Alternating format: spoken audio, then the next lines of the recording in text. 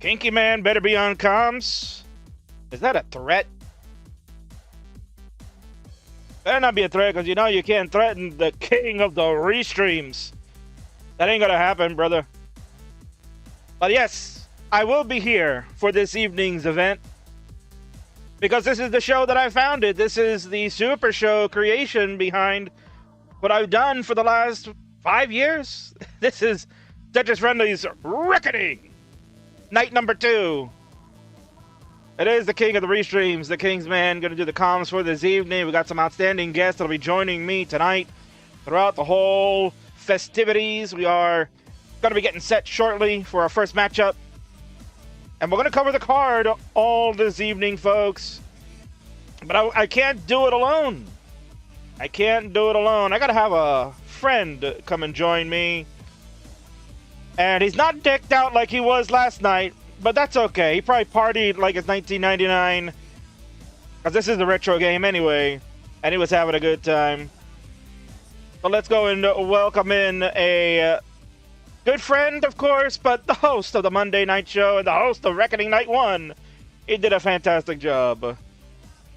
It's the Burb Wizard. Burb, baby. Whoa! Whoa! We got the thumbnails going, right? yeah. We got it. It's for the content, man.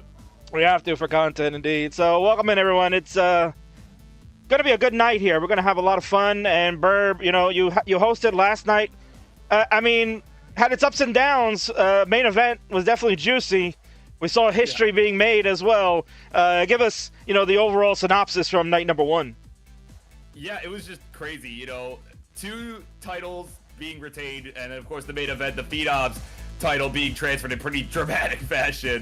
You know, and honestly, calling that with Bidwell and Tyler, that was interesting, but in a good way, in a very good way. It was very entertaining. At least I hope it was entertaining for everybody else, as it was for me. But no, overall, I thought it was a blast. It was great having, you know, Mullet and Svavar on. You know, it was good having Bidwell here. You know, we were able to tell some old school stories about, you know, about those 2 guys, and of course some of the other old school guys as well. I thought that was a blast. So there you go. Whoa, I'm Tyler. Anyway. Oh wow, you're Tyler. Yeah, that's because I forgot. I changed this. I forgot. Yeah, you know, we're working with this new scene, man, and there's the right one. And still getting used to it. Yeah, I'm trying to still get used to it. You know, it's crazy. But there you go, Tyler. I did it, all right? I did it. Producer Tyler. You know, let's give a shout out to Tyler. He did a great job with these scenes last night. Everybody was raving. They're like, wow, this is some really nice stuff. We've kind of enhanced the Friendlies' vision that I've always wanted tenfold. So, you know, as much as I hate that rap bastard and that fat piece of crap, he's actually a pretty good guy to rely on. So thank you so much, Tyler, for doing that. And not gonna lie, I kind of rushed to get this Ninja Cam scene put together because I totally forgot. But it's okay, it's fine. But yeah, Bert, listen, last night was a lot of fun, man, and we're gonna do it again tonight. We're gonna just get right in and just do it all over again. So why delay? Let's go and somewhat play. Let's talk about the matches that are going on tonight as soon as I can find it, because you know, we're still getting used to the scene here. There it is, match slides, and I figured it out. I figured it out, man. So here we go, Burb. Here's our first one. It's going to kick things off. It's for the purple belt, the prestigious Twitch TV Championship. Tyler and Doozy, they're going to go one-on-one. A former champion on the left, the current champion that's reigning supreme on the right. Burb, can Tyler become a 2-time Twitch TV champion? But this time, he really wants the belt. Oh man, yeah, he's like, oh, I didn't really want the belt, guys, right? He's like, I just want to take it away from Lapis, right? That's all I want, you know. So when he lost it, he was just kind of whatever about it for a while, and he made it sound like he was just done with all this nonsense, right? He's like, all right, I'm gonna go play some Pokemans instead, right? I'm gonna go do something else. But recently, he had a change of heart, clearly, since he's here, right? And you know, I think he could do it. Doozy's certainly the stronger. I think the stronger of the 2 players, and I think is certainly the favorite. But I wouldn't count Tyler out. Oh, you can't count Tyler out. Again, he's a former champion. He's been playing at a very high level. He's rolling. I would love to say it's consistent, but sometimes it's consistently bad too. You know, it just depends, I guess, on when Tyler is focused or not. But to me, I think he's going to be focused. He wants to take this title away. He wants to bring some gumption back to it. Doozy, you know, certainly is going to have his sights set on the heavyweight title at some point. But the clash has commenced. We're going to kick things off shortly with these two jabronis going at it. And then after that, we're going to see two non-jabronis. This is a family affair here, Burb. It's the Scooty clan are going to get the spotlight here on Reckoning Night. It's the finale to their best of 99. Grandma Scooty, also known as Oma Red Star. I forgot to change that slide there. Is going to go and play against Cox Danny J. The two of them are going to go one-on-one for this title. Burb, can Grandma whip the boy and take this title for her own? They are tied 46-46 on this one. Oh, man. I think she can. And, man, I don't know, man. I think if Tony wins this, I don't think we'll ever hear the end of that, man. So I don't know. I kind of hope she does. But no, kidding aside, right, I think it's going to be a very entertaining match. You know, it definitely, I mean, clearly pretty even in skill level, seeing as they are 46-46 at the moment. But, yeah, no, definitely looking for some high-octane levels of entertainment, if nothing else. I'm excited. Oh, I'm very excited as well. This is going to be fun. And we're going to play all 7 games. This is the final 7. We're going to play them all. So this will be for the title regardless, one way or another. Someone needs to get 4 wins to claim it, but they will play all 7 to finish their series. And talking about finishing maybe a story is the next matchup coming after that, our double main event tonight, Burb. It's a absolute banger that we're going to get. This is going to be, without question, crazy. This is the heavyweight championship Tetris time. The B3B regional champion for CTWC. No one's ever done it, Burb. No one in history has gone to 3 straight regionals back to back to back and win them. Can he defeat the champion who today, Burb, will have the title for 513 days? If a win tonight here will cement it, he will surpass Huff before the next Super Show that happens in August. He will be the longest reigning champion of all time. Man, you know, I said this last night. I was kind of giving everybody the preview for today. You know, I was really surprised that you had brought in Tetris time for this match when you first announced it.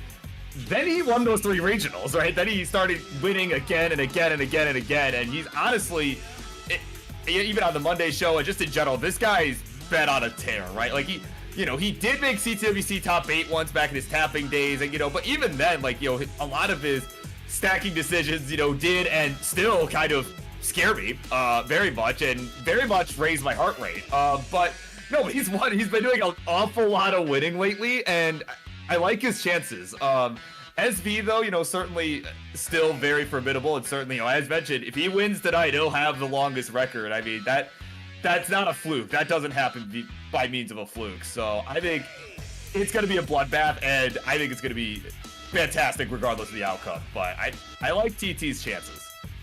Yeah, it's going to come down to where we're at. Can TT be able to take away the gold and bring it back to the States? It's been away for a long time, Burb.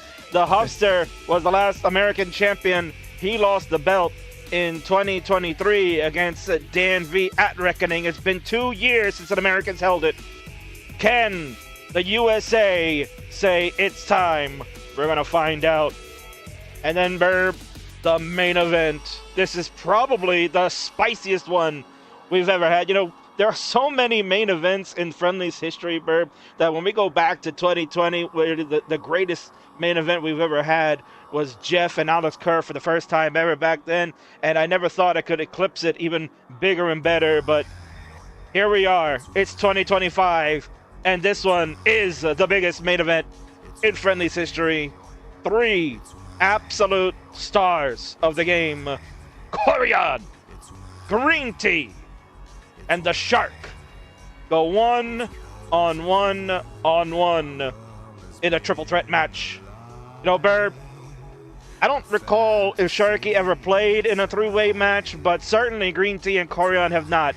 This will be their first time experiencing this type of format. You know the triple threats just as well as I do. Who's got it tonight? Oh man, yeah, and I think you're right about Sharky being his first triple threat match as well, at least in our show anyway. But I think this is gonna be thrilling.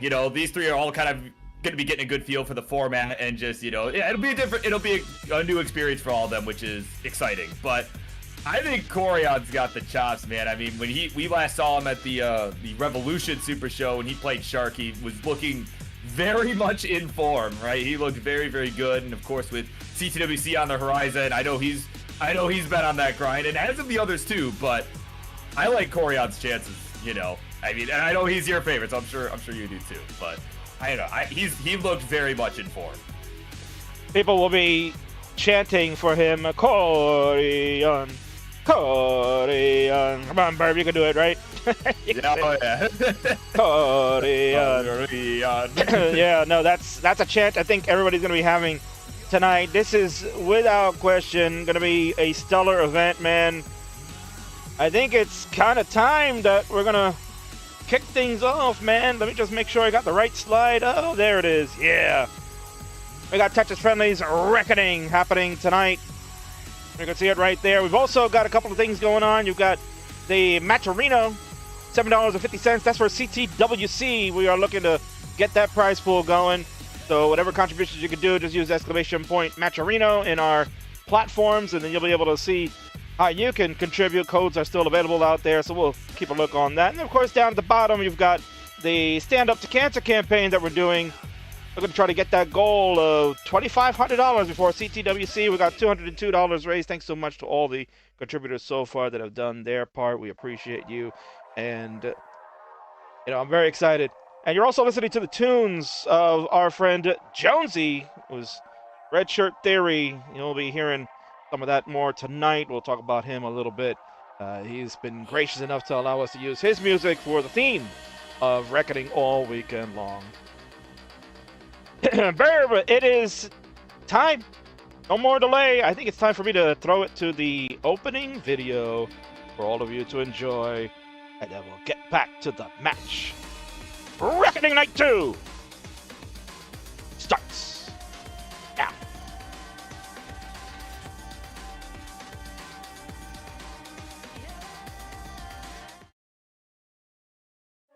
Peaceful, quiet, serene. These words are synonymous when describing a setting right before a storm. In the Friendlies universe, there has been a storm brewing. A storm that looks to rage through and pave a way for a new era to begin. A former champion returns to spit some bars and drop them down for scores to regain his old title, while the current champion looks to keep his successful title streak alive and prove why he's a King Fave 5. Tetris has more than one royal family, as the Scooty clan get to shine on the big stage. It's mother versus son, with the family's championship at stake. One of the hottest players in Classic Tetris continues his redemption arc, and has his sights set on the highest prize in the Friendlies universe, but must defeat the champion, who looks to cement his legacy and become the greatest of all time. One of the most popular Tetris players must face not one, but two legends of the game, as they all prepare themselves for the ultimate triple threat. The Friendlies universe will never be the same after the Reckoning.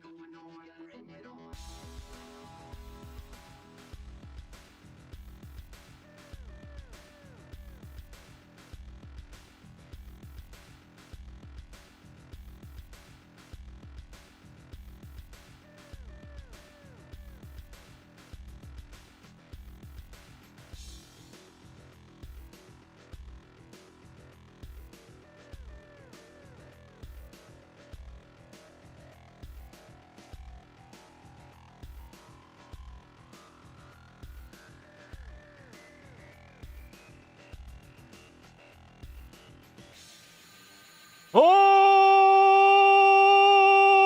right.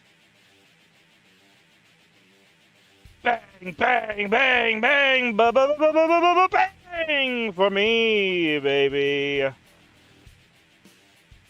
Welcome everyone to night number 2 of Tetris Friendly's Reckoning. I am your host for the evening. This is the one and only king of the restreams, the King's Man. And certainly we are going to have an electric night all night tonight with 4 outstanding matches, including this one, as this is going to be for your Twitch TV Championship. Introductions, please. On the left-hand side is a man that used to own this belt many moons ago, but he is looking to carve his niche back into the Friendlies universe and become an all-time great purple belt holder. This is spitting facts and kicking ass, Tyler Tetris. And on the right is the reigning, defending, undisputed Twitch TV champion. He's been waiting for this moment for quite some time. In fact, people said maybe he was ducking the challenger, but not tonight any longer. He said, I'm gonna whip him good, put him to bed, and never hear from him again. All the way from Poland is this Polish power, Duzi K. And with me on the comms for this first matchup to kick things off is the man that hosted the Monday night show, and he's looking to rock and roll as well, too, for this. It is the Burb Wizard. Burb, let's go, baby. Let's go, man. This is it. We're here, night 2, the night of all nights. And of course, we got to start with this nonsense. Oh, without question, man. We got to start with this nonsense. We're going to go ahead and start moving some belts over to that right side, so that way our champion can go ahead and hold it for a little while longer. That's his spot right there. Let's see if he can retain it by the time the night is over. But first, Burr, before we kick things off, we're going to go over and listen to a few words that they both had to say. You know that man on the left is a lyricist, and he is a wizard at promos. I can't wait to hear what he's got. But certainly, maybe people are like, whoa, what does Doozy got to say? I never heard Doozy talk. Well, you're going to find out in a moment. I know what you are thinking. You think that I am washed. Nothing else can explain such hubris to challenge me for my belt after I humiliated you in our match before. Oh no. Oh my goodness, this is gonna come down to who can get out of this. Tyler will not at 5:58. But I can reassure you that I am nowhere near bad enough to lose to you. Oh my god, he's gonna be finished at 666. Doozy K is gonna be good.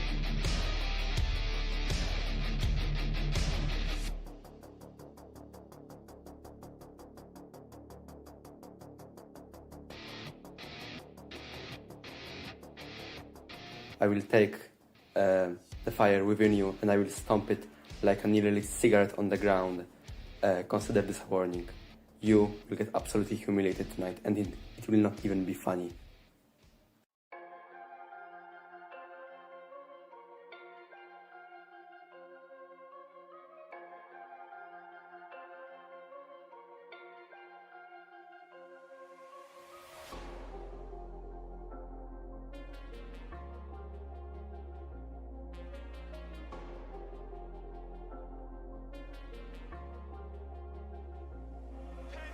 Tossed me like the draft, said you beat me, then I laughed. Ha, ha. You're so bad, you're like the mine without the crap. All these haters in my ear, I'm like, ah. I'm about to launch a furious attack. Yeah, yeah. No, this isn't right. I need a different beat.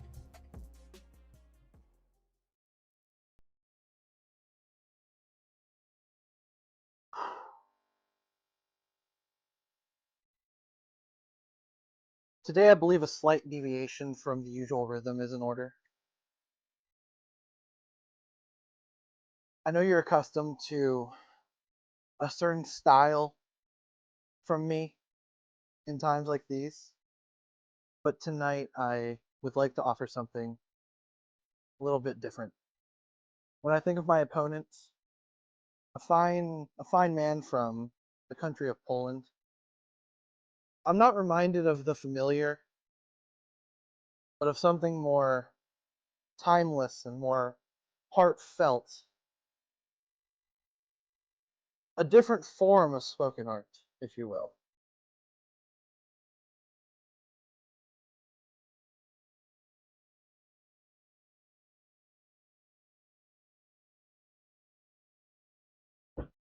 I'm gonna drop you like I just dropped my baby. I'm always coming first. That's why they call me AB. And I'm always soaring high before I land, like Haiti. I'm a guitar. You're a mere ukulele. Sure, you won C-Tech, but you won it against a turtle, and you almost lost, yet you didn't come across a single hurdle? I'm injured, but I'm still gonna win. I've got it solved like it's Wordle. You're like a splinter because you're annoying. Now give me back my belt that's purple. I'm gonna pop off like a kernel. I'm not Sanders, but you know I'm cooking, and victory's where you know I'm looking. Kingsman, if I may, in your next booking, give me an opponent that's worth putting in his place. Because I got score of the day. You got a 1.6, but I still got the hooray. You did something cool, yet I was celebrated. What I'm trying to say is I guess I'm just better than you, UZK. Anyways.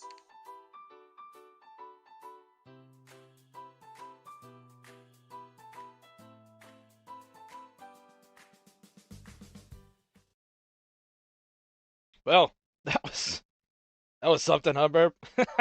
Oh yeah, not what I was expecting. No, certainly not what I was expecting either. I mean, honestly, the bars were flowing right in the beginning. I was feeling it, and then Tyler just hits you again with something new, man. That's why I give him a lot of credit. Not only did he put up that wonderful promo, but you could see also this beautiful visual of what he's done here. Honestly, got to hire him full time here, Burp. Maybe we got to start paying this guy so he can get out of wars. Who cares about that? Here we go. I'm on a payroll, man. Yeah. Oh yeah, big bucks are here now. Come to the big time. All right, here we go. We got some online facts to share with all of you as we are about to get this match finally underway. Personal best for players: Tyler has a 1.560 million PB score. Dizzy K 1.672. So right about evenly matched in that regard. When we're talking about at that score level, Burb, 100,000 point difference isn't really all that much. It means that these both can play straight to 29, and there's some 29 play capability absolutely available to both. So this will be a fun one to see. Match record, tie 107 and 107. So one way or another, he's going to be on the plus side of that or on the minus side after tonight's matchup. There's a 17 and 13 overall record. Hasn't played as many matches, but he's getting his young career going. Notable achievement, Tyler, the CTWC Silver finalist. He'll tell you that he should have won it, but he didn't. So facts are facts. And on the right for Dizzy K, C-Tech 2024 championship is his. He won it all back in November. And of course, he's also a member of the Kings Phase 5 of 2025. Online facts, both players have held the Twitch TV belt before. Tyler once in the past, Dizzy currently champion.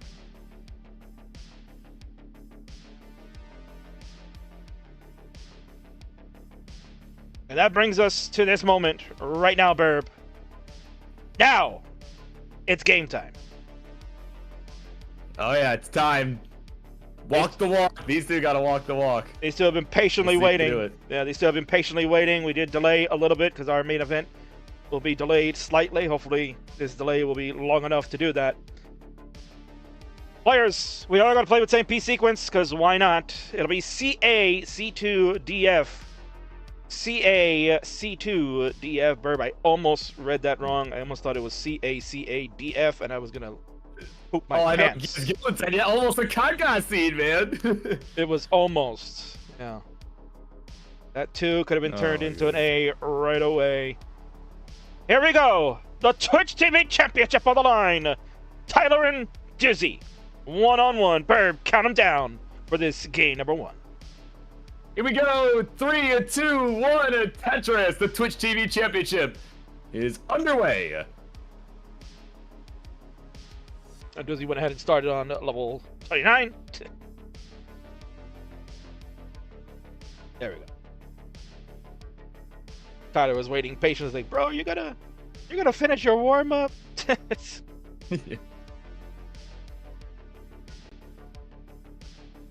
Could also be a slight delay. I'm going to see if I can give them a quick push on the streams. Yeah.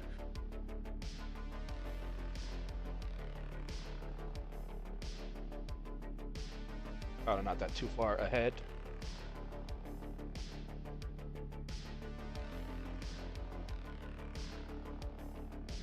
And neither is it. So it didn't matter. it didn't matter. We have a delayed start, but it's fine. We're underway. Match is going on. That's all that matters. We are block stacking. Blocks are falling. It's all good. We've got 69,000 hey now for Tyler, 5,300 for Dizzy, but he's about 7 lines behind Bart Burb. Yeah. Oh man, look at Tyler already though. What is this? Again, tower of squares in the center there. All right, he's gonna get this cleaned up, but oh my word, this guy. I mean, it's typical Tyler stack going on right now, so there's nothing different to start here. And he's already jawing Burb. He's already getting that trash talk going. Yeah, probably more directed at me than at Doozy, but you know, oh yes, this guy, oh gosh. Right, probably something like that. Well, that's I mean, he's making fun of you when he says that, right? I mean, that's your Exactly. That's your thing. Oh, Dizzy's jawing back too. Telling you how he feels about Ty right there. Yeah. Like he's barking. Oh my god. Man. I'm willing to bet that they're both just saying nothing. Like, there's just, no actual, like, coherent words coming out of either of their mouths. They're just trying to be intimidating. I mean, why not? Try to intimidate your opponent can be a valid strat, right? I mean, I know that firsthand, Burb. Sometimes people get intimidated playing the king, even though, most times I end up getting beat up like the villain that I am, but other times, people get intimidated by the jawing that I do and the trash talk, and that gets them all riled up. Yeah, I mean, maybe also too, I'm sure part of it is like, man, I want to lose to the king, man, because I know you'll never let him hear the end of it, right? Like that, they know that, so maybe that's part of it too. I was yelling, no, you don't know what you're talking about, Burb. But we're having a good time there. 231 to 221. Early days in this one, Burb getting close to the halfway marker, level 18, but both players looking fine and dandy and pretty close, as you would expect, as we talked about their PB differential only being about 100,000 points separated.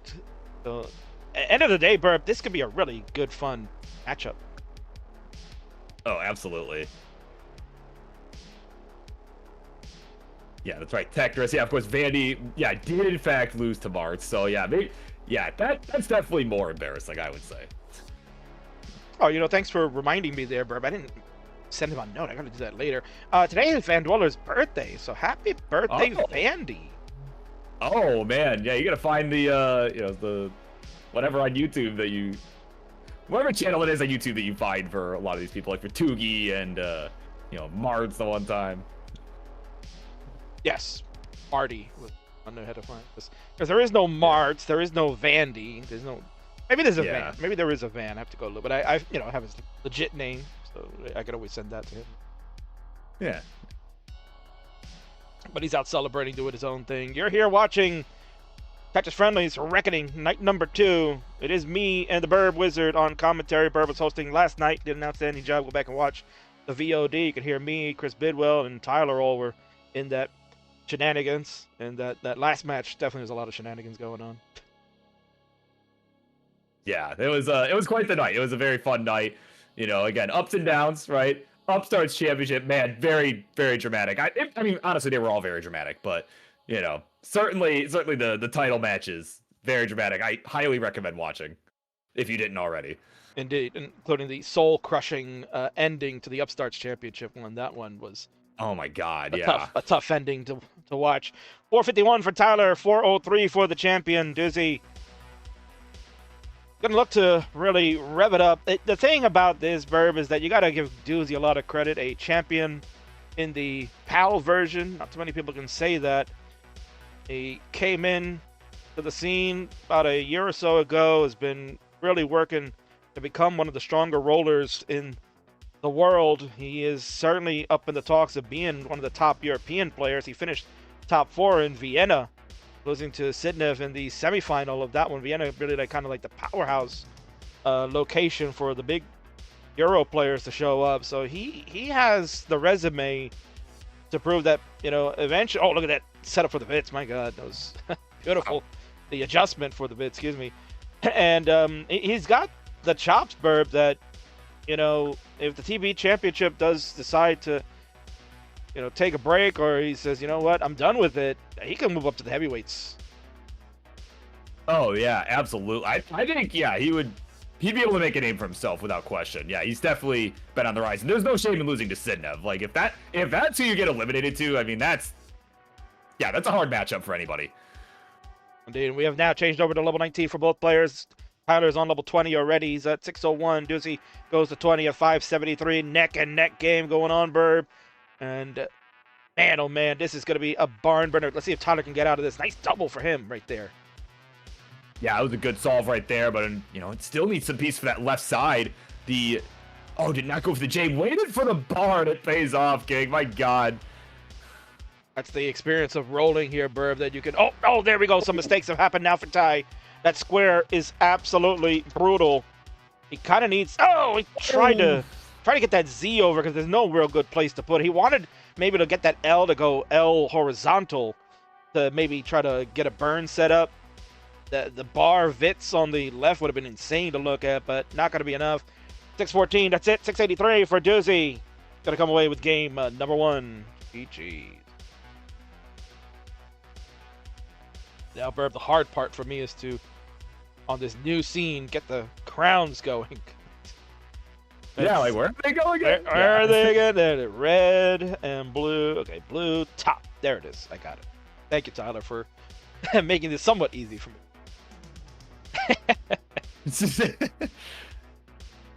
Yeah, it's just... Oh, speaking of crowds... Oh! Dude's He knows, like, you need this one? he knows what's up. He knows. Oh, we just got to get him a Friday Night Fight shirt, and he's set. Oh, yeah, absolutely.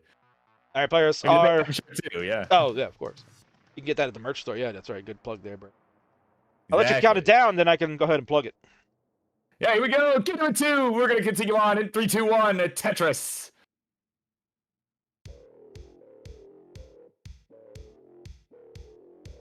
Hey, Tyler has begun, and there you go, Doozy. Not too far back on there. Yeah, no longer was warming up on 29. He's heated up now, and he is. I mean, it was certainly looking really good in that game number 1. Oh, indeed. And, yes, if you'd like to support the King and Burb, you can go to our store. It's the King Merch Command here on Twitch. Might be one on YouTube. I don't know if Vince actually did it. Would be nice if he did, but it is what it is. Support the King and crew. Go to kingsman36.shop.fourthwall.com. Not that hard. Don't let Vandy fool you that you got to get a WTF or LOL extension. It doesn't matter. Don't worry about it. You are all smart enough that you can go to kingsman36-shop.fourthwall.com, write it down, record it, or just click the link. Screenshot it. Screenshot it. Yeah, there you go. Little smart Burb. Just do it, and you can find yourself all the merch that we have for the Friday Night Fights and the Monday Night Mayhem, because those shows are the longest running weekly episodic Classic Tetris shows on Earth. Yeah, that have ever existed. Yeah, and Gilda just being lazy says URL too long, so not gonna buy merch. You cheap bastard. Unbelievable. But I thought Gilda was a good supporter too. Unbelievable. Right, man, what are my subs? Right, what are my substitute players? Well, come on now. Because you're gonna have to demote them to bench warmer, I guess. Huh? Yeah. Yeah. Been relegated. I like that, Danny. Cock Danny J here. We're gonna see him in not too long. The match is coming up very soon. It's coming up next. Called Lazy Lizard. And true, Madros is an OG. Was there since the beginning when friendlies started. Not gonna lie. 5 years running. Thank you, Madros, for all your support. Still one of the few people that is subscribed to the King's channel, where there's not a lot of content these days, but maybe we'll try to rev it up again. Oh my God, sorry, just that right side was getting so high up for Tyler, and he was able to roll that long bar over. My God. Let's get a score check. 255 for Tyler, 159 for Dizzy. So Dizzy not having the best of starts. Gives Tyler opportunity to give himself some distance. Knows that he's playing against a very tough competitor, player that's been in the Masters. He's played in the Masters, not just Mega Masters, but the actual Masters, that top 32. Actual one. Yeah, the top 32. That's the legit one, man. Yeah, that's good stuff for sure. Yeah, so very strong players here in the Twitch TV Championship, which, you know what, and as you know, King, of course, but like, you know, as some people that haven't necessarily been here as long might not know, this was kind of originally a meme division, right? Considering the original title match was between Dan V and Louis Skewy, right? They just because they had the most matches played, or no, sorry, they both were playing their 100th match in Friendly's history. And it's like, you know what, let's do it for this, you know, Twitch TV thing. We've been wanting to do it. And then Dan held onto the belt and defended it like 16 times. So, and then it became serious pretty much immediately. So it's crazy to see how far it's come. Yeah, no, that was the intention. It was supposed to be a playoff of, at the time, WWE had the 24/7 championship, and that's what the concept behind the Twitch TV championship was. It was basically a title that everybody could play for and is challenged at any time on one of our friendly streams. But then, yes, after some time, it ended up being that, well, you know, it's defended once in a while now, and, you know, not everybody's available to play on Twitch all the time. And then, you know, Tyler's complaining about non-title matches and whatnot. You know, Tyler doesn't understand storytelling here. That's his big problem. He might be a great graphic designer helping us redo the friendlies layouts. So again, shout out to Tyler, as he's half asleep because the man's been working like 50 hours the last 3 days.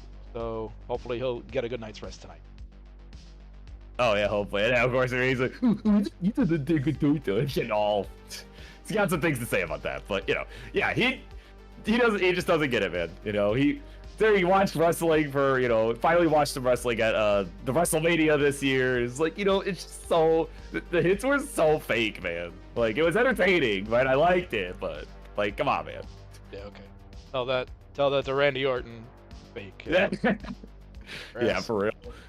537 for Tyler, 382 for Doozy. So Tyler having a pretty much similar game to game number one, having things under control, good 18 play.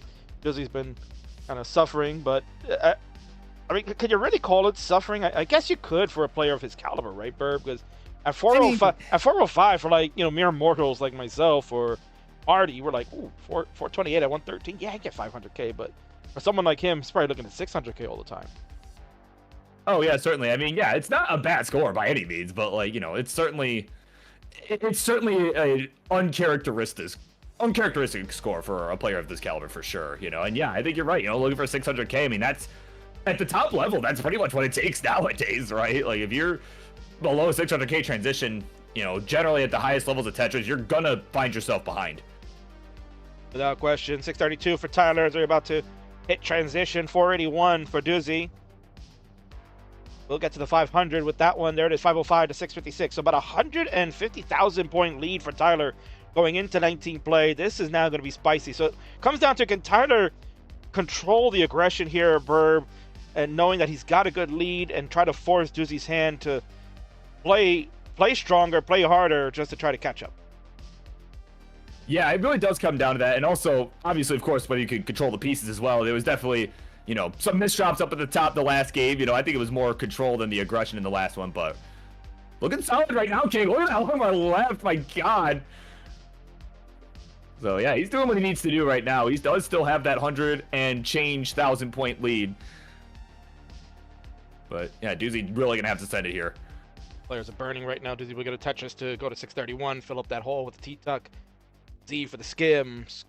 Another J for the skim. There's the Tetris. 660 for Doozy. Tyler, shaking his head, did not like how this board is starting to manifest itself at 768. Still has a good lead, but it has been chopped down a little bit. That, oh like, boy, the S piece, now a Z piece are causing him trouble. This is where Tyler's starting to have, oh, he got that long bar over. Oh, Tyler. Oh my God. Oh no. Things the friggin' hell, man.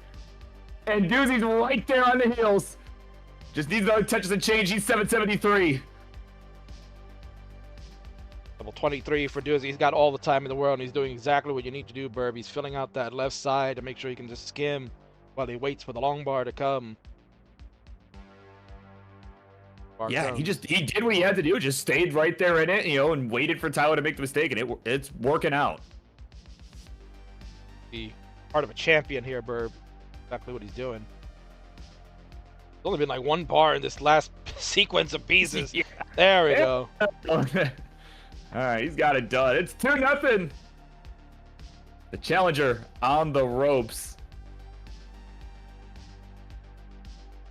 Shout outs here to our friends over on YouTube. Lori H is in the house. Wishing good luck to all. Hobaki, Blade Man. Insane long bar roll. Yeah, no, Doozy is quite the player. We got our friends in Twitch chat as well. Omavar, Chaotic Hazel is here. The Gilded Lizard, as we mentioned. Scooty Grandpa's here. He knows. He's been waiting. He went to go take a nap right before this match because he's ready to watch the destruction that Grandma is going to give to Danny. We've also got I Divide by Zero is here. You know who that is. That's Scooty Mom. Oh, yes. Giving away spoilers. Please don't do that. I mean, spoilers away about the video that we're going to be seeing shortly. Jeez, come on. Honestly. It's a spoiler-free zone. Yeah, no, it's supposed to be a surprise. Shh, come on now. And it's Tyler. Yeah, he went to go get his ketchup, and he's squeezing the bottle. He took a drink of it. Let's see if we give him some powers, much like that Mart's caca hat. Oh my god, yeah, seriously. I just imagine, right?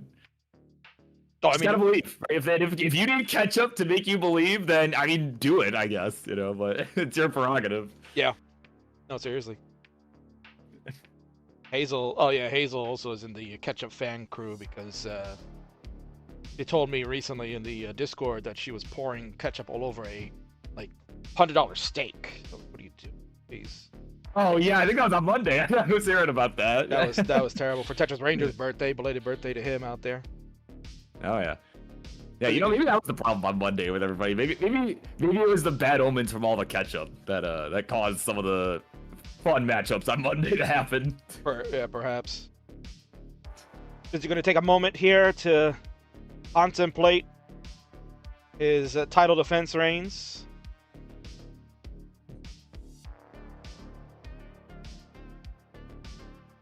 There we go, another shot of ketchup there. I was like, you know what? I'm not powered up enough.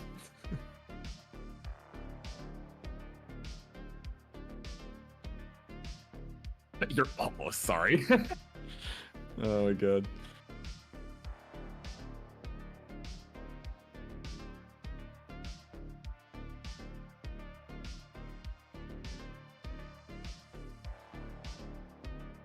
Alright. Well, looks like we got 2 readies, King. Got your readies? Yeah, sorry. I'm being distracted because what a shot people are pinging me about nonsense. Herb, you told me they're ready to go, so why don't you go ahead and count them down? Let's do it. Game 3. 3, 2, 1, and Tetris. It's 2-0. The challenger on the ropes here. And you know what's funny, Burb, is that if Tyler gets swept here, we're right back on schedule for the original plan, which is what I was trying to avoid. we're trying to stall a little bit here. Right? Yeah. So just at least go all the way to 29, right? And we'll, we'd appreciate that very much. Thank you. That's okay. I trust the next matchup to come through as well. They will give us a show. Plus Danny's video turned into a movie, so we're going to be here for like an hour and a half watching it. Lovely. Yes. It's going to be peak cinema. Oh, it's absolute cinema. I honestly think this is one of the... he didn't call it a promo. He said it's a hype video package. And I definitely got hyped to watch this match after I saw that. Well, it sounds like it did its job. I'm excited to see it for myself, so that'll be cool. And honestly, the star of this this film is I Divide by Zero. Not gonna lie, her portion of this is outstanding. Not even in the match, but neither of the players, right? They're good. They may be competent players, but not certainly no movie stars. Oh yeah, no, she could be Academy Award-winning actress without question. Early days here, Burb, Tyler. Oh yeah, of course. Early days here, Burb. 140 for Tyler, 140 for Doozy. Yeah, players looking good here, and again, Tyler did have the lead here for a little bit. We saw the last game had a pretty substantial one going into the 19, right? I'm sure Doozy does not want to let that happen again. Doesn't even want to leave this up to chance, right?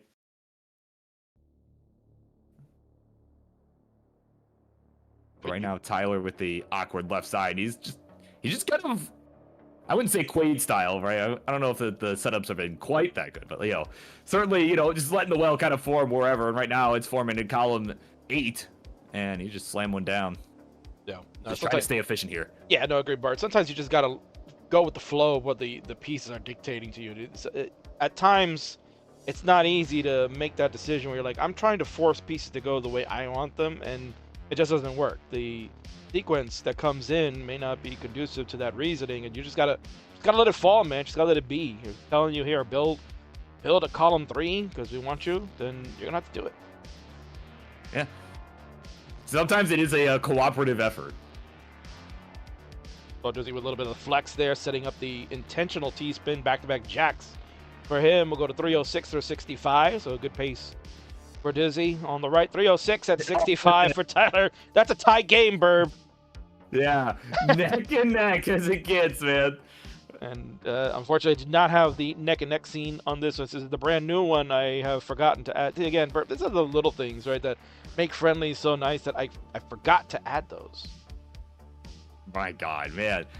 Of all the things you forgot, that's the most surprising to me, actually. Not that there was a lot of things, but but that was the most surprising thing.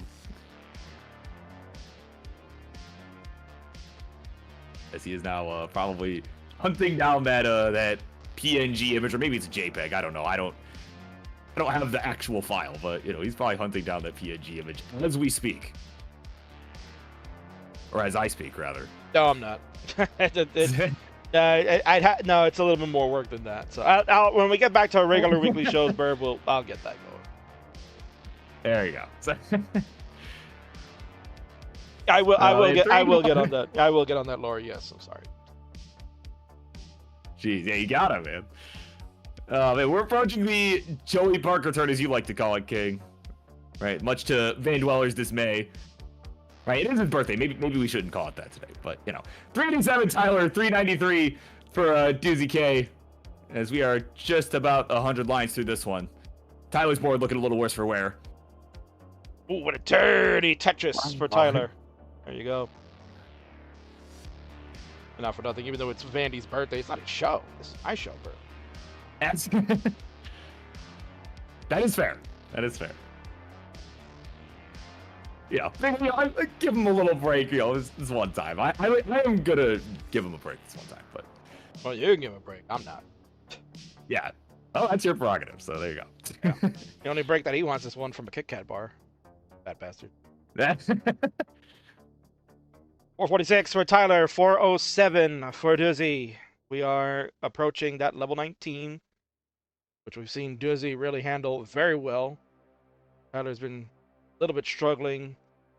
Some rotations not going his way. You also got to maybe think. Bro, I'm not going to make excuses for Tyler. Tyler's probably going to just man up and say it just wasn't his day today if that ends up falling that way. But he'll probably tell you he's tired. He's been putting a lot of work into doing this for us to get these scenes prepped and ready to go for the Super Show. He's also making promos and doing a lot of other things behind the scenes. So kudos to him for soldiering on and getting this match going. He's giving Doozy a bit of a fight.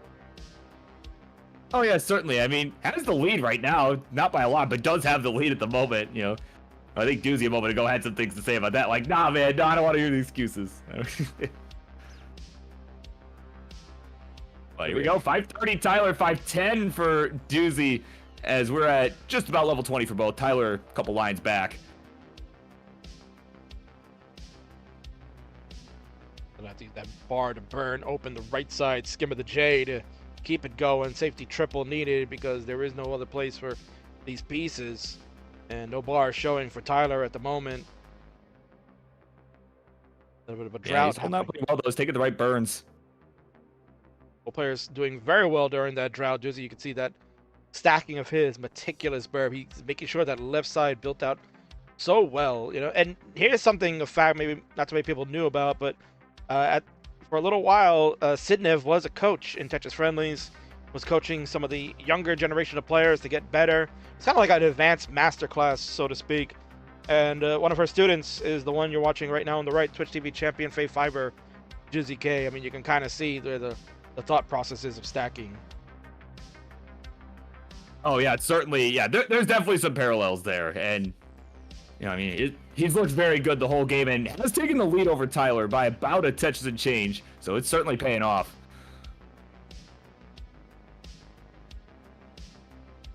Oh, there we go. Nice line spin there from Tyler. Gonna help keep that border control on the right side. 699 for him. 728 here for the champ, who's looking to get this done. Got a few levels left before 29. Tyler looking to force a game number 4, and it is gonna come down to the wire from the looks of it, King.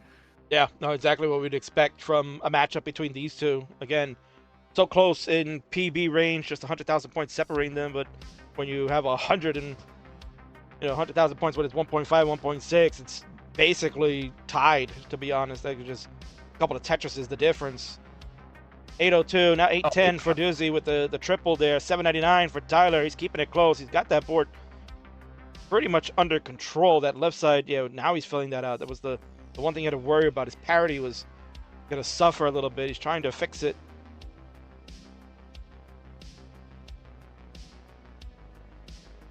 Here's a Tetris for Tyler. Yeah, and that 27 looks horrendous. Well, game captures, man. I hope it's not as bad on his TV. Oh, I know. I was just thinking that, like, man, that it'd be impossible. It's like what is this, dusk? Oh my word! You can play on this. There we go. We got 28 colors. Yeah, my vision has returned. 884 Tyler, 958 for Doozy. Doozy into 29 gets the Tetris and the max out, and off he runs, King. Oof. Oh, Tyler. Oh, it's not gonna happen. Up right there for Tyler. You can see his hands. He's kind of just shaking them off. Definitely not in the best of shape at the moment, but you got to give him a lot of effort. Tyler, great job by you tonight. Coming out, trying to challenge the Twitch TV champion. Spitting some fire bars. Your poetry, absolutely beautiful. And good sportsmanship, clapping it up for the champion, who will get the 3rd crown, take this in a sweep. Well done for Doozy K. Still your Twitch TV champion. Congratulations. Herb, what a shock. Oh, I forgot the bell. Where's the freaking bell? Of all the things. Here we go. Charlie, why are you hiding, buddy? Why are you hiding, Charlie? Get your ass over here. There we go. There's your bell sound for the evening. And Doozy has left the building. Come on, man. Come on, man. Like you would say, Burb. Come on, man. Yeah, right. Oh, my God. He's like, all right, cool. I did it.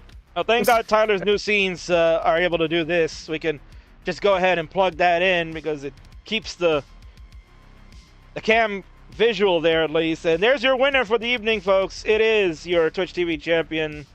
Doozy K has retained, defeats Tyler in a 3-0 sweep, and continues his absolute dominance in the Twitch TV realm. And Burb, he was asking earlier in the chat, he said, is Twitch TV ranked above Phenoms?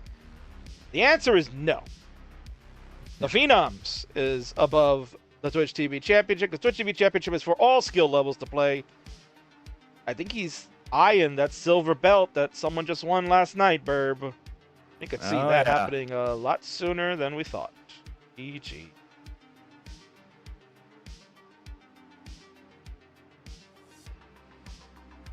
Man, yeah, maybe another 2-belt holder.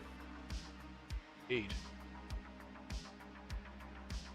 Find the right button. There we go. Finding the right buttons. I'm finding the right buttons. Here we go. There you go. You did it. Congrats. I did it. I did it. Yeah. So here we are. We're back at the friendly studio, as Burb likes to call it, on his side over there. I'm at the remote location here in the dungeon. So, with my lovely bride Yeah. watching over, she's checking and eyeing me and saying, "Why are you spending so much time on this stuff?" Don't get married, Burb. It just causes that. problems.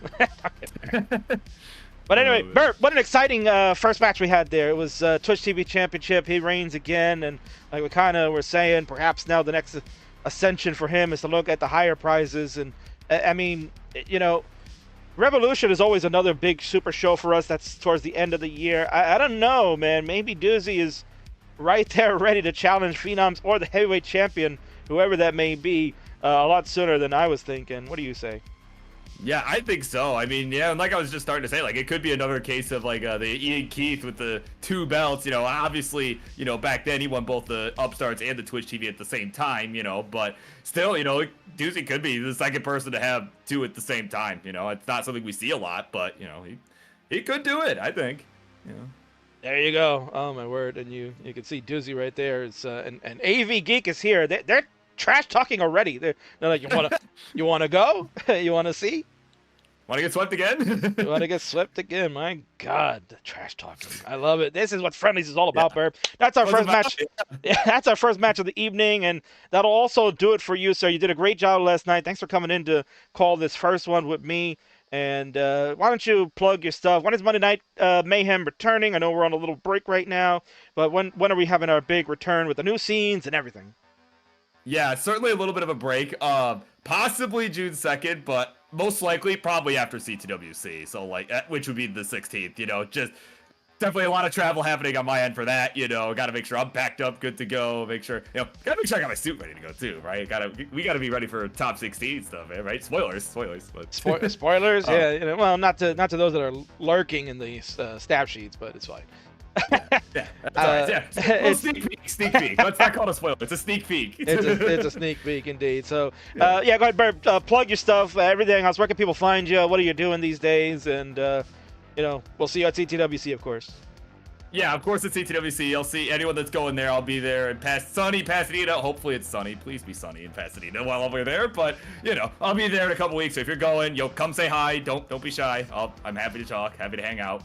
That's why we're there. Of course, Monday Night Mayhem, again, we'll be coming back certainly after CTWC, if not sooner than that. And, every Monday night right here at Classic Tetris, 6 p.m. Eastern, join the Friendlies Discord. Get in. Seriously, like, we always love seeing the new players. Come play some Tetris, right? While I ramble and goof off about random nonsense. And of course, every once in a blue moon, you can see me playing, maybe playing a little bit of Tetris just for the heck of it at twitch.tv/TheBurbWizard, because Burb Wizard was taken. So, there you go. Well, it's better to be the Burb Wizard than just a Burb. Exactly. All done, my friend. Thank you again so much. Fantastic job on night one. I implore everybody to go back and watch the VODs. He did a great job hosting. And I will see you in a couple of weeks, sir. Yeah, I'll see you in a couple weeks, man. Yeah, thanks for having me, as always. Take care. All right, yeah, you too. I'm going to leave before the... Oh, no, you can't say shit. All right. Of bye. course, right. Yeah, I was going to ruin your thing. But no, you don't ruin it, man. You don't... How dare you? Man. All right. Get that Bruni out of here. He's done. All right, folks. Yes, our reckoning is underway. We got our first match done and complete, and we're going to have another one coming up real soon. We're going to cook it. We're going to take a bit of a commercial break because we got to go pay the bills, folks. This is not stuff that we do for free. I saw some friends over on YouTube are hanging out. Again, like I mentioned, Scott Gray is in the house. Thank you for hanging out. We got Scott Galley as well. Chilling. Chris Tang says... Boo! Or Broom, actually. I get that. Broom schedule back on track for you. Yes. And we'll be seeing the legend in a little bit. He'll be coming on to call the last 2 matches along with me. But yes, we're going to go take an ad break. For those of you that are subscribed to this channel, you're going to enjoy some pre-roll slides, and I'll kind of go over a few other things too. For the rest of you that do not have subscriptions to this Twitch channel, you will endure 3 minutes of ads because we gotta really pay some bills, not gonna lie. Shout outs to Owen Var for the raid, party of 10, 24 minutes ago. Gigantify, an emote used by Nadzempro 30 minutes ago as well for 30 bits. Thank you so much. And Murphy X raided the channel, party of 2, 3 minutes ago when we were just getting started. Good stuff by all. Thank you so much. Coming up next, it'll be the Families Championship match. Best of 99 finale coming up. I'll see you on the other side of the break.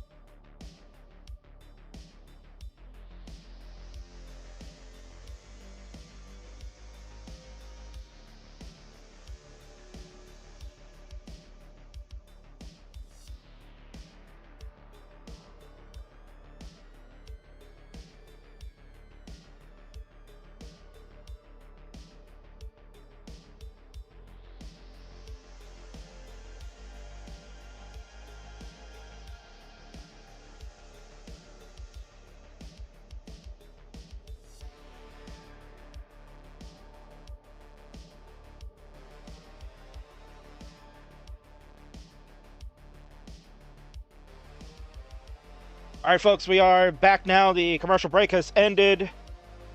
So maybe in that time, you probably were thinking to yourself, maybe I should get the subs so I don't have to deal with Taco Bell ads or Pizza Hut or whatever other shenanigans there were, Uber Eats and DoorDash and whatever.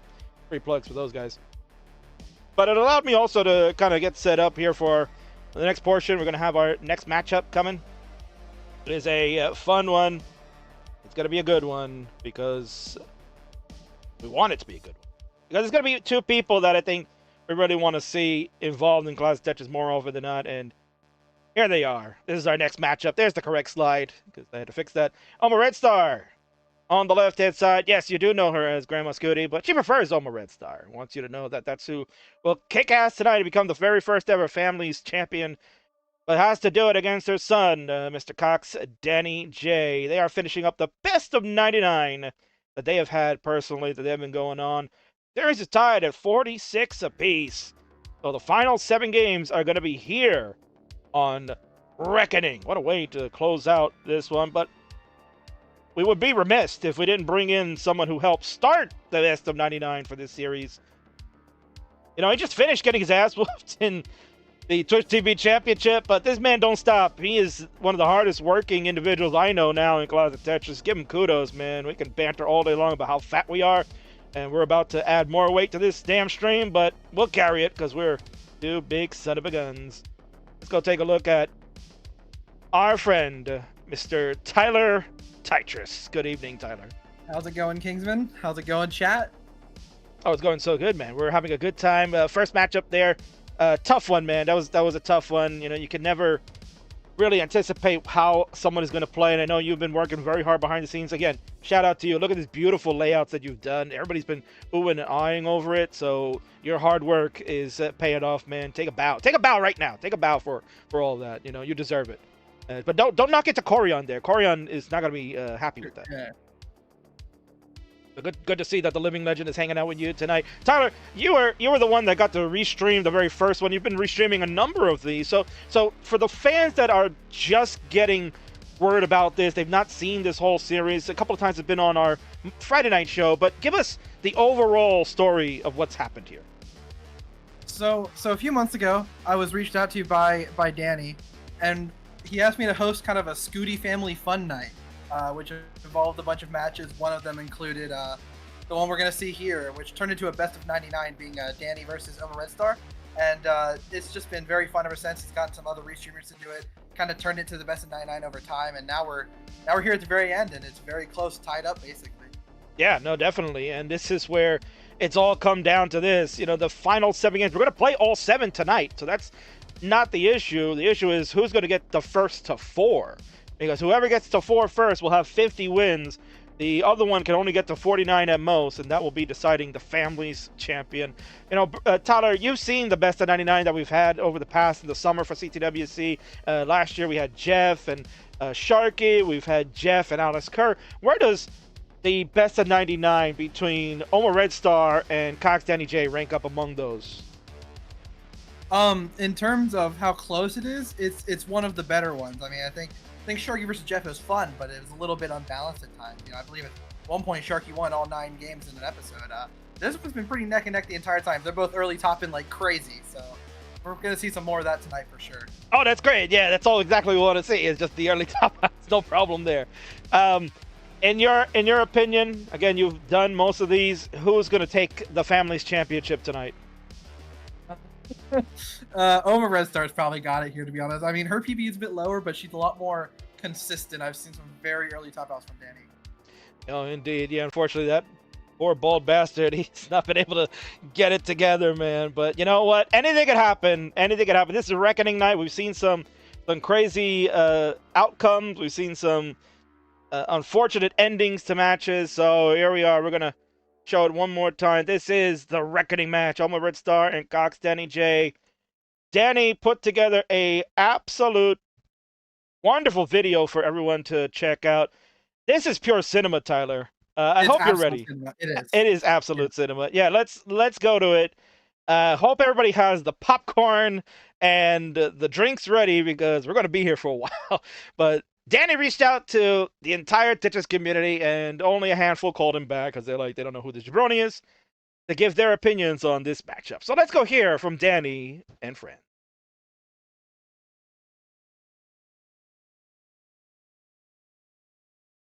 It is time for the ultimate matchup. Uncle Danny versus Grandma Scooty. You know what they say, Tetris is easy as pie, and grandmas are good at pie. Let us decide who will die! Or just win this Tetris matchup. Goodbye. Yeah, Tetris. Danny J here. Tetris. I messaged some of the biggest names in the classic Tetris world to help me hype up this championship match. First up, Omenvoir. Before the first piece drops, let me drop a little truth on both of our competitors. Oma Red Star, aka Grandma Scooty. You and I, we kind of kicked this whole thing off last summer in the Kansas City Regional. Something kind of crazy happened. You popped off. You got a PB on me in your very first match ever. Yeah, it turns out Blue Scooty, he didn't invent Clutch. He just inherited it. All right, Danny, we gotta be honest here. You've been dodging real competition, splashing around like a goldfish in a teacup. You got bronze level skills, no doubt, but also the ambition of a side character in Blue Scooty's origin story. Well, plot twist, she's about to make you cry. Uncle! Who wrote this? Oma Red Star. Go show the world that the Tetris Clutch gene only skipped one generation. Also, hey now counters at 1. Hey now counters at 1. Well, that's just the opinion of one person. Danny, you Next sucks. up, the host of the Peace Dependency podcast, Sir Mazer. We had a Zoom meeting a couple of days ago as the Scooty family because we thought that the Best of 99 series puts a lot of tension on the family. And they wanted me, Sir Scooty, to say it. And what we wanted to say and what we all agree about is that you, Danny, just absolutely suck. It might be 46-46 right now, but we know that along with Cousin Scooty, those last 7 games will be 7-0 for Oma Red Star, and she will bring home the family championship. And we will all be chanting, Oma Red Star! Oma Red Star! Hang on, I need to unsubscribe from this podcast. Let's hear from the best part of the Peace Dependency podcast. The guy that made the theme, Dr. Pumpy Heart. Every time I try to get out of the game, they bring me back. Listen, I'll do anything for Oma Red Star. Oma Red Star said, this Cox Danny J gonna play me in a match? Weak.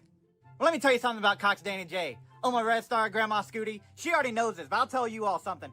He ain't got the respect to put the last name, the family name, at the end of the username. Cox Danny J, get out of here with that nonsense. And let me tell you something Oma Red Star also knows. Kids are a mistake. That's right, kids are a mistake. So suck on that, Danny. I guess I would be angry too if I lived in Nebraska. Well, let's leave there and go way up north. Martz and Judy. Today's the day mothers get their revenge. For all the mothers who have to put up with their children, whether they're young, Remy and Lucy, or older, maybe too old to play, Martz?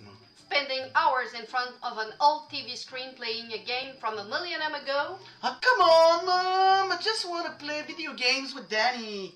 Oh, please, Oma Red Star. Win and crush your son. Give the power back to the mothers. Oh my god, I think she killed it. Danny's a dumbass. Well, let's hear from my favorite restreamer. He is the whole effing show, Kingsman. Danny? You think you really got a shot against the Oma Red Star? You must be kidding me, bro. You were really a player that I thought was gonna start rising up and start having the potential to maybe even be considered Fave 5 material for 2026. But after watching some of these games against Grandma, I think you're heading straight to the toilet. Kaka Crew is your destination. And if Martz were here right now, he would open up those wide arms of his and give you a big hug and tell you, welcome to the family, Monsieur Danny. I only said he was my favorite because he's commentating the match. Forget that guy. Let's hear from who really is my favorite restreamer. There's no need explaining. There's no dog remaining.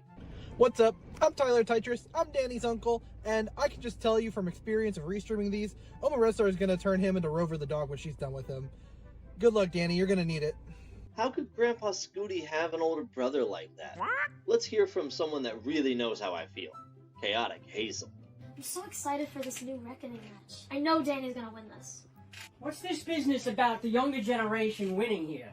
Listen, you are endowed by your creator. The older generation has mastered this game to a skill to allow you to compete at the level that you think you can play right now. So my money is on Omar Red Star. Omar Red Star is gonna beat you. I was Tetris Ranger before you even knew what Tetris was.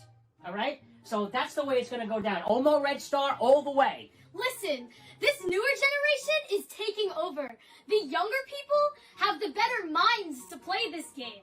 All you old people don't know how to work the game like we do. Danny's gonna win this one, and let's see how this reckoning match really turns out. We'll see what happens. Good luck, guys. That old man has no idea what he's talking about. Looks like I need to hear more from the younger generation like Hazel.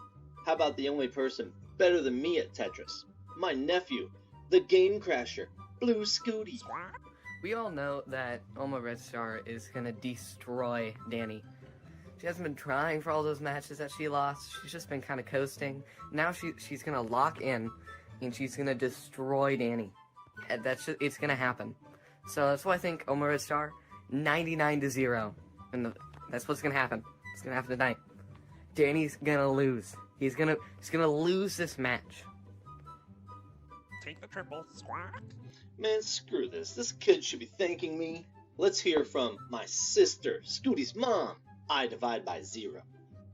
Hi, everybody. Let's take a quiz. Hi, Danny. First question is, who's the luckiest? Is it Danny?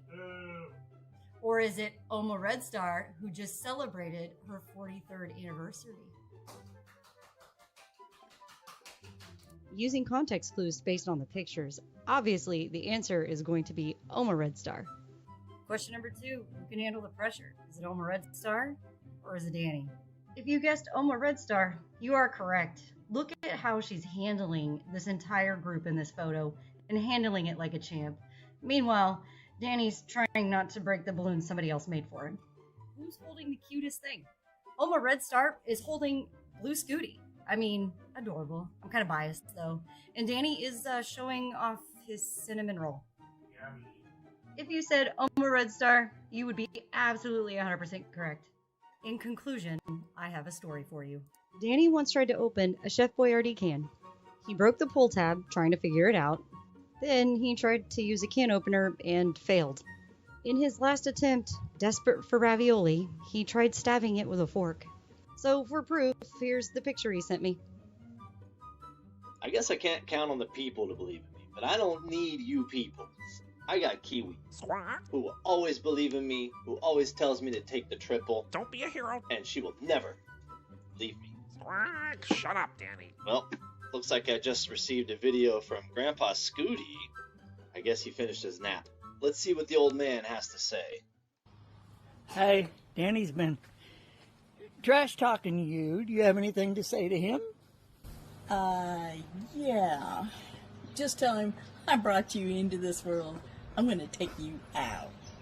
Let's go, Oma Red Star!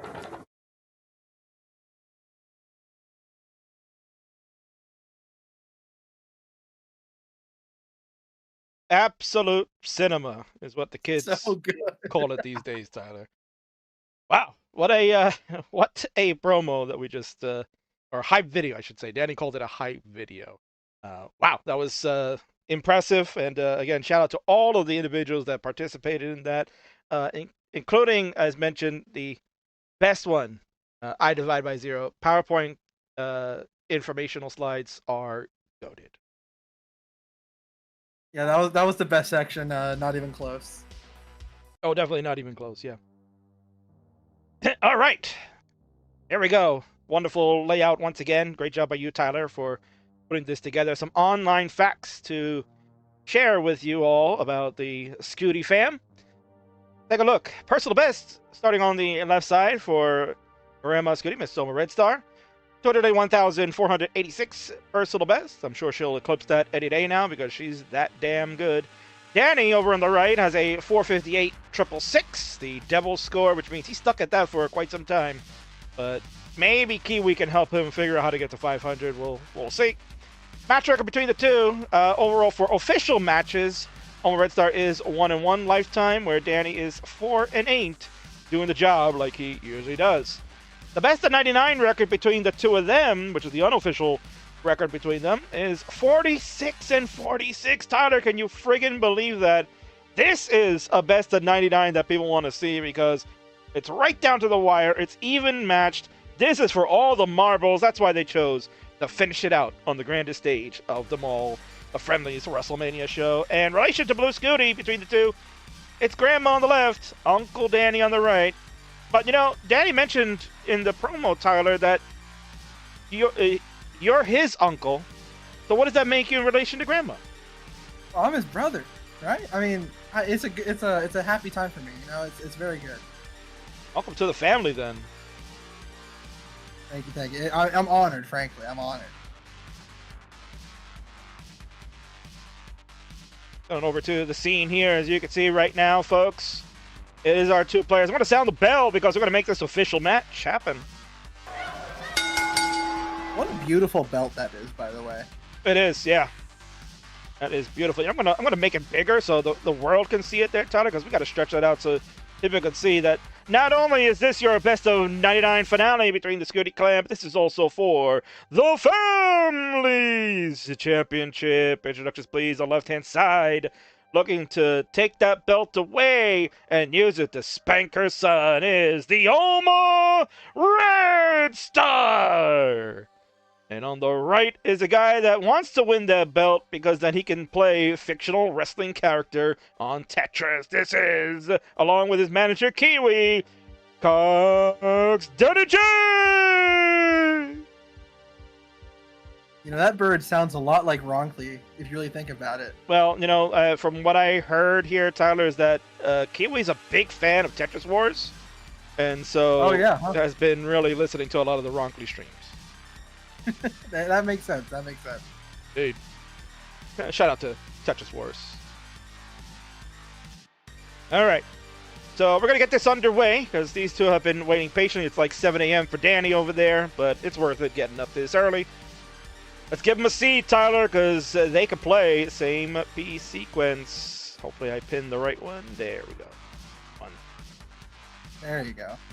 Yeah. Danny was typing and he ruined it. What a shock. Now, I just realized I didn't think ahead, and we're doing 7 games, right? There's only 3 crowns, so... You did, but that's okay. It's imagination. It's fine. It's fine.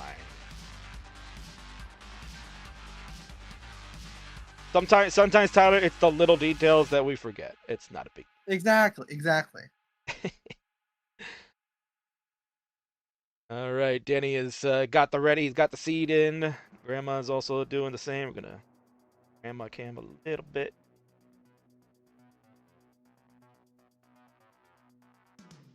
Love the big cams, you know that, right? I do like it. The big cams are nice. It adds to the feel of the whole vibe, you know. Absolutely. Tyler, both of them are ready to go. We've got a crap ton of people watching this. It is the best of 99 finale for the Scooty family, the Families Championship on the line. It doesn't belong to Danny. I'll take it away, but you can take it away to count him down. 3, 2, 1, Tetris. Here we go, King. Hopefully I didn't do a little foreshadowing there because Danny's probably excited. He's like, oh, somebody screenshot that. I won the Family Championship. And there we go. We have the S and the T. Notice that Grandma went with the left side of the S, where Danny, being cheeky, he went with the upright S in 7-8. It went for the T-tuck after that. In your opinion, which was the better opener? Definitely Oma Red Star. You always want to start building out that left, and Danny being cheeky, it could cost him, you know. If he does that later on in the match, I mean, you know, make one misdrop and he tops out. It's very likely to happen, and it has before. Oh yeah, many times over, and you can see right now. Look at the difference in the board here. A little Problem for Danny's parity is all over the place, but luckily he did get the bar to bail him out there, Tyler. Yeah, I was not a huge fan of that left side. Luckily, did get the bar for the Tetris, but now is bar dependent for just a double and to open up that well. Gonna get it though. Look at that tower of the tower of Z's in the middle that he's accruing there. I could see him. He's probably going to end up just throwing a lot more crap on there. Meanwhile, look at this meticulous stack from Oma Red Star. You could see where Scooty gets that stacking ability from. Yeah, definitely. Whenever I've restreamed these, I've restreamed quite a few of these, and I'm always impressed by how good of a stacker Oma is, especially even on the faster speeds. I mean, I think in one of the games she clutched up on like level 16 or 17 or something. Like, and she's really good at stacking. I'm actually shocked her PB is only 290 or so. Yeah, no, I'm the same way. She actually was almost going to PB. She was on a PB pace in one of the ones that I called, and unfortunately, you know, when we got into level 16, 17, that kind of, you know, slowed her down and wasn't able to pick up the 300K on that one. But it can happen anytime. Might happen tonight, Tyler. I mean, we saw a personal best happen in the first game of Reckoning Night 1 with a tag team match with Toka getting a 1.1 million PB. So, I mean, let's get a PB of our own tonight. Why not? I mean, hey, it definitely could happen, especially on these 9 speeds. They're one of the best for scoring. So, you know, if they just play the cards right. So far, I mean, they're being pretty efficient. 52 for Oma and 63 for Danny. I thought you're a smart young man. You know, for the fans that are new here, probably watching, especially on the YouTube, a lot of commenters over there about stuff. Tell us about why level 9 is such a good level for starting as far as the scoring is concerned. Well, the main thing is the game is programmed pretty poorly, and so by doing level 9, you get the most amount of lines to work with. You don't get to level 29 for an extra like, what is it, like 70 lines or so. So you have all those extra lines to work with. And as the levels progress, starting at 100 lines, you're going to get more and more points per Tetris.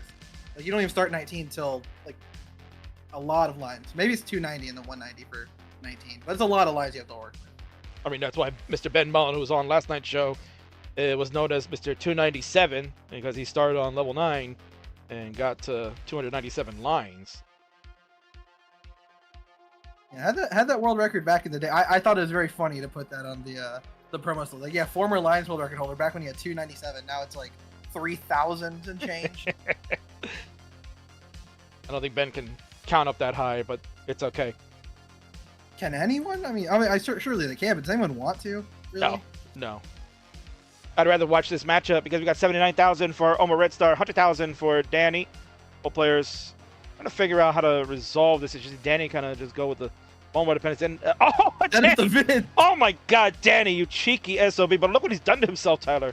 Put himself in quite a mess. Yeah, very, very dependent stack. Getting the right pieces. Would love another L piece.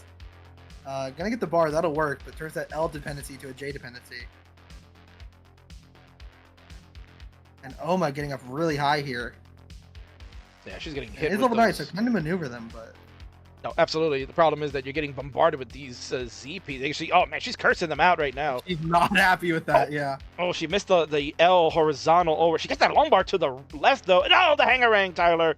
That'll do her in at 83,000, and she's like, no, make mistakes there. Danny, look at him, Tyler. He survived it. He goes to 120. That's more than enough, and he'll start us off with the first game. Yeah, kind of shocked. Was not expecting that for game number 1, but you know what they say, warm-up is done now, right? Warm-up is done. Warm-up is done, Mr. Tyler. I'm not even going to try and attempt it. Leave it to the pros, right? Yeah, exactly. I've learned I'm not good at accents, so I'm not even gonna try that. That's okay. Alright, so Danny's gonna get a crown. That's 1 for him. He needs 3 more. So when he gets full and he gets 1 extra one, then he will win the match. But we will continue to play through, and we'll play all 7 because they're going to finish 99 tonight. And look at Danny Mullen. Going to try to Mullen off of this. 148 at 73. I mean, Could you imagine mullening on a 9 start while you're still on level 9? Oh, I have to imagine. I'm witnessing it right now. It's certainly a choice, you know? I mean, he had a lot of options to do here, and he chose one of them. Much like the choice that he's wearing that Game Crasher jersey honoring Scooty. When Scooty pretty much ragged on him and said that Oma Red Star was going to win 99-0. tells you how much. Still could happen, you know, mathematically, still could happen. Yeah, so happy that Scooty's been paying attention to the series.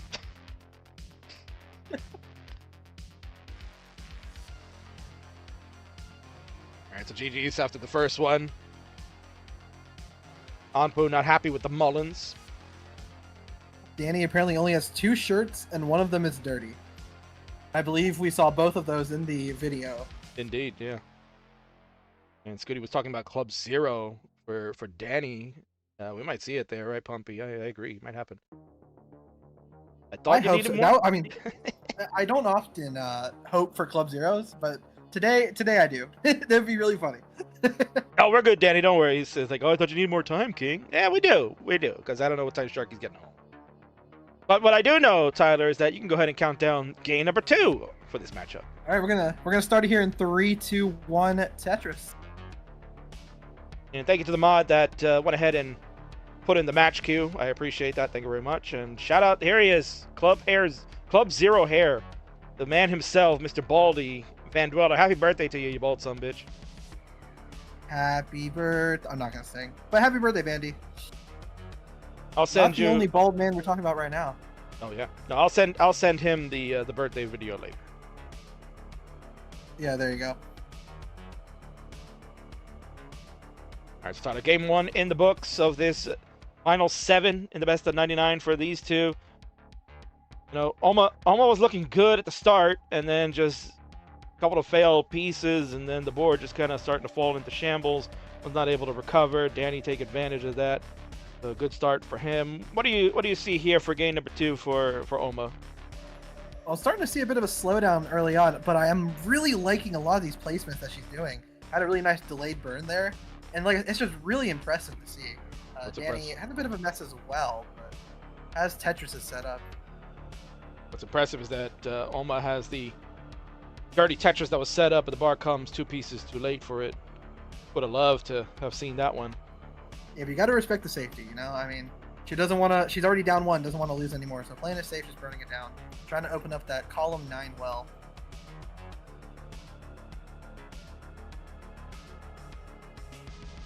And has done it. Now just needs the bar for the Tetris. There it is. Tetris for Oma.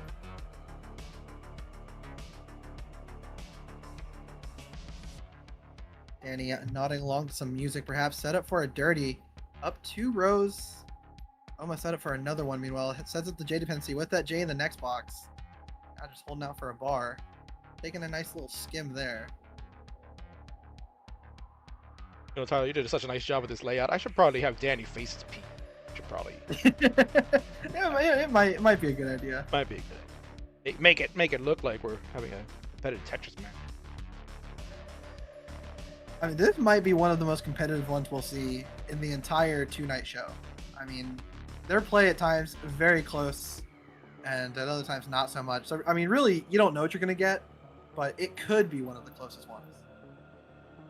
Yeah, thank you. Yes, Vandy. Now that Danny can see his piece, can you imagine, Tyler, that Danny playing pretty much blind is playing blind that whole game number 1. You couldn't see his piece. It's just basically putting them where he thought they were. It went and worked out well for him. Now he can see, so he's gonna max out.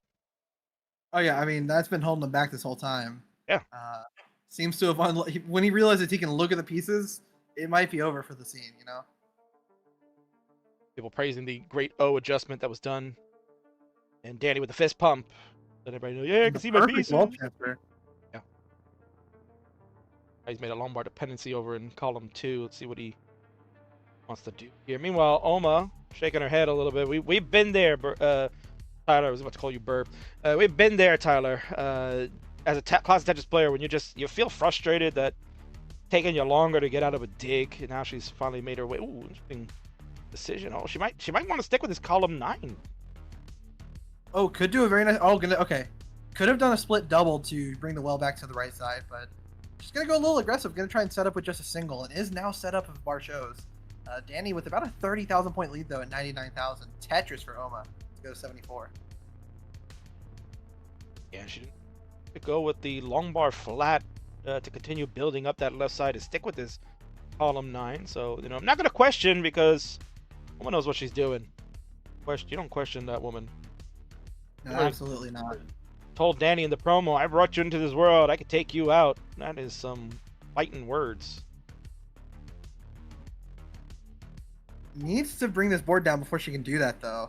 It's getting a little bit high here. Could start burning with that left side if the right pieces come. Square's not going to be ideal, but it'll work out. But, oh, that misshift. And she's just laughing. Yeah, it's just like that SOB. Oh, these pieces. Come on, man.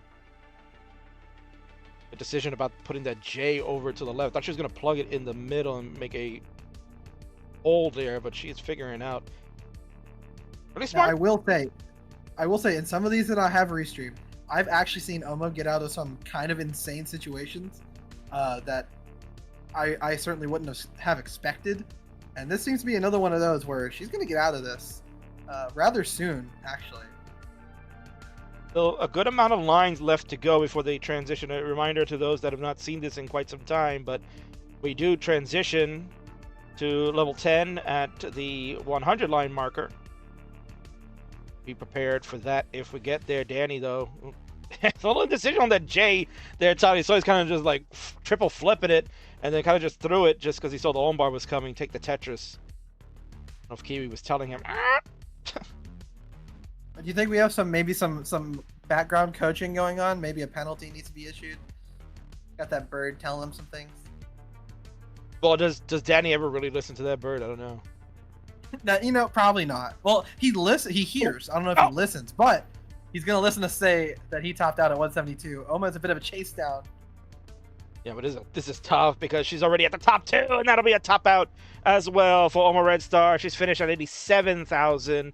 Danny doubles up the score plus some extra at 172. Will now have a 2-0 lead and is only 2 wins away, Tyler, from securing the family's championship.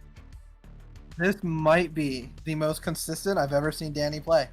2 games without like a true early top is very impressive for Danny. I'm very shocked, actually. My jaw is agape. Yeah, I'm sure he's gonna swear up and down that was an intentional top out. Yeah, of course. Oh, for sure. Yeah. Danny, that man, full of excuses. YouTube having some fun over there. Hey, Kiwi is giving Cox AJ info. Yeah, that's right, Hobaki. Christopher Winter over on YouTube also saying this match is more the pace I can play at. See, there you go, right? We don't always have to watch people play till level 39 trying to get 2 million point scores, right? You could still be entertained by matches like this at level 9 where the anxiety is up there because you're wondering, oh no, don't put the piece there, no. It's amazing. I love it. Yeah, you start to realize the more you watch Tetris, that's not about how high the scores are, it's about how close the match is. And if you can keep it close, then that's the most entertaining of matches, And he says she hasn't stopped yelling since I put her back in the cage. Well, let her out because Grandma is coming through here. Go ahead, Tyler, count them down for game number 3. Game number 3, we're going to start it here in 3, 2, 1, Tetris. Danny's back with the bird. Will that be a good idea or maybe not so much? I guess we'll find out as this match goes on. Give a few shout outs here and a couple things we're going to do while they get underway. Adam Irish with the raid party of 6. Thank you so much. That was 33 minutes ago. 24 minutes ago, our friends at Dr. Mario at ERMC rated us with a party of 38. Thank you for that as well. Hopefully you're enjoying this evening's festivities. And then we also had our Borrow subscribing 15 months at Tier 1. That was 18 minutes ago for 18 months. Thank you so much, our Borrow. Yes, tnp.lol if you want to play with Danny and Oma Red Star in the lower levels of the Tetris for the non-pro. I thought we were trying to advertise TNP, trying to make it like something people want to go to. No one wants to play with Danny in Tetris. What are you doing? Yeah. That is not good promotion. No, definitely. What I will do is promote a couple other things here, Tyler, because we do have a Matcherino that's going on for CTWC. You can see that right here. Currently at $7.75. So thank you to whoever contributed there. The coupon codes are still available. So if you want to get in and be able to give money without having to spend money, then that's your option right there. There's about 40 plus codes still remaining. So go ahead and do that. We'd love it if we can get those codes done before CTWC. That is money. Why not? Even like the grades like Pixel Andy and Blue Scooter, they already started getting the coupon code, so why not? Beat the need there. Use exclamation point Matcherino in the chat. That'll take you to the Matcherino link. And of course, don't forget this one. I like to say, of course, like Burp. We have our campaign for Stand Up to Cancer. We'll talk about that during the break. But we have raised $202 so far in this campaign. Goal is $2,500. You can see our top donator, Ian Keith, at $50. Thank you so much for doing that on a previous stream that we had. And if you want to help fight cancer and support the research that is going on right now to find the cures, then you can go ahead and do that. Use exclamation point SU2C in our chats, and that'll take you to our Tiltify link, where you can go ahead and contribute. Any contribution is greatly appreciated. Yeah, such a good cause there, and I'm glad we're doing it again this year. It's always nice to see people helping out for such terrible things like cancer. Yeah, no, absolutely. We did a great job last year. We raised over $2,500, so we've got about $2,600 and change. So thanks to all those that contributed. Then, unfortunately, Andy Steeg, who is a member of the Stand Up to Cancer group, who we partner with to get this stuff set up, he unfortunately is not going to be here tonight. He had another commitment, but he will be at CTWC, and we'll speak on that a little bit. And thank you all for your contributions. So if you are coming live, you can go meet Andy. They will have a booth there. He won't be there the whole time. He'll be there a little bit, but if you want to meet him and just chat, he's always willing to hear. And he's a big retro gaming fan. Yeah, met him last year. He's a very nice guy. Absolutely. So certainly glad to see him there again. What I'm not so glad to see is this board here for Oma. Kind of a messy start at 37,000. Danny kind of cruising at 91. Very clean board. Like I said, most consistent I've ever seen this guy play. He came to play tonight. Yeah, without question. Did not want to be made a fool of tonight. I guess Tyler, he wants to prove all his detractors wrong, because in the promo video, they were all just saying it's going to be Oma Red Star, and no one had any faith, with the exception of Chaotic Hazel. Chaotic Hazel, yeah. Yeah. Well, I think she was paid to side with Danny, but nonetheless, everybody was pretty much against him, and now he wants to prove the doubters wrong. Yeah, absolutely, and yeah, probably paid. I wouldn't be shocked. Would not put that above Danny. I heard that Danny. Yeah, I heard that Danny was bringing ketchup packets for her, but apparently he's not bringing them for you because you didn't side with him. I mean, I don't want to say I was offered money in my DMs, but that's neither here nor there. 45 for Oma, 107 for Danny, and that's it for Danny. We talked a little too much about him, got him a little nervous. Now he's done at 107, so Yeah. Oma has a bit of a chase down now. It looks like Kiwi's like really in his ear, just giving it to him, like, you dumbass. Oh my god. All right, so Oma, yeah, this is your chance to get back in this one. A chase down. You got all the time in the world. 55 lines in. Plenty of time. She can clean this up and get that board under control. She can do this before we change over. Yeah, I mean, has brought this board down substantially. It was actually kind of scary at one point, but has done a great job bringing this down. Now, Tyler, I'm going to ask you. You can see Danny is feeding Kiwi at the moment. Looks like it's an apple. Are you jealous, or you're like, nah, bro, fruits are not my thing? Apples are like mid, like really mid. If it was like a watermelon or a grape or something, I would be a little jealous. Especially we're nearing the summertime. Summertime watermelons are so good. Might have to go to the store tomorrow and buy one actually. Yeah. Although, you know, as the people here in the Northeast will probably get angry at you. Apples are mid. What, bro? I mean, they're not bad, but like, have you ever had a banana? Have you ever had a grape? Like, what are we doing with apples? They're just like, they're too much. They're too much. Now, I know. It's too much. I know. There's one fruit that you really can't stand. That's oranges, correct? Yeah. I mean, frankly, oranges don't make sense. Like, apparently, you're supposed to eat like the orange. I always thought it was just for the juice. I tried eating it recently. It's so bad. It's so bad. I never thought it was supposed to be eaten. It was so bad. Oh man, Ampu's gonna have a few words with you later. We got ourselves maybe a dirty setup. There's a hole there. No, no, no! Oh no! Oh no, Oma. Tough night for her.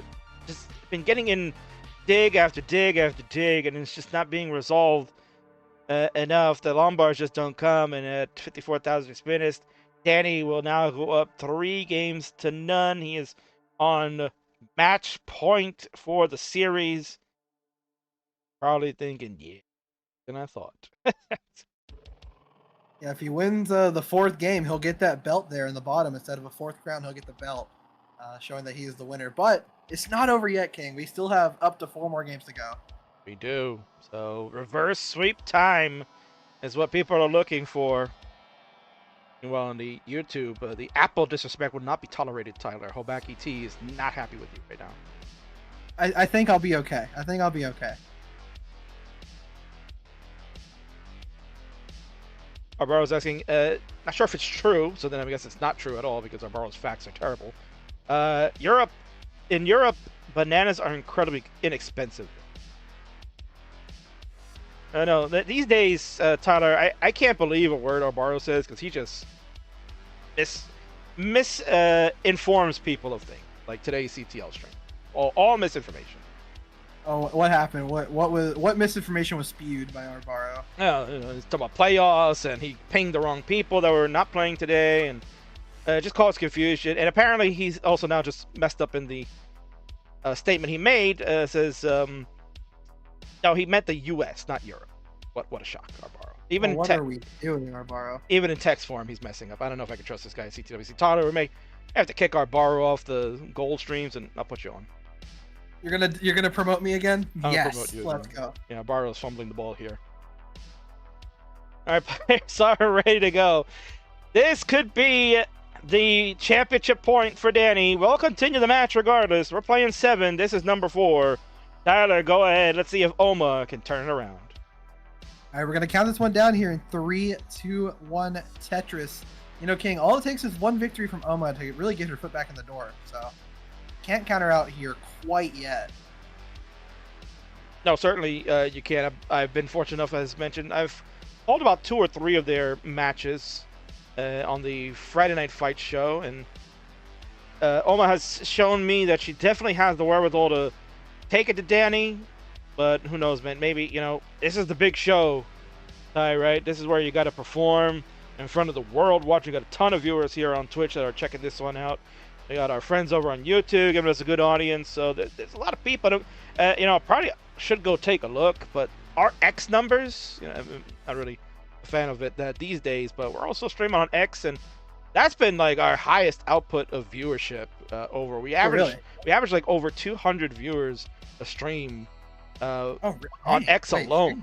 Yeah, on X alone. Yeah, I mean they've gone up to numbers like 300 to 500 in certain cases. So I should probably go check over there what's happening right now. Right now it says 142. There you go. Yeah, 142. They're probably getting all in. They know what's coming up. Double main event will be happening after this. We've got the Friendlies Championship match with SV and Tetris Time. That is going to be a fun one. And then the triple threat. You know, Tyler, I'm sure you're very excited. Koryan, Greeentea will be at CTWC this year. You get to meet them live and in person.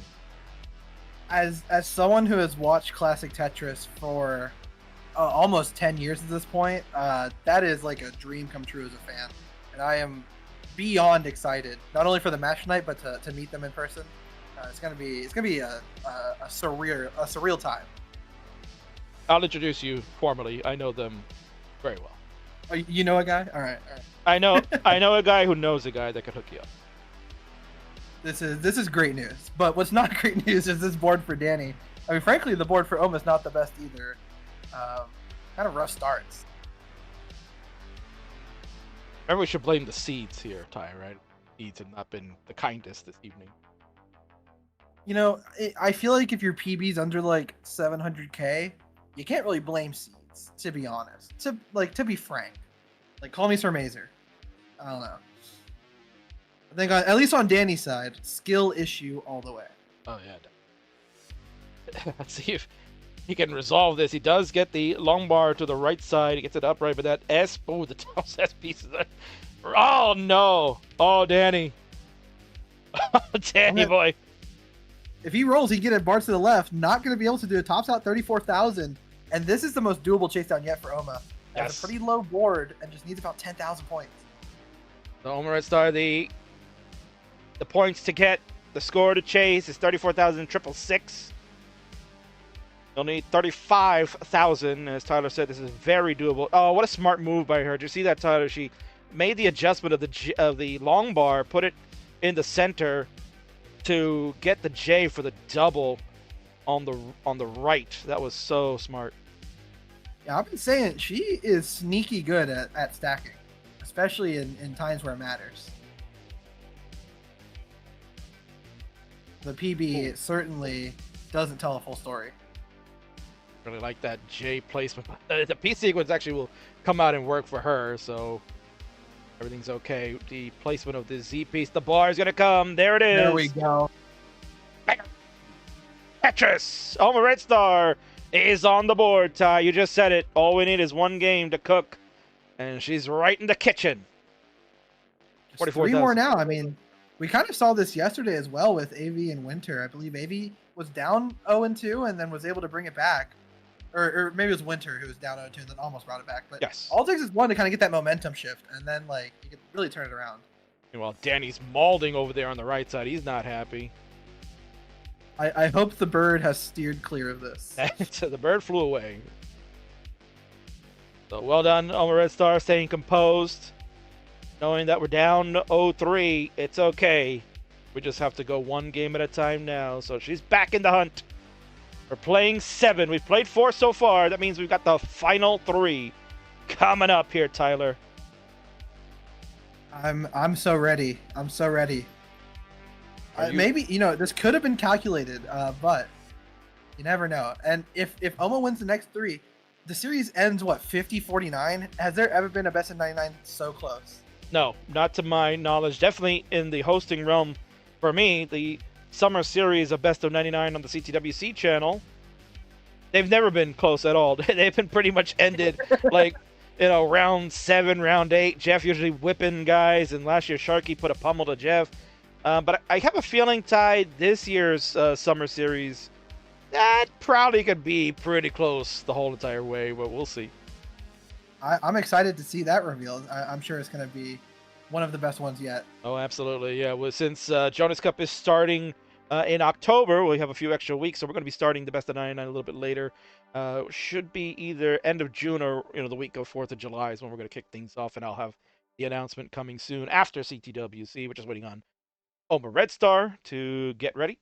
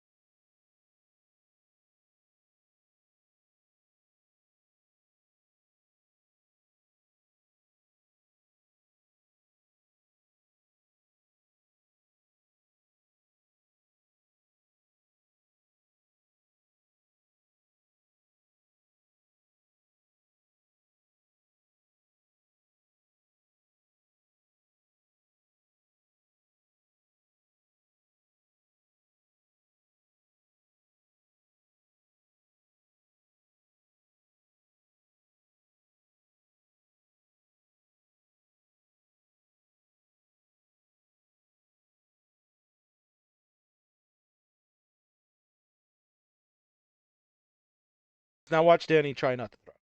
Challenge. Apparently, she has not practiced because she went to garage sales instead.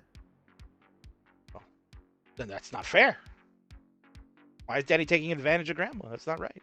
And you know, Danny's been like, when he's not working, he's playing Tetris. Oh, no, I know. He's been try-harding for this. Oh my god. I mean, I honestly was questioning, is he even going to work? Because I see him in all the Tetris channels now.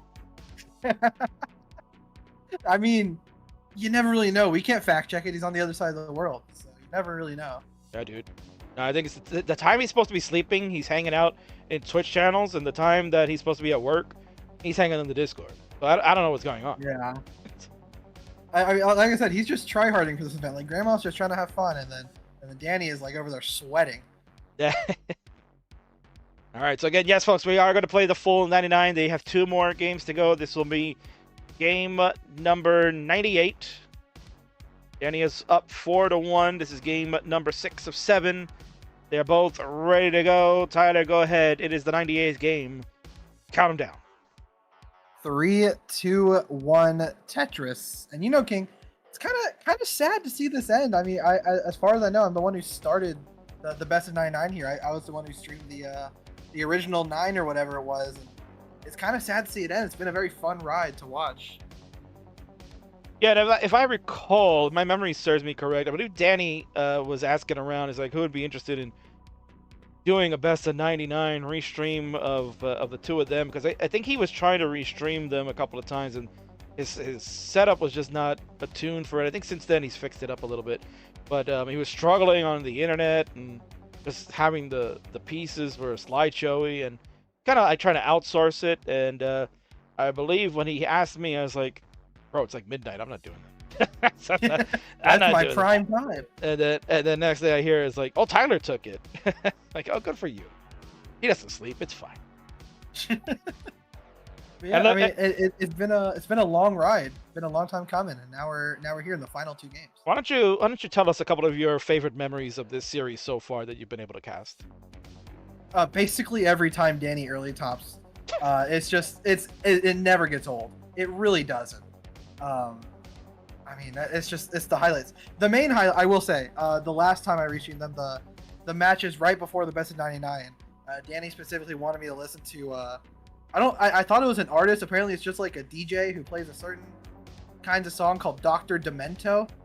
And he had me listen to some of those songs. It was about 2 hours where I was just listening to this music, reacting. I had my face cam behind the Tetris boards, and it was an experience, and I miss Rover is all I'll say. I'll leave it at that. Yeah, I think you'll leave it at that indeed. You know who's a big fan of Dr. Demento there? Tyler. Vandy, right? Vandy, probably, sure. And the one and only People's Legends champion, the Mr. Matthew James Bucco. Oh, really? Him and, I thought Dr. Demento was like an artist, and then Danny sends me a playlist he made, and I see like Weird Al Yankovic. I was like, wait, this is not what I'm. And I got really confused for a while, but yeah, no shock. Fun. No shock that Danny would like that, and much like I don't like his board right now, he's just throwing pieces around.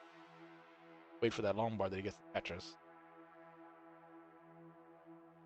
Yeah, has to clean this up a bit. Going aggressive. Wow.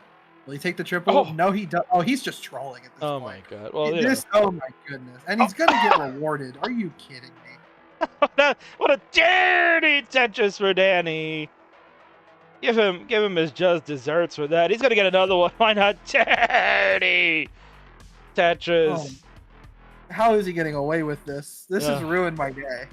Oh my god. He's taking his victory lap.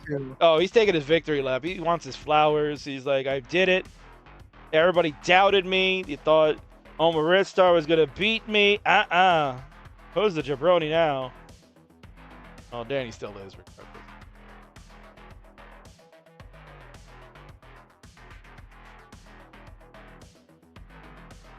113 here to 58. And both players kind of have messy boards. I would say Oma Red Stars is a bit more manageable. But Danny's bringing it down as well.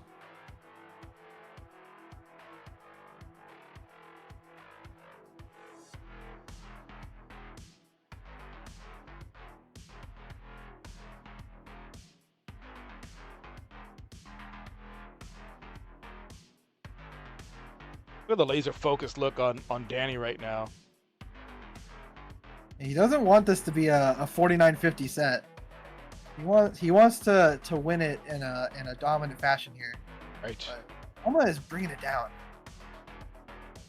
Yeah, clean board for her at 66,000. Danny at 120, but his board is a little worse for wear. We got to Tetris to start chasing this down. She's only about less than 50,000 points away from Danny, so really would like a Danny top out to kind of give her that opportunity to chase. Again, a lot of lines for her. He's pushing down a bit, and also, again, these high digs for him are eating away the lines, and I think it's coming back to bite him. Oh my god! What was that? My god, Danny! That was. Oh, doesn't try to get that over. Gonna top out at 125. Over Red Star is a chase down. Come on. Need 126. That was Tetris time levels of insanity right there from Danny. Maybe. The difference is Danny doesn't have the mechanics. No. That was absolutely insane. He kind of like snaked in a long bar for a dirty Tetris, but it cost him at the end, and his tomfoolery could be able to give Alma Red Star another victory, and like you said, Tyler, make this look a lot closer than what it really could have been. Need to change that word to Dan-foolery. Oh my gosh. We should. But not over yet. Omar Red Star still has to chase us down about 30,000 points to go. That's 3 Tetrises or just a lot of burns, but does have plenty of runway to do so.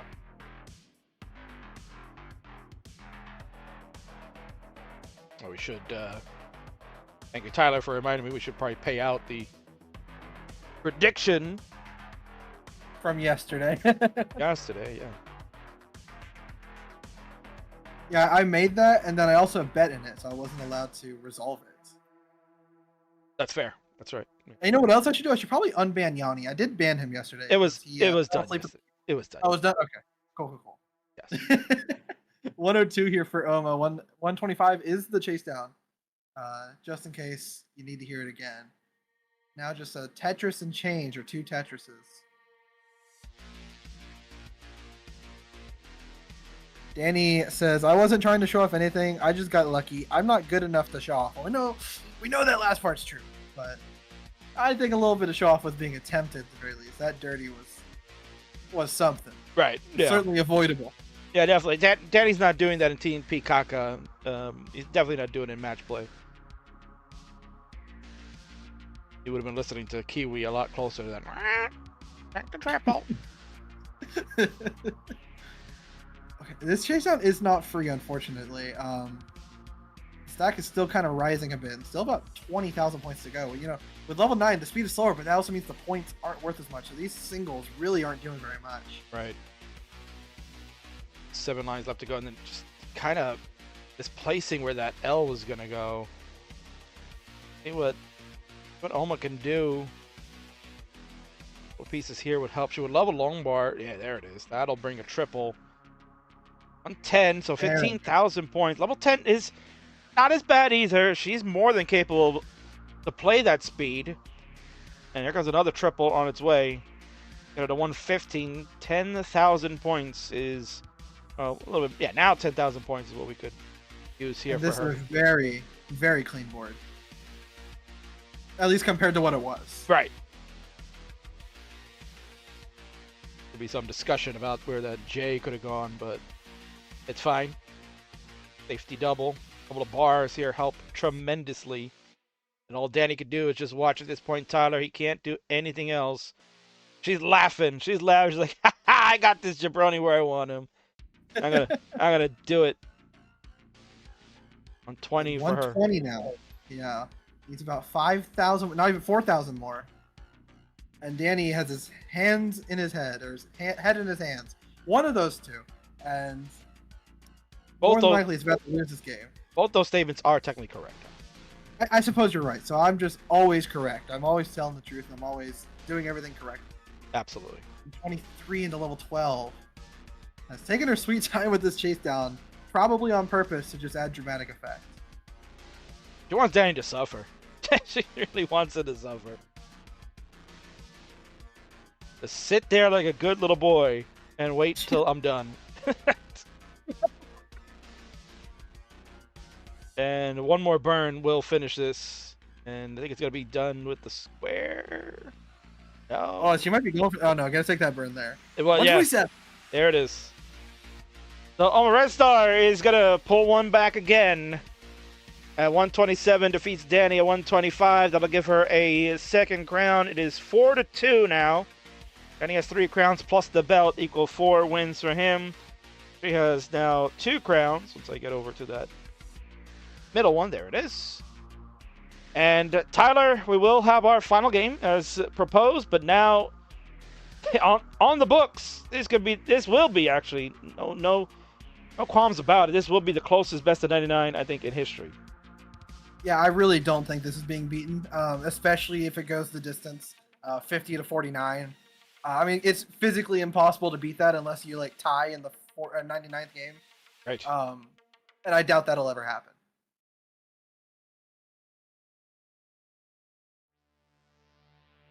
I'm gonna finish this one out.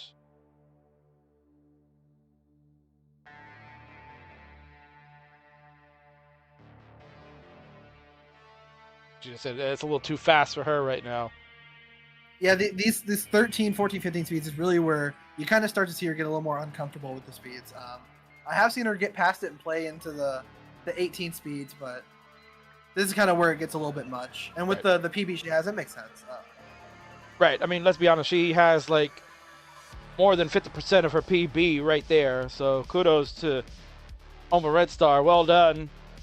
Here we go. Tyler, this is it. The final game. The culmination of what you've been a part of. The moment you've been waiting for. We've seen other players try to do their own best of 99s and they never finish them out. There's always, we're at like game number 30. I don't want to play anymore, right? It's hard to schedule to do this and be consistent about it. These two have been, without question, dedicated and wanting to do this, and with the help of yourself, me, Danny himself, Restream, and maybe others as well, they've gotten to this point, and it's so fun to see. Congratulations to all involved. Yeah, it's a big commitment to do best in 99, especially when you live on opposite sides of the world. Some give and take with time zones had to be given, but it's very rare to see these go all the way through. So very happy to see it. And like I said, it's kind of sad to see it end. I want maybe a season 2 is in order at some point. Meanwhile, I Divide by Zero wants to let Danny know I topped out at 215.020 with that seed. So how about that? Let's go. Well done. Oh, we might see a new one brewing in chat. Oh my god. He's Grandpa versus I Divide by Zero, best of 99. Oh my god. Let's go. Oh, let's book it. Let's friggin' go. Tyler, you kick it off. Oh my word. Oh my goodness. Well, we do have 2 readies here, King. So let's go and start the final game. Game number 99 in 3, 2, 1 Tetris.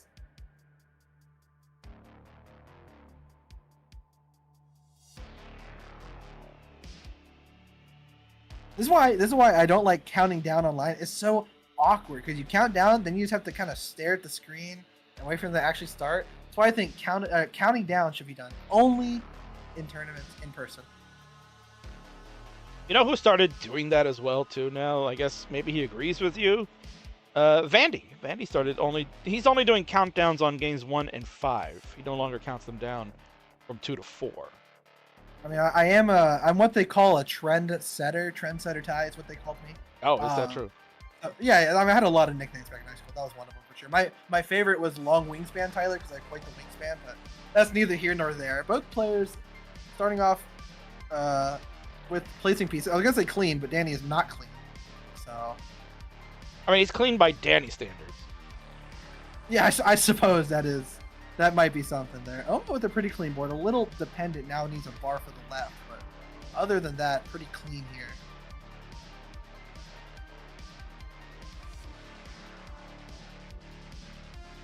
And you're going to get that center well dirty. Well, Oma starting to work on fixing out this situation that has been brewing. That long bar is going to be perfect to fix that up. Now we got a left well opportunity for Tetris. We'll see how the pieces fall to allow her to do it, and it will fall perfectly. That Z-skim, perfect. I mean, you know what they say, top players get the pieces, and Oma Red Star is a top player, so she's definitely going to get those bars when she needs them. Yeah. I actually like that placement that she made. Her board was a little spiky, and really no place to put the square unless you were going to try to set up the intentional T-spin. But she put it over to the right, even though it created a hole, and left that left well open, and the bar came to give her the Tetris to bring this board down. So great, very nice. Great wherewithal for her. Tack Naira says Scooty Fam versus Scooty Boss Battle. That is an idea. On the original night we started the best 99. One of the matches I believe was Blue Scooty playing Invisible versus Danny or something like that, and Scooty destroyed. Just so you know, it was like 29 starts Invisible. He was like doubling and tripling Danny's score. Speaking of Danny, 49 to 50, King. There you go. There you go. See, Ty, you were worried that, oh man, we didn't have enough assets to show everything, but we do. Wrestling is scripted and so is friendlies, baby. Let's go. Let's friggin' go. Tyler's a big wrestling fan now, and our friends, the Costco guys, are involved. But look at this. Wow. This is officially, ladies and gentlemen, the closest best of 99 in Tetris history. Oma Red Star with that Game 9 victory over Danny at 59,000 now to his 31,000 will have lost the war, but in the record books, it was 50 to 49. Incredible, Ty. Yeah, I mean, could we really ask for a better... Oh, yeah, I was about to say, could we ask for a better ending? Yeah, without Danny winning. But in terms of how close it is and entertainment value, this is about the best ending we could ask for. Without question. And not for nothing, you know, people may be scoffing at seeing level 9 action and wondering, oh man, this is so slow, whatever. But we all have to start somewhere. They are just beginning their Tetris journeys. Ty, maybe a year from now, Danny could be playing for the Twitch TV Championship against you. I'm sure you'll run it back at some point. Dude. Can you imagine the Danny diss track? Oh my gosh. Oh my god. For those worried, don't worry. The spoken word poetry is a one-time thing. Don't worry. Well, you know, listen, you gotta keep things fresh, and I think you did a nice job. Yeah, exactly. Yeah. Definitely was just keeping it fresh and wasn't a little pressed for time or anything, for sure. No, nothing like that. Yeah.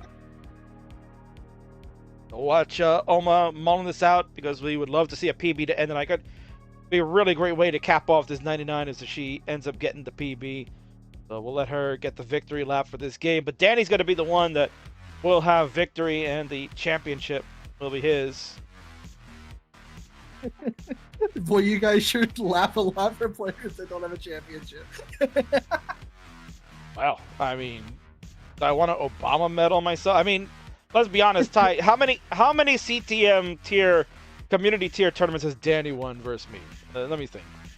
I believe he's at a solid 0, and you're at what, 6, 7, 8? I'm currently at 5. Yeah, you know, I don't want to always take them up from other people that need opportunity. I like to give people a chance and spread the wealth. So 5 is good for me right now. Yeah, for sure. Yeah, I'm really happy that Danny won a belt that we made just for Danny. You know? Yes. Yeah. You know, no one else could ever win this belt unless you do another like Scooty Best in 99. You know? Well, here's the thing. Here's the thing about this Families Championship for people that are not in the know. I spoke to Danny about this, and when he came up with this concept of a Families Championship, and he got this belt done, thanks out to Deck, of course, I believe, who helped with the design for that one to mimic what we have for the other Families belts. He said that this is open to other families as well. It's not just, you know, the Scooty family only. This is open to other families to play for and to basically take away. So, like, you know who's next, right? You know who's going to look to challenge for this. Oh, I know who's next. Yeah. Oh, Me you and know. my great-grandmother. Well, hopefully she's ready to go. But she might get pushed out of line because there's somebody else in the cold tundra of Quebec, Canada that is probably licking his chops saying, I can win this belt.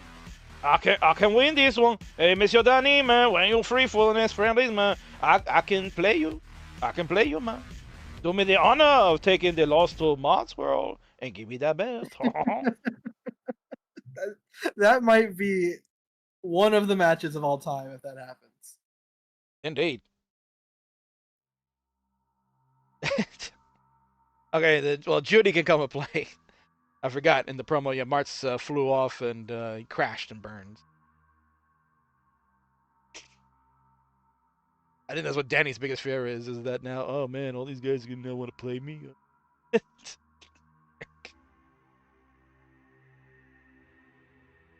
Yeah, I will say, if I Divide by Zero had the best part of that video, I think Martz and Judy probably came second. That was actually pretty funny. And like Martz's little like scoff, like oh, and then he just get pushed off. I was laughing at that a lot.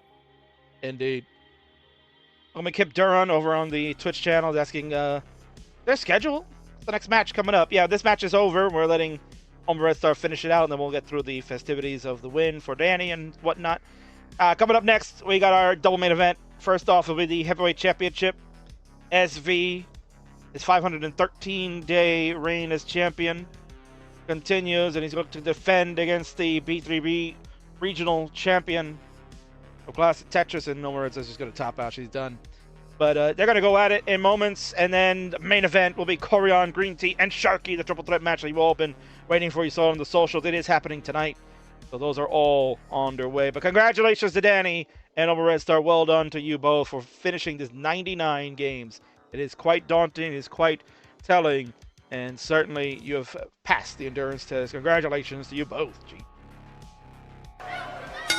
It's been a fun ride. Sad to see it end, but it's just going to be the start of the next adventure.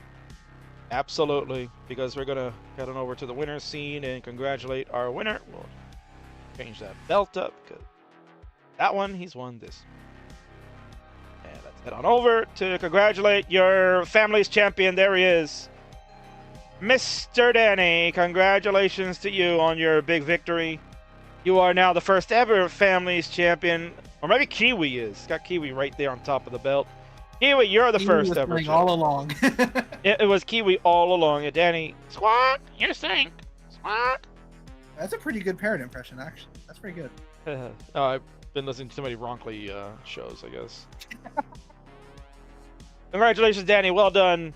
And let's see how long you can hold that belt, because now rumor and innuendo is that Martz is on the phone with you and DMs, whatever. And now I Divide by Zero and Grandpa Scooty might be in the mix. Man, I would want to see. I paid money to see that one time. I mean, I would pay money, but I feel like I could also watch it for free. So I'll probably pick that option. You could, and I'll probably be the dumbass that pays. So. Congratulations, Danny and G.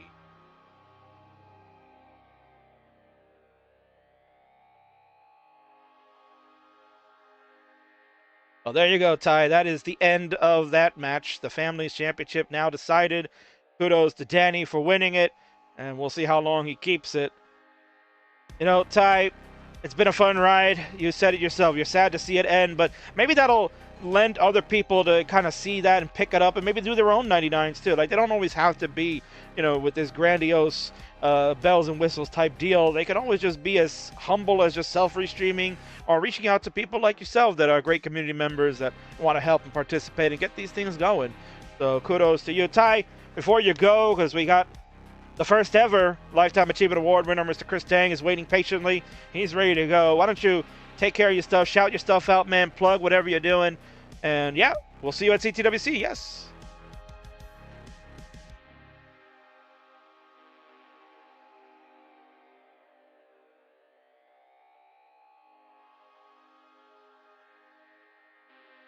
Somehow, I can't hear Ty. Ty, you're muted. Oh, wait, I forgot to press the button. The talking button. Oh, yeah. I had to go check my output. I was like, did I not put the output source here? Let's try that again. I don't have much to shout out, but I'm very happy that you and Burb have allowed me to commentate over some of the Super Show. It's an honor. Honor to play on it. And not too much to shout out, but I will be at CWC. Hopefully, when I recover from this injury, I will win the whole thing, win some money. So donate to that Matcherino to help me out. You heard him. Yeah, we'll take a look at the Matcherino in just a moment. But yeah, shout out to you, Ty. Really well done. Again, Burb and I thank you so much for your effort. You've been putting a lot of hours in, man. You know, people don't realize when they see these scenes and all the layout that you've done, they think, oh, you know, that's nice. I like it. But there's a lot of time and effort to putting this together. And, you know, we really appreciate what you've done. You've really raised the bar for friendlies, and I think, now in 2025 after CTWC, we're going to kick in to the next season, and we're going to be bigger and better, man. Thank you so much. Yeah, for sure. And I have some ideas to make it even better for the next Super Show, so I'll be in touch. Absolutely, man. My DMs are open most of the time, but I'll leave them open for you again. Yes, sir. Well, thank you for having me. I'll be back. Hell yeah.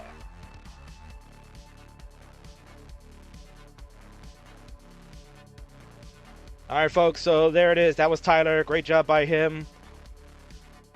Kudos to all he's done, and kudos to those two players that we just saw. They did a wonderful job as well. What a night it's been. What a fun night it's been. We've had some really cool matches, and we're about to go into the next half of this show. It is a big-time fight, so stick around, everyone. Get the popcorn, get the beverages, get dinner, whatever you need to do. We're going to take a bit of a commercial break so I can set the scene up for the next one. We've got Chris Tang coming in to join me for the double main event. And then we will continue the night. Again, if you want to avoid the ads and all that, you can sub to this channel. It's only $5.99 on desktop, $7.99 on mobile. It's a little bit pricey on mobile, so just go onto the desktop and do that $5.99. That way you can avoid those ads, get that sub, and commercial-free action, and you can watch. Let's take a quick look at where we're at with the contributions right now. Still at 202.22 for our goal of the SU2C. So again, if you'd like to help with the cancer research and contribute there, Stand Up to Cancer, we're doing our campaign. It's going on right now. You can watch, you can click that link, tiltify.com/@ClassicTetrisCTWC, and that'll take you to our donation page. Whatever you could give, $1, $2, whatever. Those are all important because that money goes to cancer research and help us fight the cause, baby. We gotta fight. And meanwhile, we did get a nice contribution, $25.50 from Sanzel, good friend of the show here. Thank you so much, Sanzel, for your contribution. $36.25 into the World Championship. We still have coupon codes available. There are 26 available, so whether you're watching on any of our platforms, use !Match Reno to take you to that link, and that'll have you go to that page where you can use a contribution code without having to spend any type of money. It gets 25 cents into the pot. Let's try to do that before we get to CTWC.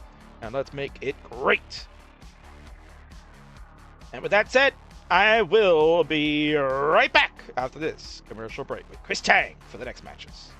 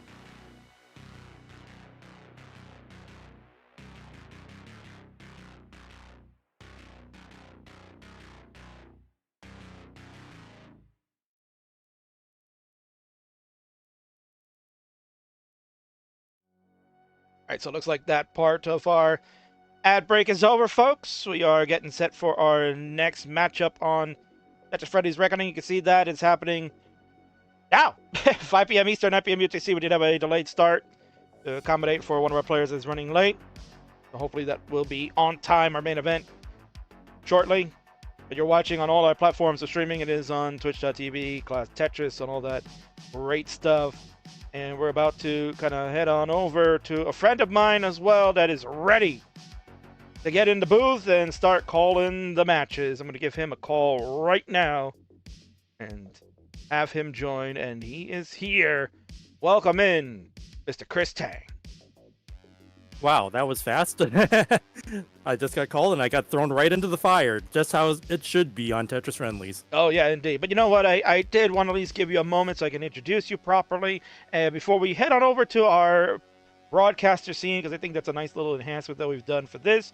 Make it a big fight feel, because this is our WrestleMania moment for Friendlies, as we're just a couple of weeks away from the main event, as we like to call it, the gold bracket, silver bracket, bronze bracket, whatever you want. It's CTWC proper, the World Championship. So let's head on over and take a look at myself, the King, hosting tonight, along with, yes, the living legend, the Lifetime Achievement Award winner, the very first one ever, and certainly a whole host of accolades. Of course, I was reading a bio of you the other day, and I was like, wow, you've done all those things.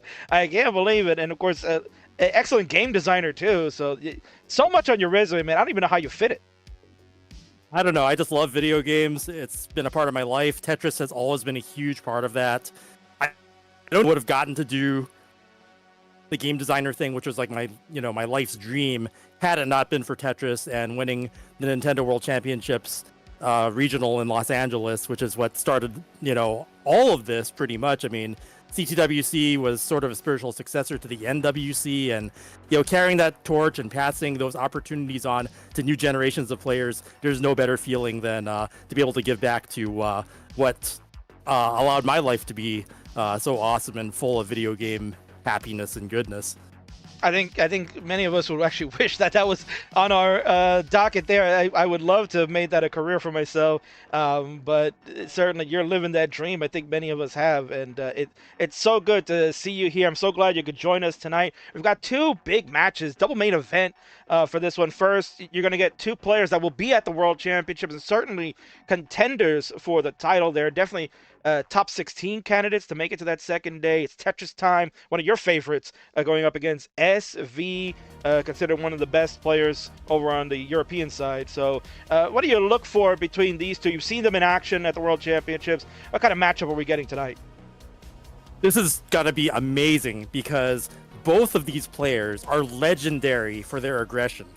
Now, Tetris time in the past, back when he was a tapper, he would just go all out and he would build things that no one in their right mind would even attempt because, it just lead to death. You would top out, basically, if you ever saw that formation on your board. But Tetris time would be one of the few players who just had that little bit of chance to get out of it. And when he did, your mind would be blown. He would survive things that you would not think possible. SV, in CTWC, the most aggressive player, like hands down, maybe a little bit different from Tetris time in that his setups wouldn't quite be almost guaranteeing death, but still way more aggressive than almost any other player has any right to be. So seeing these two go at it, pushing each other to the aggressive limit, is something I am looking forward to, King.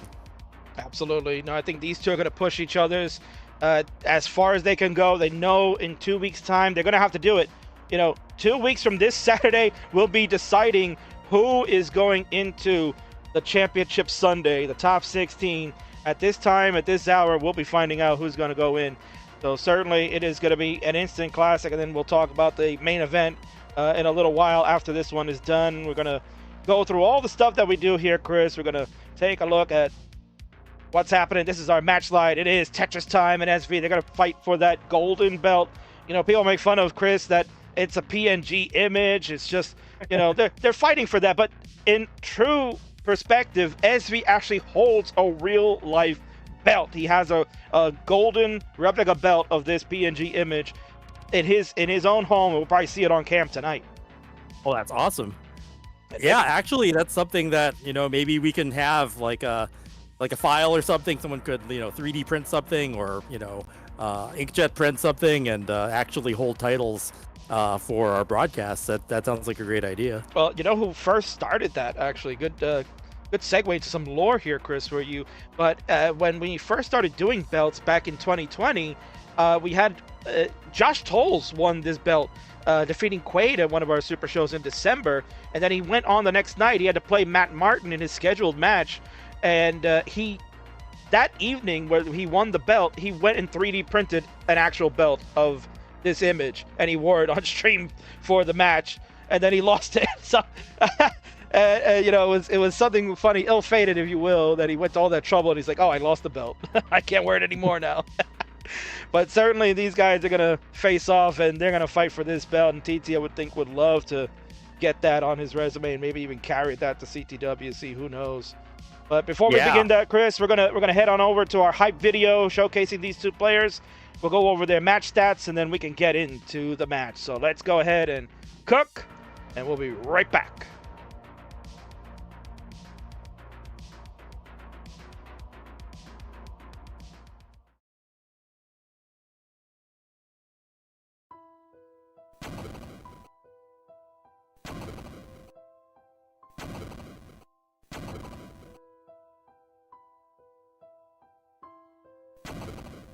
In 2021, I reached defeat, and then I fell off. An old Tetris time that dropped 7-0.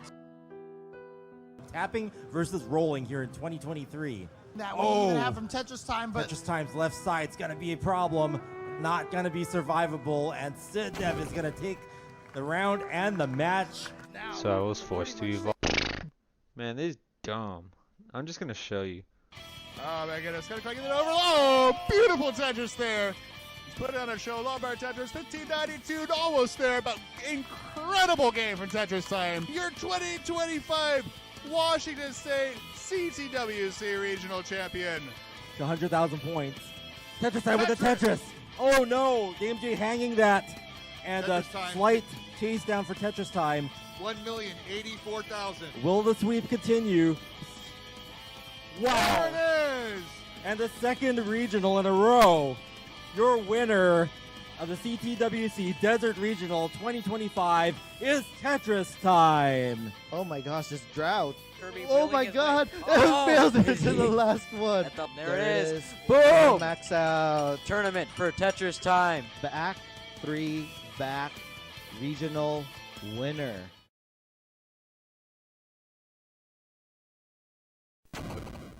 That allows SV to win this game here. Hey SV, how's it going? Not much to say other than good luck, and it would be nice to add to my collection.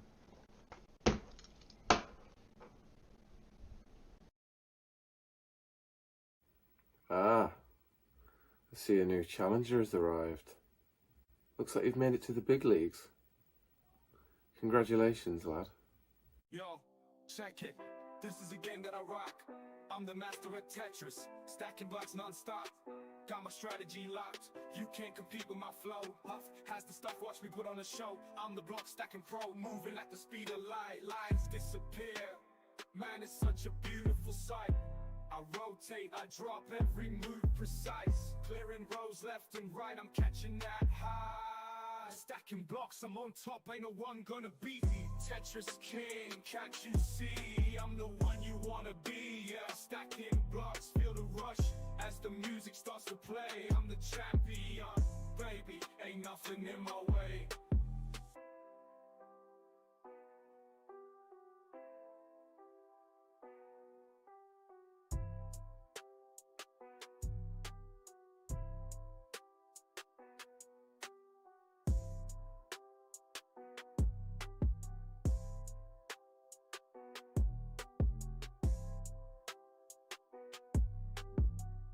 I'm expecting your A game, and I hope you're ready for mine. Let's bring it on. Block by block, I stack them high, clearing lines, I reach the sky. Every Tetramino I place with care. I'm the champ, best game you'll ever dare.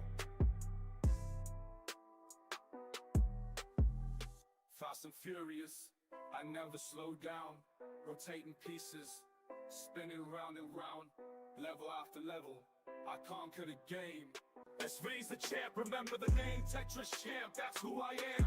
Taking blocks to the promised land, no one can beat me, I'm in command. SV, the Tetris champ, the ultimate brand.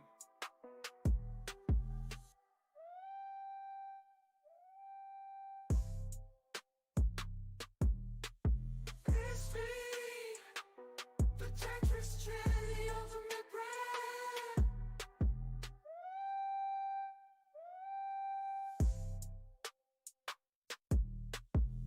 SV, the Tetris champ, the ultimate brand.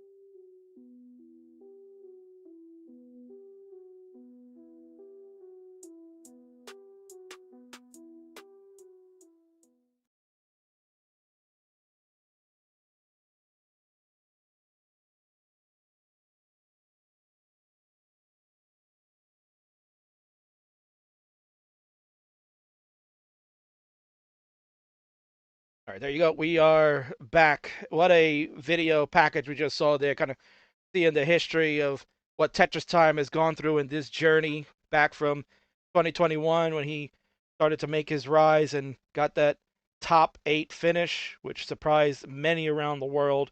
And of course, you saw the history of our champion, where he has been our Friendlies heavyweight champion for over 500 days. With a win tonight, he will secure destiny and become the all-time great. He will surpass Huff, who was at the champion at 547 days. The next time SV will defend will be in August. So, quite both these players, so much momentum on both their parts. Like Tetris Time coming off of this streak of 3 regionals in a row, back to back,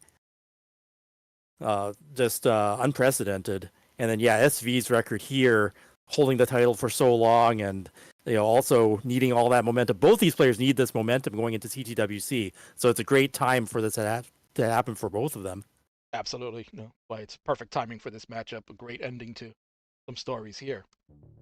Let's take a look and go over this match stats before we get this one underway. Personal best, starting on the left with Tetris Time. He's got 4.4 million PB score. Our champion on the right, 5.984. He does have a 7 million personal best, but that is in the PAL version, where he is the all-time record holder for score and lines. No one has come close to touch him on that. Match record, Tetris Time is 189 and 177 through his illustrious career over the past 5 years. SV, in about 4 years' time, is 146 and 87. Quite outstanding. More wins than losses is always a good thing, but he wins in dominant fashion whenever he plays. Notable achievement, as Chris mentioned, Tetris Time is the back-to-back regional champion. Never happened in CTWC history that someone has gone 3 straight weeks to different regionals and won them all. Clean sweep, and so kudos to TT on that. Our champion here, the notable achievement, is a Friendlies champion. He does have many other accolades as well. He's a 2-time CT UK champion. He has won the Masters event. He has been involved in CTL in the playoffs many times over, but yes, 513 days as the reigning champion for our series here. So he's looking to try to eclipse Huff, who is at 547. The stakes, as you can see, as he wins, will become the longest reigning Friendlies champion of all time. And TT could end that with a simple 3-game win. Yeah, both these players, no stranger to sweeping their opponents.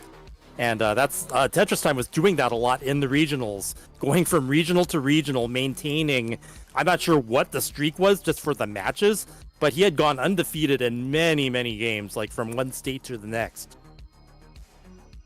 It was quite an impressive feat, and I don't know if that'll ever be really eclipsed. I mean, that is certainly one that it's going to be difficult just because you don't get too often regionals like going back to back to back. But again, we've got the summertime coming up. Usually August is a hotbed for regionals all around, so we'll see what the calendar will hold. Yeah, and as regionals become more and more popular, there'll be more opportunities to do them. But seeing Tetris Time's work ethic going into that is inspiring, and it might inspire new players to go to the regionals and start farming them as he has. No question. There's the big gold belt. We're about to move that over to the champion side. Tetris Time, the challenger. SV, the champion. That belt sized up just for him. We'll fit it right there. Players, when you are ready to go, you can go ahead and enter your seeds. Seed is pinned for you in the chat.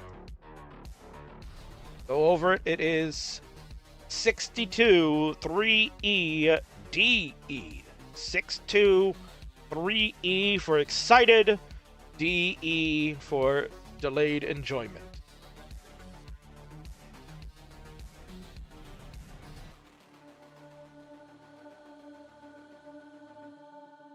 The other thing that's super impressive about this Reckoning event is players from all over the world are, scheduled, and somehow it's working out. We've got players from Japan, we've got SV, over in all, the other side of the world, and then we've got players here, on both coasts of the U.S. It's pretty amazing. Somehow we all make it work, Chris. I don't know how. Yeah.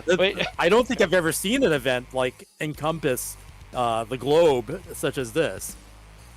That's what Tetris does, man. It brings us all together all around the world at all different hours, and kind of helps that it's a Saturday night event where you can kind of sleep in on Sunday a bit. Yeah. I'm impressed. This sets a good precedent for, it's the big show for Tetris friendlies and raising the bar every year. There we go. Tetris Time is ready. Here we go. Waiting on a ready from the champion, and there it is. He has signaled ready as well. It is game time, folks. The seed is in. The championship is on the line. Mr. Chris Tang, the legend. Count him down for game number one. All right, let's count it down. 5, 4, 3, 2, 1. Tetris. Tris. And there we go. Pieces are the same. L's and the J get us started. The match is underway. The championship on the line. You are watching Reckoning night number 2, hosted by the king of the restreams. It is the King's Man. Alongside with me is Lifetime Achievement Award winner, the very first one ever, Sega Game Champion, Nintendo World Champion from 1990 and I believe 1994. Chris, correct me if I'm wrong, but certainly many other great accolades on your resume. It's so good that you're here tonight for this doubleheader. It's an honor to be here, King. And the matchups, when I saw what you booked, I'm just like, yeah, let's. It was just like I, answered it in like one sentence. Yeah, I'd love to do these. Seeing these two super hyper aggressive players at this point, leading up to CTWC, we know it's going to be an epic thing. And then we've got the triple threat match later. This show was definitely something I wanted to be a part of. And even if I line up, I would have made it work somehow. Well, that's great to hear, Chris. That is truly makes me feel good that you certainly want to make time to come to these things. But yeah, there was only one man I knew that can hang out with me and do this, because this is a magnitude of epic proportions where we've got the championship match. You're seeing, as mentioned, these two guys right here that certainly could be finalists for CTWC if the cards work out. Definitely top 16 in the cards for them. And then, yes, seeing some great action between our old favorites. They're returning. They're coming back to CTWC. Greeentea and Koryan. First time they're ever going to play in a three-way match and against each other, of all things. Yeah, that's in itself is, something we've never seen before, and something that, we want to see more of Koryan and Greeentea get back into it as, I guess, the world starts getting more involved in live events again, we could see, Japan representation, especially, this year we've got the Grandmaster TGM4 tournament, and, that's a game that was limited to Japan for so long. Now it's finally accessible to the world in the newly released game. So will we see more international representation from Japan going into our live events in the future? Speaking about that TGM event, that'll be going on Friday, June the 6th, with a mega event, top 8 that qualify into that. We have qualifying during CTWC qualifying. It'll be from 12 to 5 p.m. Pacific time, live at the SoCal Retro Gaming Expo. So that is open to pretty much everyone. It's a $10 entry fee if you like to, but if you register for CTWC, when you pay the $50 for that qualifying spot, you do get free entry into TGM. So it's kind of a bonus that you get on the pay double for it, which is nice. And looking at the list of people that are going to try to qualify for TGM, no surprise here, actually, Chris. SV wants to give his hand at the TGM. Oh, wow.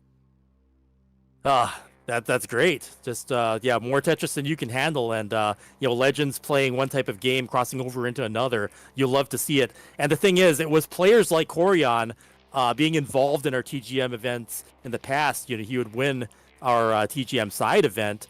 That helped us sort of get our foot in the door, showing the world, showing the Tetris company, showing Eureka that we can host these events, and that's an honor to be able to do that thanks to our storied history with competitive Tetris. Yeah, without question, we are one of the best at holding tournaments, and especially in the Tetris realm, they could trust us to do that. So we'll put on a banger of a show, no doubt about that. Quick score check for players as they are reaching the 100 line. Joey Parker turn, we say affectionately here. It's 470 for Tetris time, 472 for SV. Yeah. So nice. Go ahead, Chris. We are neck and neck. We are neck and neck. Yes. I just dying to say it there. Oh, yeah. SV with the trying to set up a delayed burn there. Really trying to optimize the stack as much as possible. Setting up that tuck there and then to a spin. Building a little bit of a tower in the middle there, but a player of SV's caliber, no sweat. He knows what he's doing. Comes from a modern background, actually, Chris. He used to play Puyo Puyo Tetris before he started getting into NES. Now that's an interesting game transition if I've ever heard of one. Starting with Puyo, wow. Yeah, apparently he was one of the top players in that genre, and then quickly kind of got into NES after watching the videos, as many have, and started to taking a liking to it. And this has been honestly his bread and butter now. He's done very well for himself in this. Yeah, absolutely. And now that you said that, I'm wondering, maybe one of the top contenders for TGM4 going into this. Certainly. He's got that Tetris mind. He's at 573 with a hole in the middle.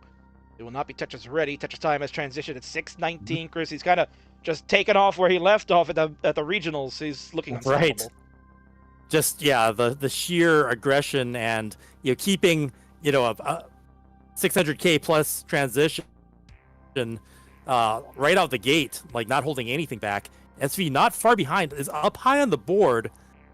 Nothing he can't handle, but that's going to allow Tetris Time's lower stack to, slight misdrop from Tetris Time. So this is SV's chance to catch back up here.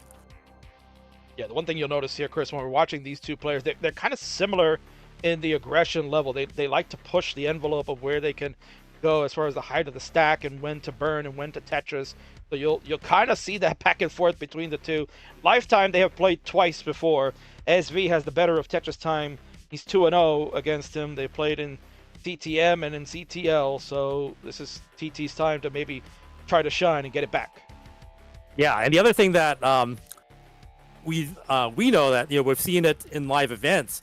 1 year ago when Tetris Time was in CTWC, he was still hybrid. Like he brought a table, and then when he would switch from tapping to rolling, he would kick the table out and then switch to rolling. But now he is all roll, so that will play a factor here.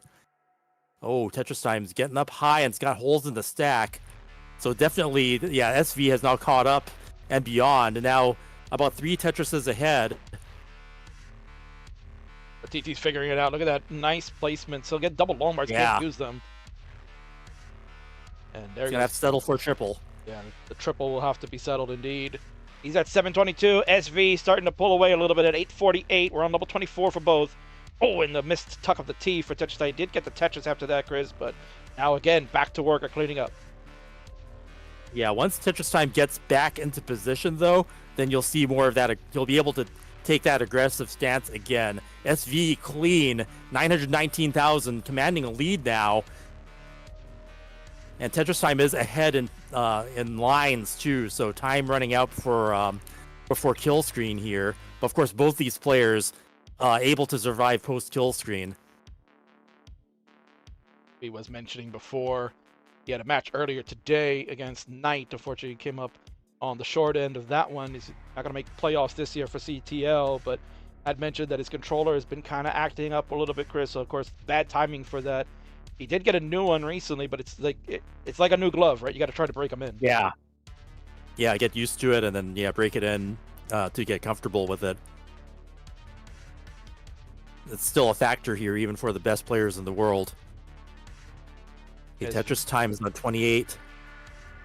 As we just got the max out over 1 million points right now. Add more to that. Go to A68. Potential to get 2 more if he don't take any burns. TT will be the first to get to 29. And we're underway. Aggressive play by TT right there, Chris. It'll hit the Tetris. Oh, my word. Yeah, TT cleaned it up fast and is now clean and in Tetris position post 29, where the Tetrises are worth more. So B39, B40 for SV, still in the lead. Oh, Tetris Time's going to get some burns here. Oh. Going to take some good pieces. Look at him go, Chris. Oh, my word. This is 29 speeds. Oh. That's going to be hard to dig out. He needs a long bar now. He does not get it. SV is going to take the first round. At B73. GG's. Wow, Chris. What survivor from Tetris Time to even get to 31? You saw on 29 his board. Pretty messy, but he was burning and burning and burning. And then a couple of times along the way, he got the right piece, and then he misdropped. The placement didn't go exactly where he planned. But SV, will get game number 1, C32 on the board. Chris, there you go. You're getting your preview of CTWC 2025. Yeah, SV just look at that clean board post 29, just going and going and still maintaining that aggression. This is the Mullen right now, but being able to do this consistently, that'll get you a world title. And SV showing here why he's a top contender. Wow, look at that cleanliness. Jeez, that board. Boom, Tetris for SV, D77. Could we see rollover here? E25, definitely in striking position for that. Boom, Tetris for SV, E69, A now. Board clean, covers the well. Boom, F19. Tetris for SV, another Tetris, F6. And he's right on the line to roll over for the next Tetris. And there it is. We have rolled over. 1.7 on the board. SV with a commanding performance there, taking the first game against Tetris Time, and a great Mullen after that. Wow, GG's indeed. That was impressive from the champion. He's got the crown there. He'll be up 1-0, giving you a taste of what he plans on doing at CTWC. What a great game from him on that one. The rollover, as Chris mentioned, on the board there. And certainly, wow, maybe TT thinking, all right, gonna have to up the game now on this one. He's came to play. He's for real. Yeah, that was a statement. SV's here to win this and retain the title. A reminder to players, a reminder to players that we are no line cap, as always, in friendlies. So in case you have level 39 kill screen on, turn it off.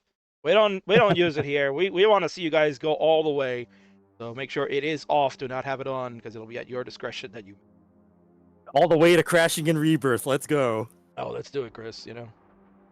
It's still early. It could happen someday, right? Yeah. Oh, without question. Yeah. I mean, it's early enough for Greeentea and Koryan. That's fine. They're getting breakfast, so they get. Yeah. I mean, we're not at a live venue, so why not? Let's. All right, TT is ready to go, and so is SV. So we're gonna go ahead and count them down. Chris, the honors are yours. Let's go for game number 2. All right, let's count down. 3, 2, 1. Tetris. Tris.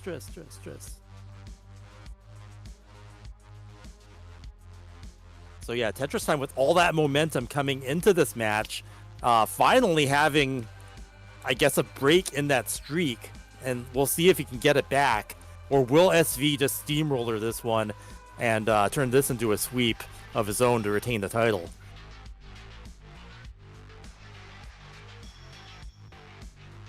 It's so impressive seeing SV's stack post 29 was just so clean and still managing to score those Tetrises at those speeds. In early days, we are neck and neck. Both players looking clean and looking to I don't know what Tetris Time was doing there, but he's playing with one hand just for a second.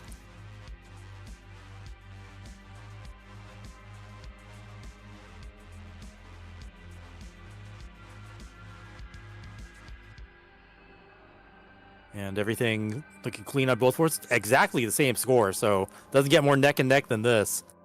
These guys don't push down either. 114k. They're both waiting for the long bar. Boom, Tetris time. SV taking the double into the Tetris there. So that's your first little variance there. SV taking the double. Tetris time did not. But yeah, they've had the exact same score for quite a stretch there, leading up to that Tetris, waiting for that long bar. That's just how aggressive both these players can be, where they don't want to burn if they don't have to. And both these players are fully tuned into being able to do that. And you'll see them push each other to the limit. That's why this matchup is just so interesting to me, because I know how aggressive they are. And oh wow, look at the Vits going on there for SV. That's something that he loves to add to his repertoire. You'll see him do that quite often, especially if one of our big fans, known as Jasmine, who will be at the World Championships, another one for SV. She loves seeing the Vits. She is a big fan of that maneuver, and he is one that knows how to use it very effectively in matches. So yeah, be on the lookout, Chris. That won't be the last time you see that from him in this match. And there's a line spin from SV. SV really pouring on the style here, in addition to the aggression. And even just like these crazy delayed burns is just poetry to watch.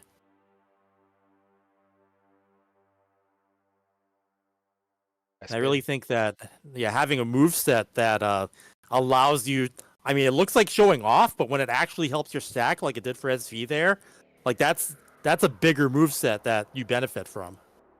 Yeah, certainly. And I think, Chris, probably you'd be telling best that as the game has progressed over the years from when we first saw it back in 2010 at the first World Championship to where we are today, and just the way that the players play, the placements, the advanced thinking that they have, it's very telling to see that how the game can be evolved. And I'm sure there's still many more things that we can learn from it.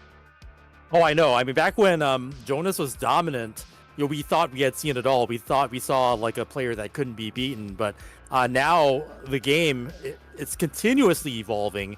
You see new techniques. Now we see players adjusting in real time. The next piece that spawns, you'll see the players know exactly what to do, in a variety of situations. If a different piece spawns in the next box, they'll take one decision over the other. And it's that kind of next level thinking that will lead to, new generations of skill, stuff that we're starting to see the start of. But I think that, there's even more that can be done as players get better and better, as they push each other to the limit, as our competitive scene has encouraged. Absolutely. Right now we can see that Tetris Time has a lead. It's 5-11 at the moment to SV's 436. SV kind of sticks a J awkwardly there, but Chris, we've seen it. He can just roll something over real quick and get out of this just fine. Let's see what he does here. There's that long bar get rolled over, and his stack is back in order. Yeah, normally, that would be something that would be dangerous and too long bar dependent. But SV's confidence, knowing he can get that long bar over to the left if another one comes out, which it did. And look at this stack now, is pristine. You could eat off of that off of that matrix there. It's just everything went according to plan, and that's the result of having the foresight and the kind of ability and confidence to pull it off like that. Both these players are able to do that. Oh, that's oh my word! Didn't see the Z spin there from SV. He intentionally set up the L overhang for the Z spin on the right there, Chris. They call that the Tristop thing, because that was invented by Tristop, and it's a move that is unorthodox, and normally you wouldn't do it, right? But he set it up on purpose and finished it completely. We go to level 19 now. 634 for TT, 584 for SV. So yeah, Tetris Time in the lead now. For most of this game, SV having to do some burns there to get rid of that hole. So Tetris Time in great shape here to take back a game. Has to settle for the triple. Boom, Tetris for Tetris Time. 669, hey now. And SV having to dig out a little bit. So yeah, Tetris Time is looking good for this game, wanting to even up the set here. I don't know if you noticed, Chris, but Tetris Time, again, the aggression was there. He pulled back an L because he didn't want to take the triple. He pulled it back, and he was just building even higher and higher because he wanted that long bar, and eventually he got it. Yeah, that's the kind of thing you'll see Tetris Time do, is he will build super, super high. And, back when he was a tapper, there are situations where it would just be too dangerous for anybody else. But I think by Tetris Time putting himself into those kinds of situations, he has, the kind of courage and, just the instinct to get out of it when things get tough. 706 for SV, 806 for TT, so about now less than 100,000 points as SV was able to get a Tetris in. TT's got a board that he needs to work on. SV is clean. Looking for a dirty here. The long bar comes. And there it is. Boom. Dirty Tetris for Tetris Time. 842, maintaining the lead. SV looking really jagged there, and that's going to cause the need for more burns. He had a T-spin setup. Didn't come, but he's going to burn it off the top there. Manages to take the triple and open back up. Tetris ready. Boom. Tetris for SV. 836 now. Tetris Time 906.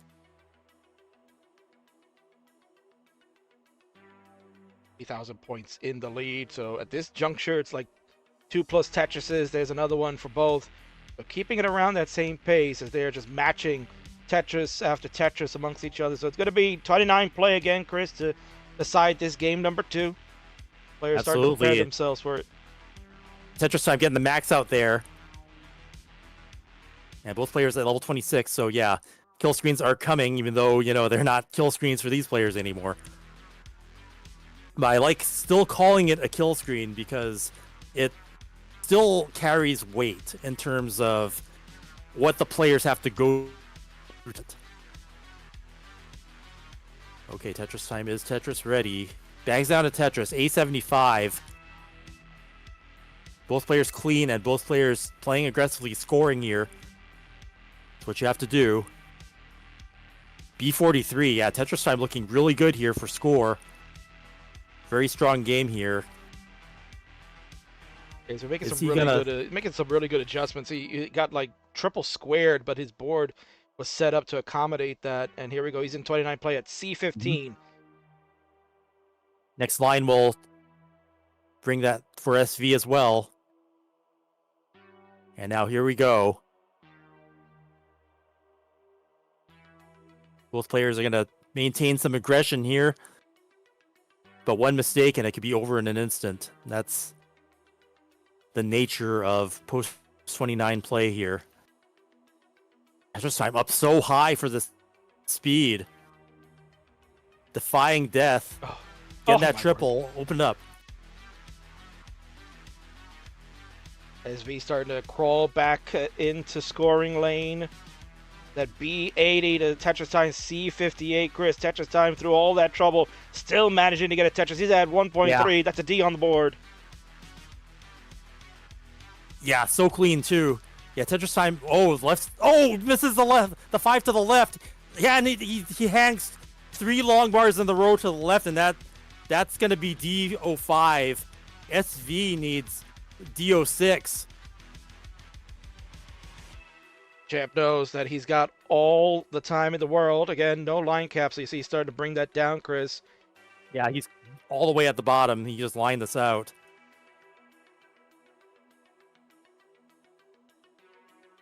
But yeah, you still have to play with a certain level of precision here, because as what happened to Tetris Time, just one misdrop can snowball and lead to a top out.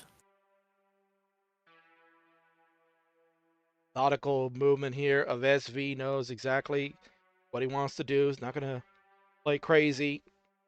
39 cap here. Then you know you got a little bit of a clock on a limit, so you would probably imagine that he would do it if we're at the World Championships. He knows he'd have to go a little bit stronger than that, but right here, just take it easy. Yeah, I mean, the last game, you know, he knew he had won, so he was mullining and he was doing the crazy because he could afford to do it. But here, he definitely wants to get that win. C79. So, yeah, just will do it, but he can choose to line it out, and that's what we're seeing. Oh, he's setting up. Takes the double. He's Tetris ready. And boom! Tetris for SV. That's going to do it. D4. And taking the second round. 2-0 now. You know, if Matt Bucco was watching that right now, he'd be very pleased because he loves to see that you finish in the style. Get that Tetris to put the dagger in your opponent. And yes, the champ is up 2-0, Chris. He is one win away from cementing his legacy. One win away from becoming the greatest friendlies champion of all time. Yeah, this is how this plays out. I mean, all that momentum going in. SV could go into CTWC with it, or Tetris Time also could regain momentum and reverse sweep into it. He has to at this point. I think TT is going to definitely look to up it a little bit more. I mean, again, going into 29, Tetris Time has been the stronger player. He's been able to take the lead into it. And he did mention, he's like, why is he missing the taps on the left? Him trying to Yeah, that's a little bit. Missing, yeah, getting 3 hangerangs in a row. Yeah, that's something that a player who's capable of doing it, you know, you wouldn't think that would happen, but it can, and just that adjustment to correct that will make all the difference in this last match, in this last round here. And a reminder to viewers that are watching right now, they were questioning about SB getting to 39. Yes, there is no line cap. This is an uncapped match, as we always do in friendlies, unless players ahead of time requested that they wanted to do it. But for matches such as these, we never do it, because that's the whole point. Friendlies is for fun, but, you know, Chris, we got to add a little storyline to it. Got to have some stakes. Why not? Yeah, no, I like the rule set here. You know, it's you have a venue. It's not, you know, an in-person event, so you have a little bit of latitude to, you know, rules, make it interesting, make it a little bit spicy however you want. You know, you've got things like the best of 99 series, you've got triple threat matches. You know, it's great just to have the variety. Oh, definitely. And what's great is that both players are ready to go. So, Chris, you may count them down for this third extremely crucial game. Yeah, critical one here. Let's count it down. 3, 2, 1. Tetris. Tris. Time. Hopefully not the last time, because Tetris Time is going to have to win this round to stay in the match and try to regain the momentum going into CTWC, which is less than 2 weeks away now. Yeah. Can you even imagine, Chris? We are 2 weeks out from. Oh, CTWC. yeah. Oh, my God. Yeah. I mean, let's be honest. It almost feels like it just happened like 2 months ago. Really, yeah. Back in Pasadena, and just it's been such a crazy year, you know, for a lot of different things. But, you know, even in just Tetris alone, just the landscape of it all, So much has happened, and we had so many regionals. Everything just keeps getting bigger and more things going on. It's hard to keep up, but I try. Like I said, Tetris Time winning 3 back-to-back regionals. It could, we're gonna have even more events. It seems like we already have a lineup. Now that we're more used to having the Pasadena event being at the place in the year where it is, we know where to map it out now for the regionals leading up to it. Without question, and it's so good that we can continue to do these regional events, so that way players like Tetris Time and SV can continue to hone their craft at live events, without question. And what I'd like to do is give a shout out here real quick, Chris. We are doing the Matcherino for CTWC. So currently, right now, got a contribution. $10.25 came in from Dakota Robertson. So thank you so much for doing that. We also had a $25.50 contribution from Sanzel earlier in the night. That brings us to $46.75 with 24 coupon codes remaining, Chris. So of course that is free money for those that would like to do that. We could get those codes done tonight. That'd be great. Just be one thing done off our bucket list. So if you'd like to help, just click that link that I posted in there, and that'll take you straight to the Matcherino, and you can go ahead and contribute. Appreciate it. Yeah, these players' performances, definitely, entertaining for us, but the level of skill that it takes and the dedication that you see here. That's why I was really impressed by Tetris Time's work ethic to travel to that many regionals. It kind of reminded me of what we had to do as players in the 90s. Our moms had to drive us to the tournaments, when we were kids, and the better players would be the ones that would go to more events. So, seeing players go to more than one, and the other thing I really like is a lot of these top players run their own events now, including Tetris Time. Around the Las Vegas qualifier, Tetris Time playing way up high, but with the survival skills to get through that. But yeah, that dig is going to cost Tetris Time in points, so he wants to get back into scoring position as soon as possible, and there he is. Boom, Tetris for Tetris Time out of that dig.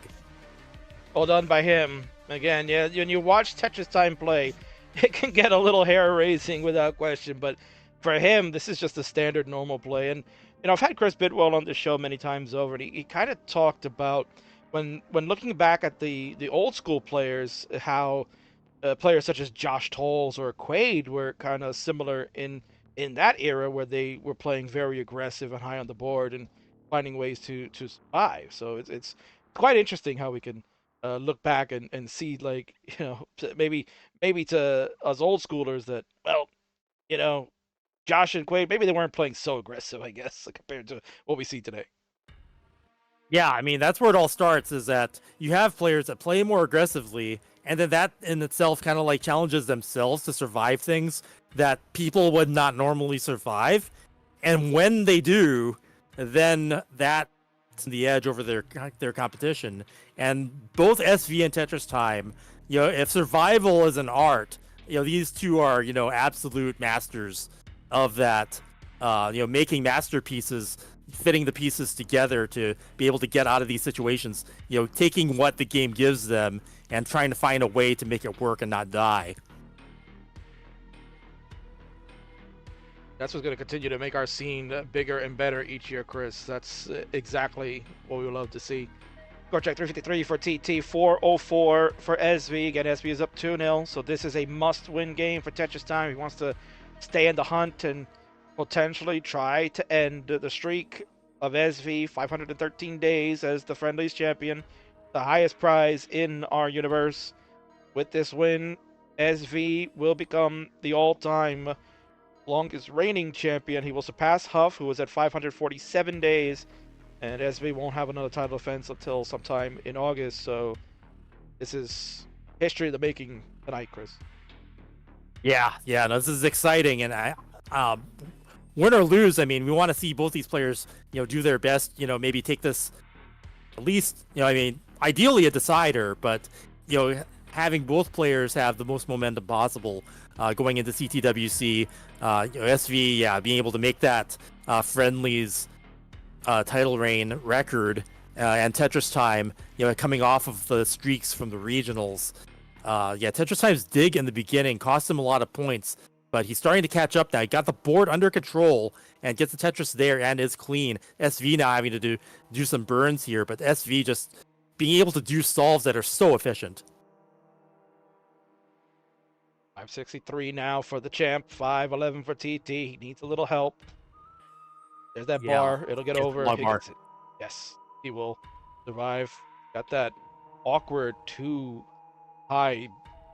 Might look for a triple. Nope. He's gotta take the triple off the bottom. Okay, gets 2 triples in a row. Sometimes you gotta do what you gotta do to keep it clean. And that's what that was there. SV now up by 100,000 points.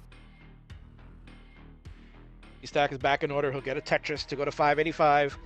SV at 650 on level 22. He's behind in the line count from Tetris time. As TT was up there burning a bit. So continue dig. There we go. Tetris for SV. Go to 683. Waiting on TT's internet to return. Should be back momentarily. And there it is. Still clean. And Tetris ready. And boom. Tetris for Tetris time. Yeah, SV not letting up one bit. Keep on Tetrising. That adjustment is just amazing to see. I think another thing about players who push themselves to survive, they have the reflexes to do adjustments as a result of that. So, when they're not surviving and hanging on for dear life, they can use those same moves to, when they're lower down on the board to do things that make their stacks more efficient. Oh man, Tetris time in a mess. Needs better pieces. Okay. Gets some of what he needs. LJ dependent. Wow, gets that over there. Tetris time's going to be able to dig this out. That was scary. Yeah, he's just careful that one single misdrop could cause catastrophe. He does get the right open momentarily, but then has to close it up immediately. He wants to dig back down before 29. Yeah. He's got just a little bit more than a level to do it. Yeah, he has This to. is no time to be hanging around up at the top of the board like that. Down to his gonna final have to- 7 lines to go, Chris. He needs to uncover this in a hurry. And he does. Tetris ready. And level 29 would love a long bar. Comes too late for the Tetris, but he's going to get back down to the bottom and safe. And SV, also 29, about to max out here. So SV with a huge lead now over Tetris time. 250,000 point lead. So Tetris time's going to have to catch up here. Got the center well, misdrops that, but can uncover it. He's gonna have to burn down that well. Not able to capitalize. Yeah, he did the right thing there, Chris. Like you can see, he knows he's trying to be aggressive because he's so far behind. But at the same token, you just got to try to stay alive. He cannot afford a top out here, otherwise it's game over. Again, no line cap, so they can go as long as they want. If he has to line it out till we get to the green colors, Chris, he may have to do that because SV is already at 1,019,000 points with a beautiful burn in the center. Yeah, SV's got all the momentum right now. Clean board, continuing to score here and there. And Tetris time is 300,000 points behind. He can catch up. Both players here fully capable, surviving post 29 speed.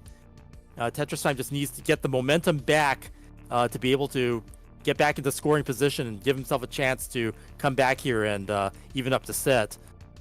But as we've seen, SV just not letting up at all. No, he's putting the foot on the gas. He wants to go and finish this now. He doesn't want to have to go through another game. Board a little messy for SV. Let's see how he can get out of this if he can. Otherwise, he's going to give TT a hell of a shot. Tetris for Tetris time there. Oh, SV's going to top out. So we are in a chase down situation. Tetris time needs 80. 1.8 to do it. Definitely within his grasp here with a clean board where he wants to be able to take this back and get on the board here. It's going to be such a huge confidence booster for TT if he can chase this down. Absolutely. This is exactly what Tetris Time needed to regain the momentum. Sometimes it takes a few games to get your stride. And, once Tetris Time gets that stride, and we saw it, in the regionals. Here he is, at home, with a sort of like the home field advantage. You're in your own environment. But sometimes it still takes some games to get acclimated and to get in the rhythm of things. And Tetris Time getting better and better as the day progresses. This is what Tetris Time needs to stay in it. Okay, slight misdrop there. Could be burned off. Ooh, that left side again. Okay, the left 5-tap, he hits it. That's what was plaguing him before. That's why he has 2 losses on the board now, is because it was partly due to not being able to get the 5-tap to the left, but he gets it there. Yeah, the score to chase TT is A73. He is 50,000 points away, Chris. A73 is what you need, TT, to keep this match going and take us to a game number 4.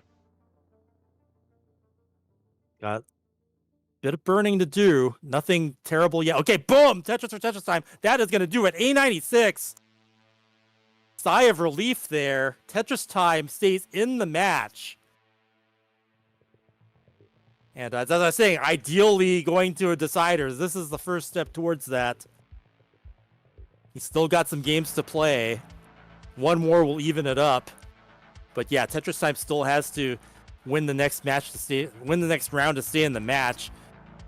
But yeah, SV still with a great game there. So how will this play out? We shall see. Indeed, we shall see. What a match. What a game. Yeah. Confidence booster. Confidence booster there for TT there, Chris. He needed that. Get him back in the rhythm. Make SV sweat a little bit. SV said in the chat, his pads are dying. So could be a factor now as we go into game 4. Sometimes it becomes a mental game, Chris, right? It does, absolutely. The momentum shift too. We see it so often in this sport where, I mean, how many reverse sweeps have you seen like in the last, there's almost always one now. It's crazy. And I'd be risked, Chris, if we don't acknowledge Chen in the chat, who's been glamoring over your commentary. Of course, this is the legend, Chris Tang, first time ever Lifetime Achievement Award winner and retro gaming legend. So clearly, you're gonna have the best comms on the planet, right? I hope I'm doing it justice because these players are really leaving it all out there. They are pushing each other to the limit, and hopefully, we can see a decider come out of this one.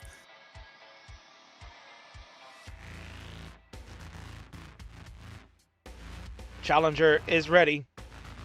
Waiting on the champ. He's taking a moment there, Chris, and I think certainly you need to, right? You got to rethink yourself, you got to recompose, knowing that you had it in your hands. He had a 200,000 point lead over Tetris Time going towards the 29, like towards the late end of the 19 play, and then just kind of it all fell apart on 29 speed, and that gave TT the ample time to chase it down.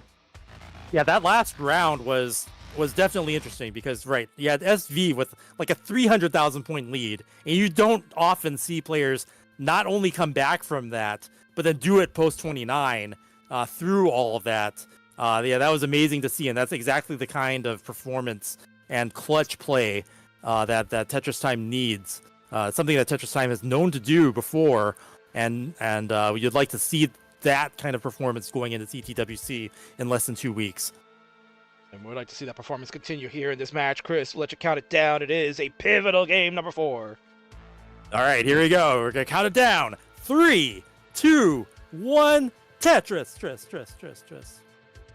Here we go. It is game 4. Tetris Time has brought one back. Gonna look to try to keep that momentum going. Wants to defy the odds again. Chris, he's always been that type of underdog player where people kind of be a top contender for the World Championship. He stunned the world in 2021 when he defeated Fractal not once but twice because they had to do the winners. That was the double elimination, so he had to beat Fractal twice, who came back after the first loss to face TT again, and then he defeated him in 2021. And then once the rolling really picked up in 2022, he was kind of, as you mentioned, just still one of the last remaining tappers, the table tappers, so to speak, that were hanging around. and he needed to reinvent himself. He was still playing at such a high level with that tapping, but he couldn't get past the round 1 matchups because he ended up facing Sidnev 1 year, and then last year he played Pixel Andy. Yeah, no, seeing last year's, it's sort of like Tetris Time's evolution begin. I mean, a table tapper who kicks their table out from under them to switch to rolling. Like, that was a sight to see in itself. But now, we're here a year later, and Tetris is all about the rolling. It was truly So we might not have even seen. a lot of people actually missed that, Chris. They missed the Tetris Time kicking the table there, and hopefully Tetris Time can get out of I this. miss it too. Kind of a mess for TT right now. Oh yeah, the early dig. But the early dig happened last round 2, and he was still able to survive it and win. So it's a.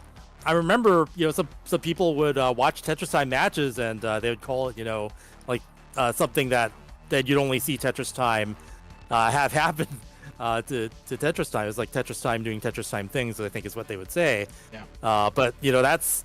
If that is part of the grind, if that's part of the skill set, then more power to Tetris Time being able to get out of it and still succeed. Patiently waiting for that bar that just didn't show up. He fixed the board up. It looked like he was gonna get that dirty Tetris, but no, there's no bar right now, Chris. Both players are suffering this drought. Yeah, no drought meter on our UI, but yeah, you could feel it. And Tetris Time is still waiting up at the top there. Oh my gosh, that left side gets the bar in time. Boom, Tetris for Tetris Time. Dirty and, in need of survival. That left side was looking really bad. If that bar didn't come when it did, that would have been light. Still not out of trouble yet. So tough this is, man. This can weigh on you so much. He is fighting tooth and nail. The perseverance of Tetris Time right now. He needs help. Oh, another bar. It's not coming, and Tetris Time's going to top out 157. SV takes the round and the match and retains the title. What a tough ending there, Chris. Man, what a terrible, terrible seed. But let's be honest for a second, Chris. Give kudos to SV because he managed the drought so well. That's His right. board was never really in any type of peril. He had a column, I think 8 or column 9 that was open the whole time, but he was taking the perfect burns to fix it. That's right. Yeah, it's SV's board management in those situations where you don't get a long bar. That and it's being up high and you're trying to keep efficient and not make any burns. And if you're able to do that and keep, the correct opening. To accommodate all different pieces. SV was a master of that in that situation, and that was the difference between these players, despite Tetris Time's valiant dig. It won't be the last that we hear from Tetris Time. He will be at the World Championships in 2 weeks from tonight. He will look to try to make it into Championship Sunday and certainly look to try to get a different result than this one tonight. He falls 3-1. The champion, SV, will say game 4 is no more. He has won the game and the match and officially stamped himself as the greatest friendlies champion of all time. He will have the longest reign in history. Congratulations. And the sportsmanship from Tetris Time, you love to see it. Looking forward to seeing both of them in less than a couple of weeks. And yeah, Tetris Time still live event momentum, like that's still there. Like it's different when you're there and there's pressure and you've got the lights and the cameras all around you. Being able to maintain a streak under those conditions, that's in itself, an achievement. And the thing here, Chris, is that he hasn't been playing any slouches to defend this title. He's been playing some of the best that are around today, like the newer group of players that we've seen at CTWC. He's defended the title against Cold Bucket twice. He has defeated Cobra. He's defeated Dan V. He defeated Huv. And now he adds Tetris Time to the resume of the list of people that have fallen for the belt and retains it once more. And I'm hoping that he brings it to CTWC so he can show it off to the world. That'll be great to see. And yeah, now it'll legit be in the packing list across the ocean. We'll get to see the belt in person, hopefully. Right. I'd love to get a picture with that. And if anyone of you out there, watching on Twitch or YouTube or our other platforms, come out to CTWC, maybe get to see the Friendlies belt yourself.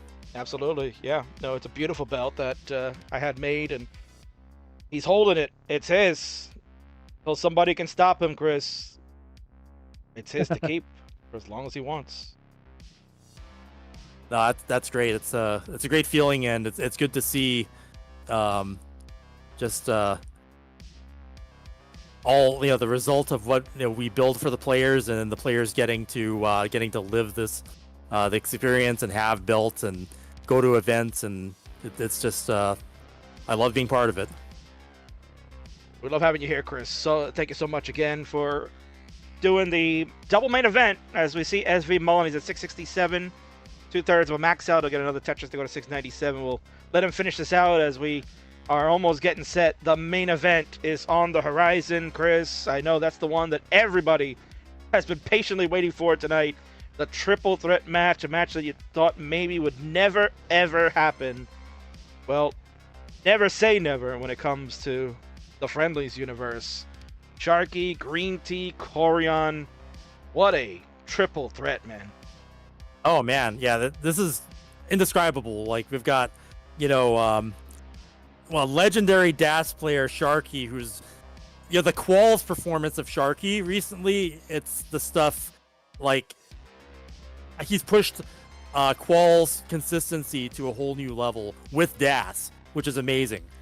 And then you've got Koryan, who's getting back on the classic Tetris horse, if you will, and a legend in his own right.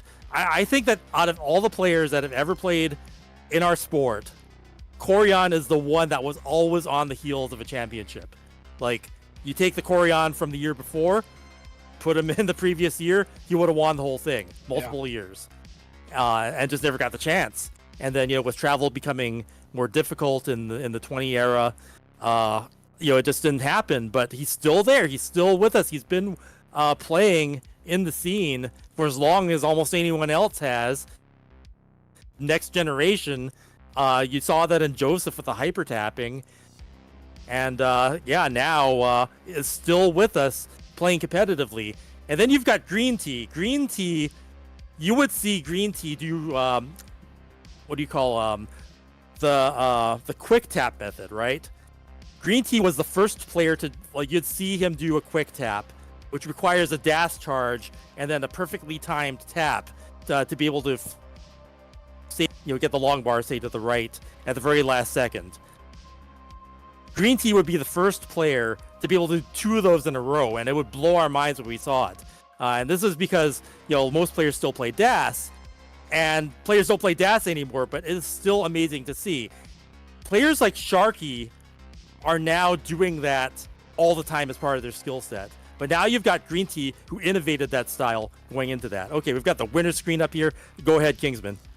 Yeah, no, definitely. That's all good stuff, Chris. We're going to talk about more at length when we get to that match. But yeah, let's honor the winner here. The still your Friendlies champion. It is SV. SV, you heard Chris tell you straight up, bring the belt. He wants to take a picture with you and the belt. So you got to do it now. Don't forget it. I'm gonna have to remind you before you leave. before you head off from London, you gotta bring that belt, brother. Do not forget it. Put it in the bag. Do not let TSA take it away from you. You gotta tell them that I'm the bloody champ and I have to bring it to CTWC. Simple as that. Oh my word. And intimidate all the other players. Yeah, I mean, why not, right? I mean, like, who we talked about it here, Chris. Like, who has a belt? Nobody. He has a physical belt that he can go around and say, I'm a Tetris champion, and I can show it to you. Like, you're not really seeing, like, Dog or Fractal bringing their trophies, but this is something more tangible that he can just wear around, so it's great. I think Andy might have a belt from last year's, that thing, the Mod Retro thing. I think they had a belt, didn't they? They did, yeah, but I think that's locked away somewhere that we'll never see again. Yeah, and there's the belt. There's the belt for you, Chris. There you go. There it is. It's right there. Awesome. See, that's a live, true gold belt that he owns. That's his. And he'll bring it to CTWC, you damn right. Take up Retro Chris. Awesome. Without question. Congratulations, my champion. You've done it again. The greatest of all time now. Champion and reigning record holder, longest reign, Friendly's history, SV.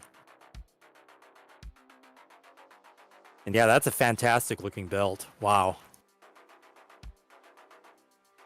Indeed, Chris. That was quite something to see there. Fantastic match, honestly. Even though, and unfortunately, TT coming up short in that last game, falling to the terrible RNG and just couldn't get out of it. He really did give SV quite a fight.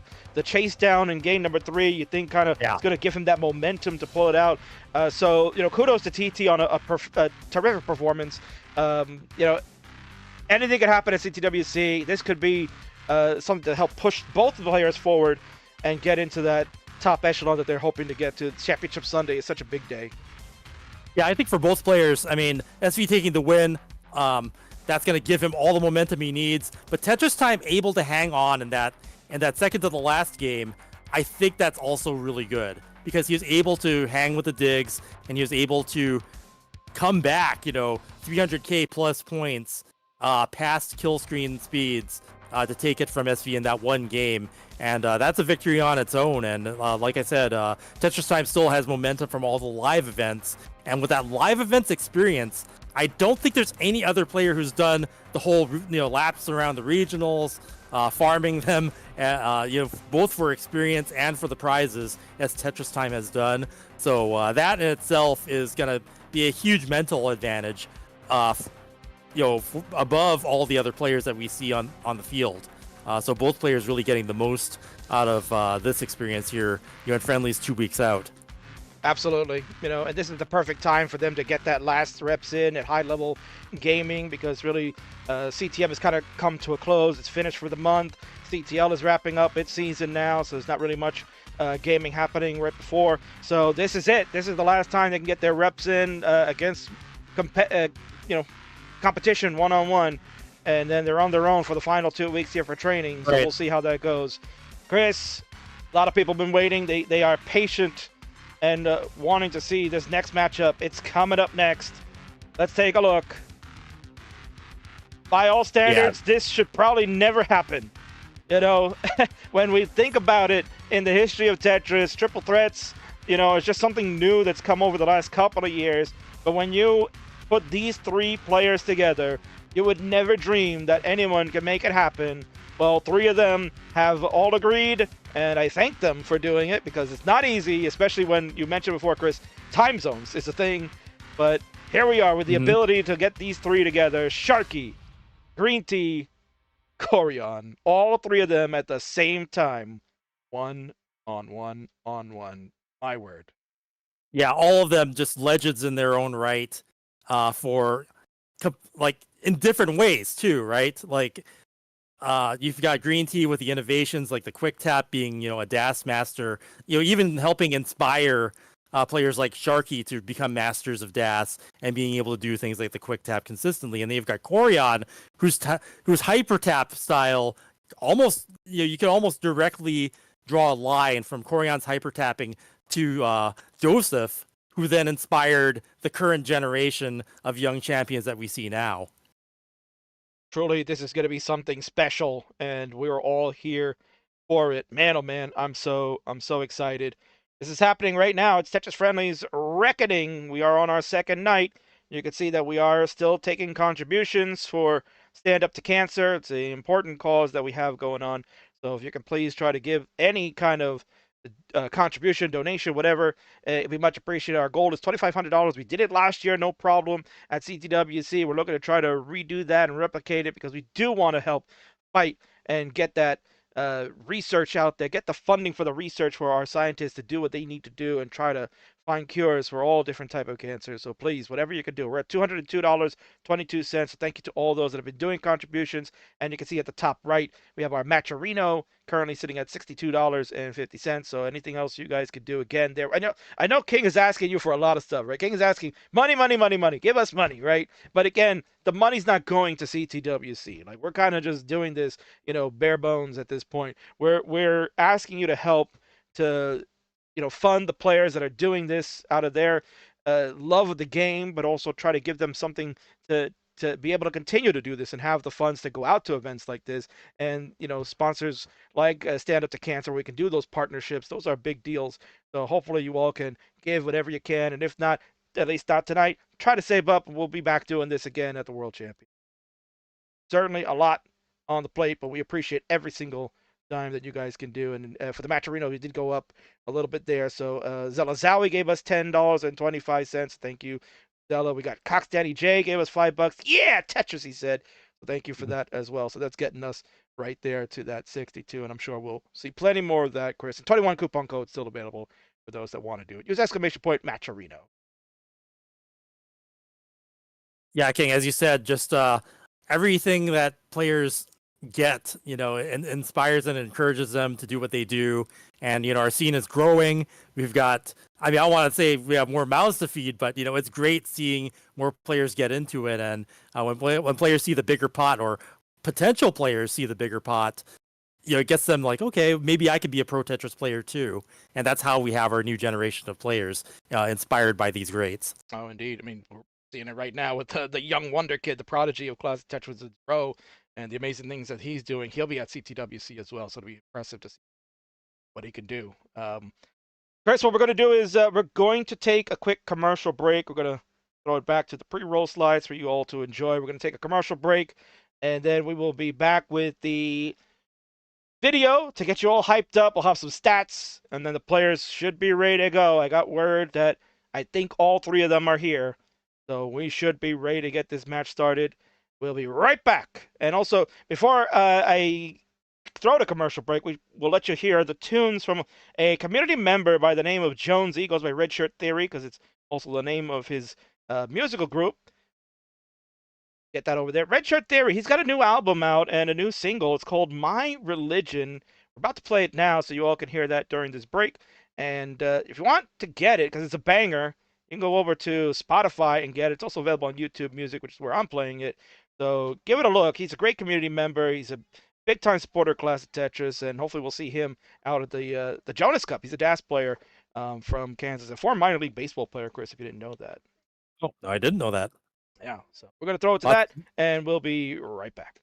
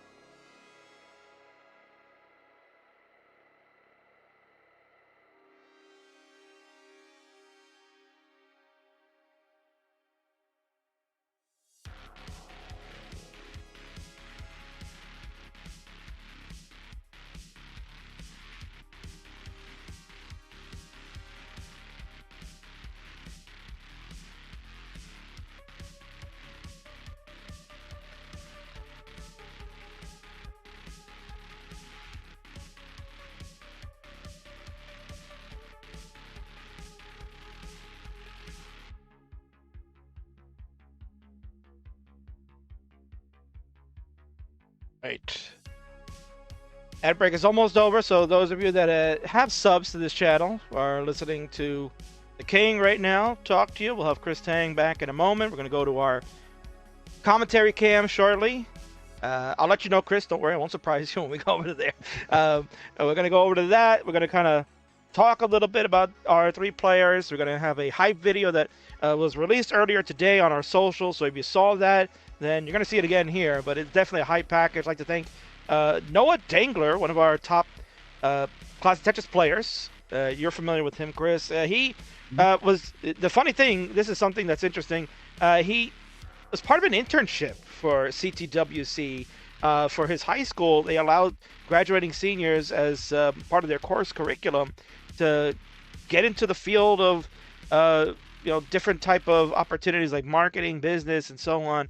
And he reached out to CTWC and said, I'd like to be an intern for you guys and help do stuff. And he's been helping over the last 6 weeks, helping us prepare for CTWC, being part of the promotional stuff that we've been doing on our socials and helping to kind of get the website built out for us. So it's been a great experience, and he was able to do this hype video package for me and get that done. So I want to give him a shout out. Great job by him tonight. That's awesome. And maybe we'll see him in top 8 again this year too as a Tetris player. Yeah, absolutely. I mean, he made top 4 last year. He Top lost 4, that's right. Yeah, he got swept by Dog in the semifinal. But yeah, I think in this year, Chris, with CTWC, I think if you can make it to top 8, that's an achievement of its own, because the level of play is just so good now. Yeah, I think, would that be 3 years in a row he made top 8? I think so, right? It would be, yeah. His first appearance was 2 years fourth ago. one, Yeah. Mm-hmm. Let's go on over and check ourselves out as we're going to get hyped up for the final match of the evening, Chris. Here we are. Thank you so much again for joining me. It's been a pleasure. An honor. And, I'm going to lower the cam a little bit because I don't know how I got raised up like that. But we're twinsies tonight. We're twinsies. We totally didn't call each other and say, hey, what are you wearing? Mine's got the Tang on it. Oh, yeah, you have the custom one. Oh, my I like word. the only custom one. Yeah. Yeah, like that. Mine has the name on the back. I can't turn around because I'm too fat, but you'll see it. I'll be wearing this at CTWC anyway. But Shout outs to Sharky. Yeah, he gave me like the only custom one with like my name on the front. So yeah, no, that's I thought awesome. that was like really cool. Oh my god, that's Yeah. awesome. So listen, Chris, we're about to head into this awesome match. We call it the ultimate triple threat because I don't think there's been any type of combination of these 3 type of players ever in the history of CTWC to go at it. I guess really, if you go back into history, you had in the very first one 8 players all playing against each other at the same time, but it doesn't have the feel of what we're about to see tonight. Yeah, especially with these players that are kind of like right in that sweet spot when we're going from one generation to the next. It was something you always wanted to see because they were, the top of their type in their respective, I guess, disciplines.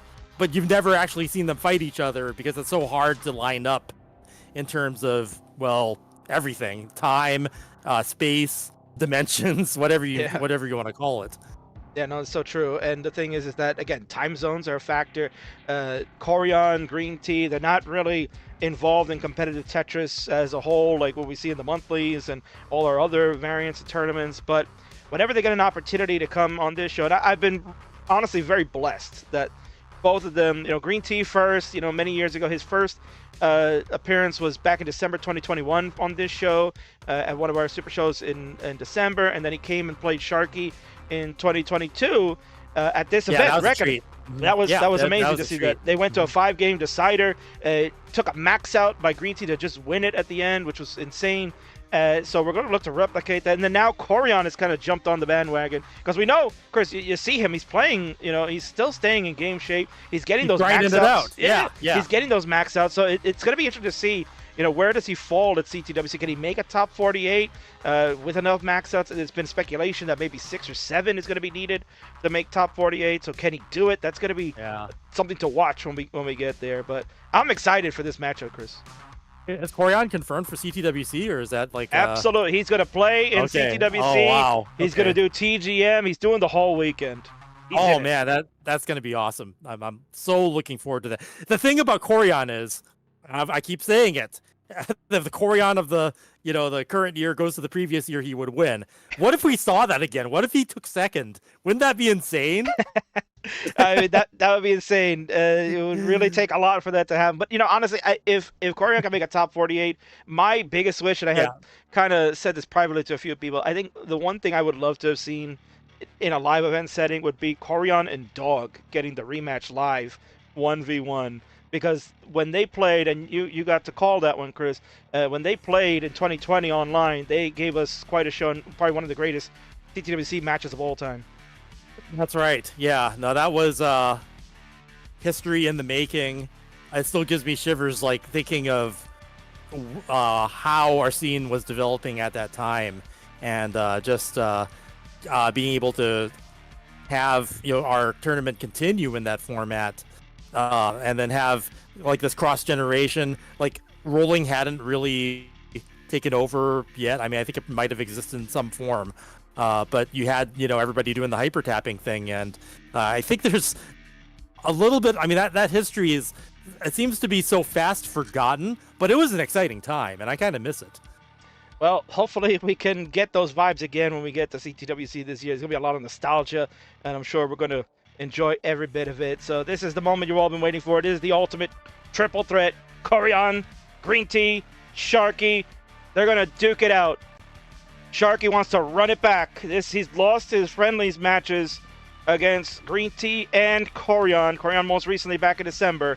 He wants to try to add to his legend status, Chris. He wants to be known as that legend killer where he's taking down all the greats. So he's going to try to do 2 in one shot. That's crazy to think, but he can do it. If anybody can, it's that young man right there. I saw him do it to Jeff last year, so indeed. Yeah. So now it's time for possibly more legends to fall, or for the legends to solidify their place even more going into this season. Indeed. And, yeah, the moment is here. We're going to throw it to the video. We'll be back with the facts, and let's do it, Chris. The match begins. We'll be right back.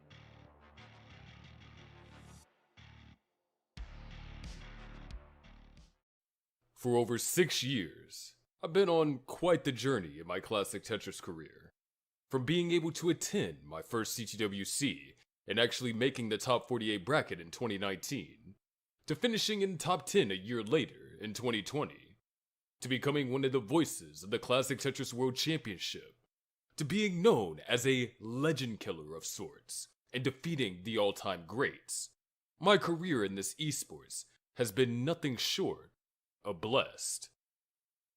But with all these achievements, I still have some unfinished business.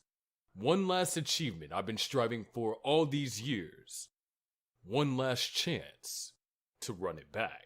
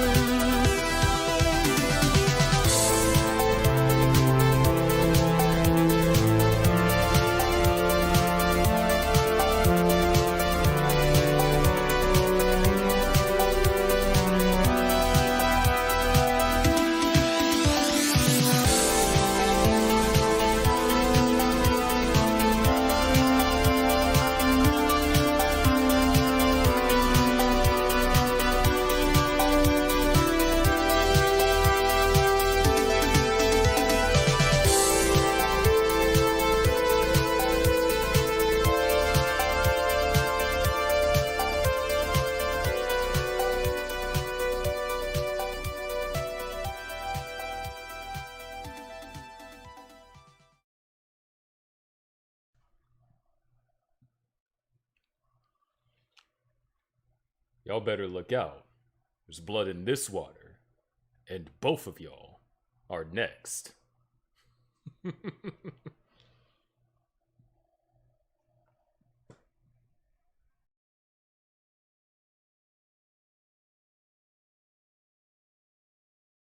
Wow, what a great video package. Again, thanks to Noah Dengler for putting that together. Did a phenomenal job on that. And really, when you look at that video, Chris, it's a lot of history that went into that. You could see, the journeys of each of them. Sharky kind of telling you his story of where he started out in 2019 when technically he wasn't even going to be there. He was going to wait till the following year to go. But thankfully his parents said, no, you should go. We'll help you get there. And his life changed forever, so to speak. And the last time we got to see Koryan and Greeentea live was at that year as well. And here we are now, 6 years later, Chris. We're going to get all three of them together again. It feels forever ago, but just seeing them again, it just brings back so many memories and so much excitement, and that the players, stick with it, and we're in this new generation of Tetris players now, but the legends are still here and creating new legends as they go, and I'm here for it. Without question. So here we are, Chris. Let's go over the facts before I get the copyright notice from Vandy later for usage of the CTM material there. It's fine. I'll call him later. Happy birthday to you, Van. We love you. Happy birthday, Van. Here we are, Chris. Let's get some facts going, right? It's simple as that. It's Sharky. He's got a 1.25 million PB score happening. He has 138 and 114 match record overall, so good on the plus side there, especially in the era that he's playing with all these top tappers in the middle stage of the 2020s, and then now with rolling involved. He's beaten rollers at CTWC, so it's quite an achievement for him. And his outstanding performance at the Jonas Cup this past year. He's also the DAS Qual World record holder. He had 6 max outs, which happened at Jonas Cup, and that was in 90 minutes too, Chris. Like, we think about people trying to break that within a 2-hour span. He did it with 30 minutes short. Wow. Yeah, and just back to back the DAS qualifying that he's been doing. I mean, his consistency has been getting better and better, and he's just taken it to a whole new level. And now we're going to look at that man in the middle who helped take the game to a new level back in 2018 when he first appeared. It's Greeentea. You love him. No one ever says a bad thing about him. He's got a 1.133 million PB score. His match record is 28 and 10. Obviously very selective on where he plays. But, Chris, he's undefeated in friendlies. He's 4-0 lifetime on this show. He's never been beaten. And he's going to try to do it again and continue the undefeated streak. His notable achievement is making CTWC top 4 in 2018 with that iconic match between him and Jonas, which really was one to go back and watch any day of the week. And then you have Koryan, the veteran, the oldest of the group, but certainly the strongest as well. He has a 1.3 million score. Just got that back in December right before he played Sharky. So he put the fear in him a little bit. 104 wins to 27 losses. I mean, Chris, that's unheard of. Yeah, that's because, he was basically the innovator back in the day when playing Tetris online through Twitch and restreaming was new. And he was dominant in that era. That's why you see that kind of record. That's why he has that kind of experience. He's been playing Tetris online probably, like in the professional level longer than anyone else has. Absolutely. And part of those 104 wins came at the hand of the monthly Tetris. I'd be remiss if we don't say that. 11-time CTM Masters champion. Many thought, Chris, that would never be eclipsed. Well, spoiler alert, Van is here. It's okay, we'll spoil it because they did it live not too long ago. He is now tied in the all-time record for that. Dog just got matched up. 11 wins for Dog this past month. So he is tied now with Koryan, and obviously he's going to aim to try to break the record after CTWC, so that will be impressive. And yes, CTWC finals, the very first international finalist, as I mistakenly made many years ago. But yes, the first ever international from Japan to get the second prize at the World Championship back in 2019. Yeah, and he actually does have a gold T trophy because there was a year where we had a Grandmaster side event, and he won that. So he actually has a nice collection of CTWC trophies that all interlock with each other, even if he doesn't have the first place title. Indeed. And so, Chris, this is a triple threat match, as we see all three players on the screen there. So we got to kind of go over the rules real quick to explain for people that have never seen how this works. It's very simple. Triple threat rules work as follows. All three players play simultaneously to get the highest score. Whichever player finishes with that highest score in each round will receive 2 points overall. So we are working on a point system. The runner-up will receive 1 point, and our last place finisher, who finishes in third, will receive no points, and we'll repeat that process until the first player to receive 7 points overall will be crowned the winner. So at minimum, Chris, we're going to play 4 games, which is great. It's a great treat to see. At the max, we could see 7 games, and it has happened many times before, and I'm hoping it happens tonight, but we could have a moment where we have a 3-way tie where it's 6-6-6, and they go to a sudden death match. And there is a possibility as well, it's not on this slide, but in the event that 2 players do tie with 7 points, because that also is capable of happening depending on the outcomes, then those 2 players will play a sudden death match to determine the overall winner. That's exciting. I love this rule set, and yeah, just the variety and the fun involved. Getting the players to play, a minimum 4 games, and yeah, I can't wait to see how this plays out. Especially, I guess, with these 3 players, blast from the past, present, and future. And there they are. Greeentea is live. I think we gotta get a cam adjusted. I can't figure out how to fix the cam on this scene. Ty, you didn't help me. I don't know how to do it. But we got Koryan and we got Sharky. They're in their right positions for the cam. Thank you very much for doing that. So Greeentea, if you're able to fix the camera, that would be wonderful and delightful. Otherwise, we'll see him hiding behind the the transparency there. Everybody wants to see the Greeentea smile. There he is. There he is. Beautiful. That's perfect. Oh, yes. Greeentea. Thank you so much. That is beautiful. So yeah, when CTWC was just starting to get popular, our format showed, the player front and center. And I really think, seeing, Greentea's expressions lent a lot to how viral our esport became. And I think that also, expressed, that, like you said, how viral it could be. But that's what we want to see. You want to see the reaction of players. That's how you get invested as a viewer to finding who your favorites are going to be and who you want to root for. So without that, if you're just posting, these silly GIFs, memeing people around, or just having no picture and just stats on your screen, that doesn't really build character for players there. It's really more so having this ability to show who you are and the reactions. That's what people fall in love. Absolutely, yeah. That's something that I noticed early on when we finally had players and the game screen on at the same time, that we had an edge over other esports, and that you really felt a connection to the players more. And I really feel like that era when Greeentea and Koryan and Jonas were always up there, that's how we became so viral to begin with. And then a little bit later with Jeff.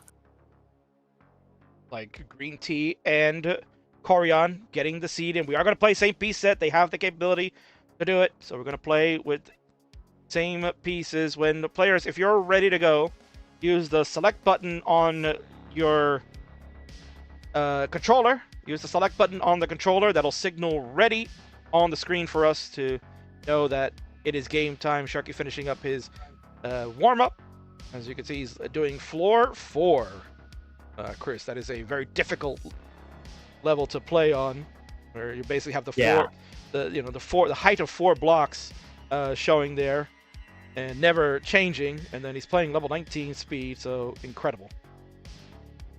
Yeah, I could tell that he's trying to get those quick taps in, giving him Sharky more maneuverability than almost any other player. But here we have one of the innovators of that maneuver, Greeentea, one of the first players we saw do back-to-back quick taps for survival in competition here in this matchup too. And then Koryan, the hyper tapping innovator here, the one that inspired Joseph, who ushered in a new generation. All three of these players here, historic and legendary. We go, Chris. We've got two readies on the left and the center. We're waiting on Sharky to give his ready to go. This is so exciting, man. In my wildest dreams, Chris, I never thought I'd have this happen, but it's going to happen. Okay, they are ready, and we're going to count this down. This epic triple threat match. 3, 2, 1, Tetris. Tris. Chris, you're jumping the gun here a little bit. I don't think Sharky's ready yet. Okay. I thought it's already. I'm sorry. He's almost ready. He's almost ready. He's typing some stuff. He's letting Greeentea and Koryan know. That's okay, Chris. You're warming yourself up. Like, honestly, Chris, I can't blame you because this is so hype. This is so hype. Yeah, no, that's exciting. It is very exciting. Don't worry, Greeentea. Don't worry. You can use the same seat. It's fine. We're gonna play on that. It's okay. No need to change. You're fine. Koryan waiting. Sharky with a smile on his face. He knows this is big. We're fine.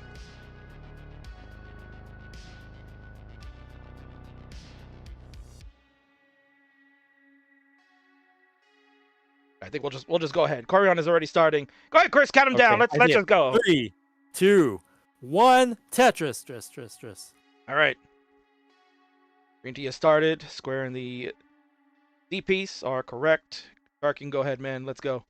We'll just get started. Koryan's already off and running. They've been warming up quite a while. So here it is, Chris. It's finally time. The ultimate triple threat has commenced. I'm excited. It's all right. Yeah. They're in different time zones. It's all good. They'll sync up. I guess Koryan restarted. That's fine.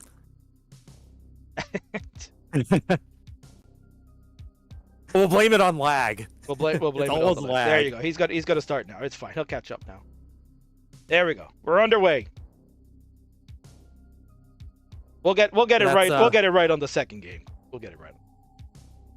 Have we ever had 2 Japan and 1 US in a three-way before? I don't think so, right? Like this is kind of like uncharted territory. Yeah, not that I've recalled that I would have hosted, and I'm sure my counterpart, the Bird Wizard, same thing. I don't think he's ever had that happen. But I mean, certainly we've had a number of internationals, whether it's been from Australia or other Asian countries on that side of the world. Yeah, we definitely have, but maybe not 2 Japanese players. Yeah, it's kind of rare to get that play. This is kind of. I was just like, this just like I'm excited about it because it's something I've never seen before. So yeah, let's go.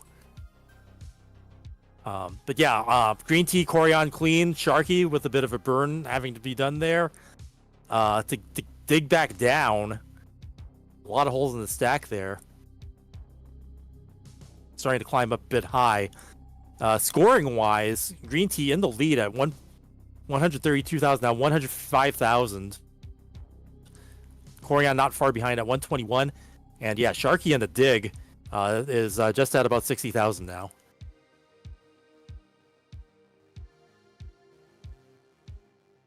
Poopy old hag in the chat asking if I try to contact SQR to be involved in a triple threat match. No, I did not. Because technically SQR is listed as retired. But yeah, maybe that could be something down the road. Let's see how Greeentea and Koryan feel about that. You know, it's always something different. People feel like, this is fun. They want to do it again. Then certainly we're open to having matches like that. And that's why I like to see, having Greeentea and Koryan come back like this. It is going to inspire, players who may have played in the past, like SQR, to play again. I didn't know SQR was retired, but yeah, this is exactly the kind of thing that could bring it back. Yeah, he said in a tweet a few years ago that he was going to retire from playing competitive Tetris because obviously rolling had become prevalent and not going to be able to keep up in that regard. He wasn't going to go learning that play style, so he's like, I think I'm going to call it a career. But I mean, does anybody really retire from Classic Tetris, Chris? I mean, we kind of see players just continue to play the game. Yeah, that's we still see Jeff in it. I think we saw Josh Tolles even in just the other day. That's crazy. I love seeing that. And now that we have DAS tournaments, SQR can always come back and play those. I mean, why not?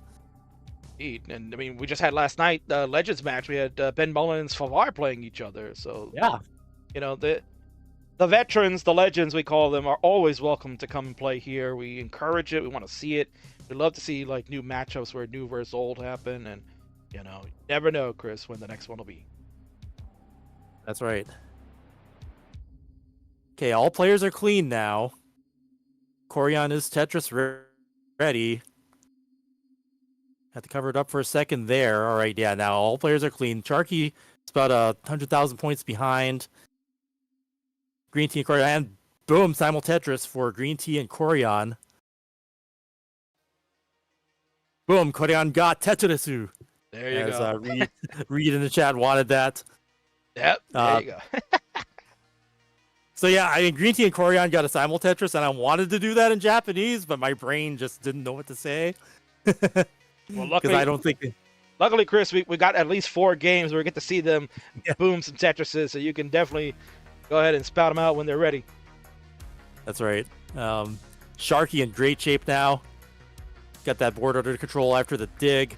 354k. He's only a little bit behind Koryan now. He's at 397, and Greeentea in the lead, maintaining it at 447.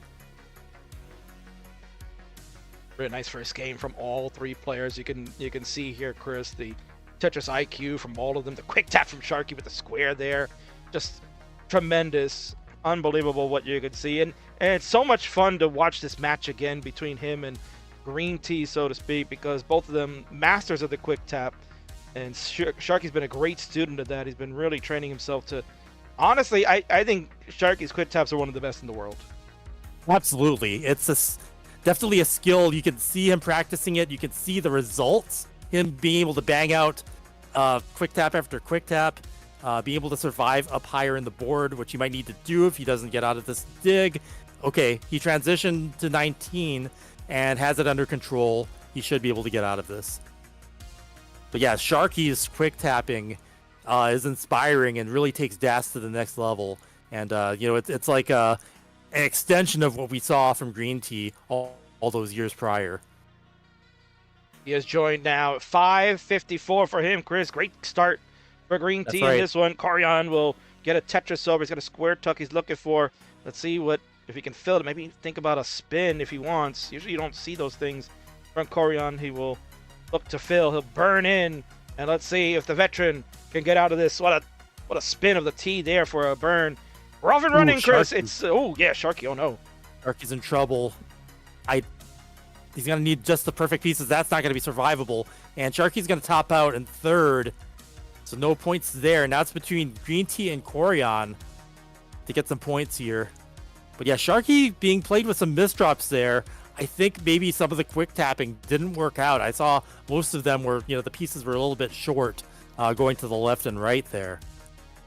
Yeah, Sharky probably just trying to get a little loose there, trying to get some warm-ups in, just as he just got home, maybe like 20 minutes ago. So certainly, didn't get the same warm-up time as Koryan and Greeentea. They had like about an hour's time to warm up. And that's why it's paying off right now. 629 to 636, Chris. We got a tight one between the Japanese players. Let's go. I can't remember what Koryan said the Japanese term was for neck and neck, but we are neck and neck. 93 now for Koryan, 661 for Greeentea. He's laughing. He's having a ball there, Chris. He's having a great time. That's right. There's that Greeentea smile. Infectious, and everybody loves it. It's set up with... call them 8 Tetris there for Greeentea. And yeah, they are so evenly matched now. You love to see it. 750 to 750, neck and neck. Job by Koryan to adjust. He had a misdrop of an L piece, but then he snuck a square in the square position. Got a nice square hole that he fit, and it fixed the board really neatly. Yeah, this is really clean. And look at the score, Chris. Oh my God, it's so tight. 817 to 816. Even though Greeentea is a level ahead, the thing is that both Koryan and Greeentea not really going to get far in 29. I know Greeentea has gotten to level 30 with Das, and Koryan certainly can maybe get a few extra lines on 29, but his tapping is not going to really get past that any further. So 29 will be really our finale. Yeah, I mean, Koryan is one of the best tappers, but yeah, we have not seen him survive and score on 30 like we did for, you know, Joseph and some of the other tappers that could do it. 899 now for Greeentea, 869 now for Koryan. They are on level now. Greentea's on level 28. Gets a Tetris to go to 936. Yeah. Time's running out. Players are gonna have to get their last Tetrises in there, and we're not seeing a center well form here. So Greeentea is going to be limited to getting that last Tetris on the right when it hits level 30 or level 29. He just needs another long bar, and that's going to be it. And then Koryan isn't in position. Okay, so Greeentea A07 max out. Great performance there. Koryan's still got a couple lines to give. He wants to probably get the Tetris here. And Run out of time. Yeah, he didn't get it in time. He has to tap one to the right. Oh, he misses it. But that wouldn't have been enough anyway. Greeentea takes that one with authority at A07. So Greeentea with the 2 points. Wow. Koryan with 1. And what a max! What a way to start game number 1, Chris. We got a max out on the board. Greeentea, the Das player, gets it over the tapper. Koryan, unfortunately, struggling there towards the end, not able to get what he needed to get out of the dig, and that is the difference. So, wow, my word. Yeah, Greeentea with a dominant opening round. And one thing I haven't talked about yet tonight is, you know, maybe people look at Greentea's record and say, like, well, that's not a lot of matches. But what people might not realize is the reason why Greeentea isn't active as a competitor is because he's a professional designer. He is the one that helped implement Classic Score Attack into Tetris Effect Connected because he works for Enhance. And that, he might not have the experience in competition, but he has probably played Classic Tetris unseen by all of us for so many hours that we can't even possibly comprehend. Be a point where it's like, yeah, what did you do for today? Oh, I was playing Tetris at work all day, so maybe I'll just play a little more Tetris when I get home, right? It's just so much involved. It's crazy to think. Yeah, who knows, like, what secret knowledge Greeentea holds that's just, you know, unseen to us because, you know, he's, you know, professionally working at a game company implementing Classic Tetris into a new format. That in itself, that contribution to our scene and to the community is priceless. The players, make sure you increment your seed. We are BD now. Will be the first 2 characters of the seed. BD 32 2D. We increment the first 2. We have readies from Greeentea and the Shark. We're waiting on a ready from Koryan. So again, BD 32 2D should be the seed for players.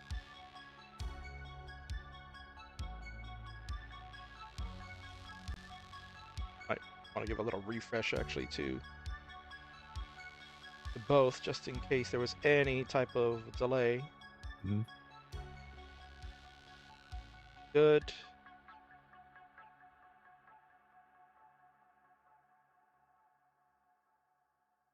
Koryan is good. He's ready to go, and then I'll give a refresh to Shark during the countdown. Go ahead, Chris. Let's go. We've got game number 2. All right, 3, 2, 1. Tetris. Tris.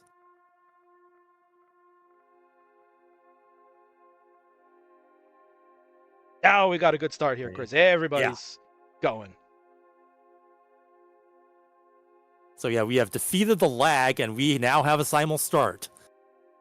And all players clean, looking for that first Tetris. Give us a point for that, right, Chris? Yeah. And all the players had to cover up their wells, you know, pretty much at the same time. That was interesting. What a fantastic game number 1 that was. So again, traditionally, if we're playing a 1v1 match, Greeentea would be up 1-0 on Koryan. So when we add Sharky into the mix, so that adds an extra point for Greeentea to get 2. Koryan will get 1, and Sharky is the one that gets none. We'll continue this process throughout the rest of the way until someone gets to 7 first, Chris. So right now, Greeentea off to a good start. Yeah, excellent start for Greeentea, and especially since we don't see, out of all of these players, we see Greeentea the least in competition. So, having that kind of performance out the gate, it's just impressive and inspiring. Okay, Koryan playing dangerously high now.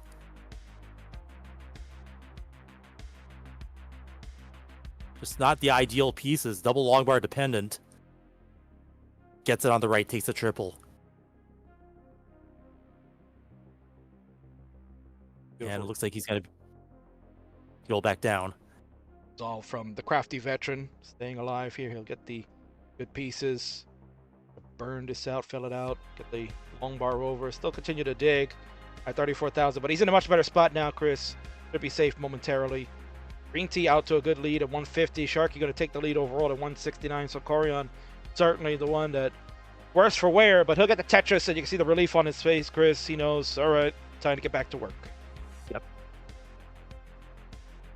Koryan definitely able to dig out at high on the board because of the hyper tapping. So yeah, there is a style difference here.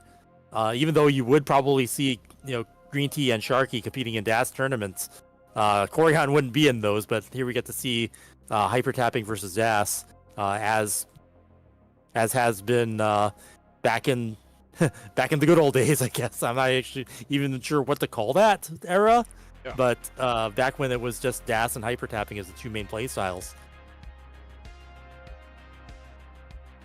And we were treated back in December when we got to see Sharky and Sharky and Koryan playing each other. It was Koryan's first time playing the Friendlies event, and certainly was giving Shark quite the match. Maxed out on Sharky, I think not once but twice maybe, and Sharky was able to take one back. So that was what made it very interesting. They had a very strong game number 4 as well that was coming down to the wire that saw Koryan get that max out to win it. And then again, similar stakes there when we saw about 3 years ago Greeentea and Sharky going at it, and that came down to the wire in a Game 5 decider. And actually, the thing that maybe people don't remember here, Chris, is that in game number 4, Greeentea got into a big jam high at the top, and it looked like he was going to early top out, but his DAS control, like you can see right now, was just so stellar, and he stayed poised. He never at all looked like he was in danger to himself or having to worry about losing control. He was always on top, and he got out of the dig. And the great thing I love always remembering that is that Sharky was the first one to be pumping his fist and congratulating Greeentea on staying alive because he didn't want to win the match that way. Yeah, just the sportsmanship and recognizing what your opponent had to do. That's why, Classic Tetris, our competitive esport, I guess we have a feel that no other does, because you can see that, when a player sees another player, what they go through and what they do to survive, nothing but respect. A lot of fans watching all over the world. Here we got Twitch going on right now. Everybody's very happy on YouTube. We got Ruben, Enrique Schmidt. Man, I love seeing Koryan and Greeentea again. We all do, absolutely. Obaki loves the good down stack that we just saw from Koryan. Absolutely. It's been so good. And now Sharky in the lead, 441,000, off to an amazing start here. You can see him vibing. He's got the rhythm. He's got the flow now. You can tell that he is ready to go and push this game to the limit. Koryan not too far behind, 411, and Greeentea at 395. Love that picture for Greeentea. It looked like he was trying to figure out, like, am I putting this piece in the right spot? I'm not sure. Just again, like you said, Chris, it's so much fun to just watch it. You could just sit there and not even pay attention to the Tetris. You're just watching him because you're so enthused. Exactly, yeah. Like right now, just like having the contrast in the three players, their demeanor right now, it's entertainment on its own. And you wonder, maybe you might not be looking at the boards and wondering what's going through their head. Even though they're trying to win a match here. Boom, Tetris for Sharky, 557, increasing the lead now. Koryan has just transitioned to 19. Greeentea also. So yeah, Sharky with a pace lead here in addition to score. And what's interesting to look at, Chris, is that remember Koryan had a terrible start. He only had 35,000 points through 35 lines. He had no Tetrises. Greeentea had 150,000 points at the time that Koryan gotten out of that, and now Koryan is the one that has the lead. So showing you the efficiency Koryan had throughout that the rest of the gameplay.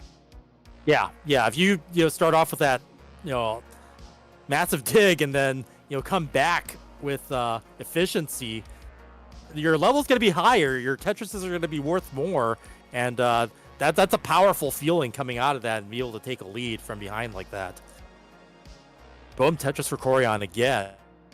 550. Greeentea just right behind at 544, and Sharky maintaining the lead at 620. Still vibing, still banging down those Tetrises.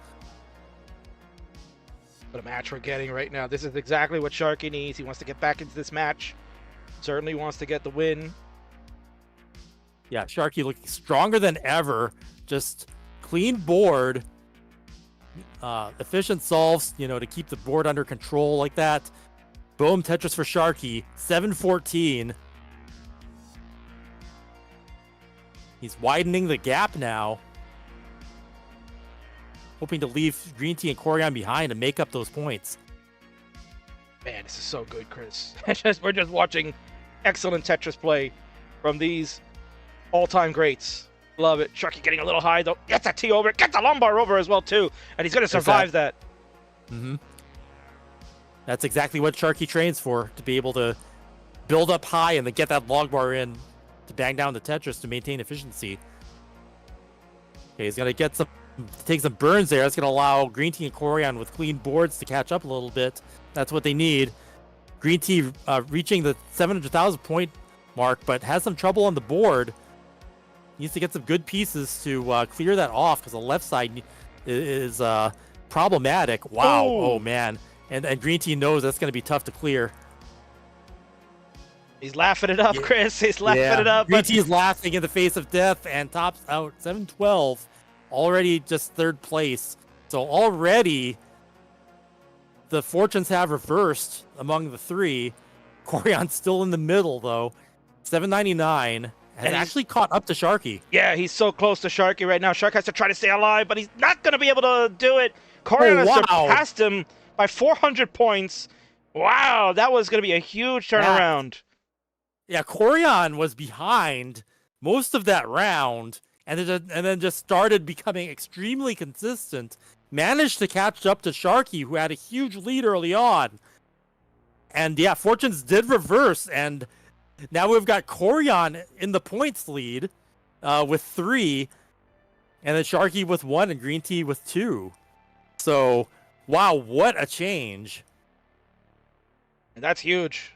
That's huge, Chris, because Sharky could have maintained and kept that lead.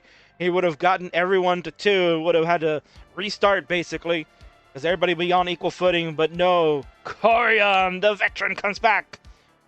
He comes back with a vengeance, another 900 game for him. He will pick up the 2 points, and that'll take him now to 3 overall. Sharky gets on the board. He'll get his first points, and he will go to 1, while Greeentea will receive none. GG's all around. Yeah, GG's. That was an amazing and a very interesting game, and seeing Sharky play that strong, with such a clean board, you could tell that he's got the momentum back. And even though the points, tell the story of, 1 point, he almost got the win there. If you just stayed alive against Koryan, but Koryan had to come back from that. That was actually a much closer match than it looked. Without question. Players, let's increment our seed once again. We will go to CE now. CE 32 2D. So obviously our last 4 characters will remain the same throughout. It's the first 2 we always change. So it'll be now CE. The next one will play. Everybody almost ready. We're waiting on the Shark. He's getting those tunes in. You can see that right now. He's got the headphones on. You see his phone in hand, Chris. He's getting his next jam up because he knows he's got to turn on the Jets. He's got to get a big win here. Ideally, in Sharky's favor, he would want Greeentea to surpass Koryan for this next one so they can all be leveled again. And then it's anybody's ball game. Yeah, that is the interesting thing, is that depending how your other two opponents play it out, like you don't want the one who has a points lead to come in first again, because then you know the match may end, or the entire matchup will end prematurely if someone who always has points gets more points. And they're all ready to go to get some more points, so let's go ahead and count them down. Chris, it's game number 3. Let's do it. 3, 2, 1, Tetris, Tris.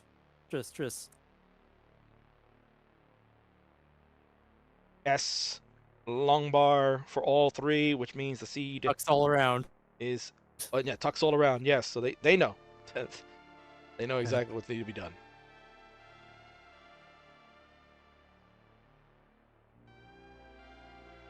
Of course, here we are. We're watching some really good game. You're kind of getting a preview of what these players could do in quals when we get there in 2 weeks.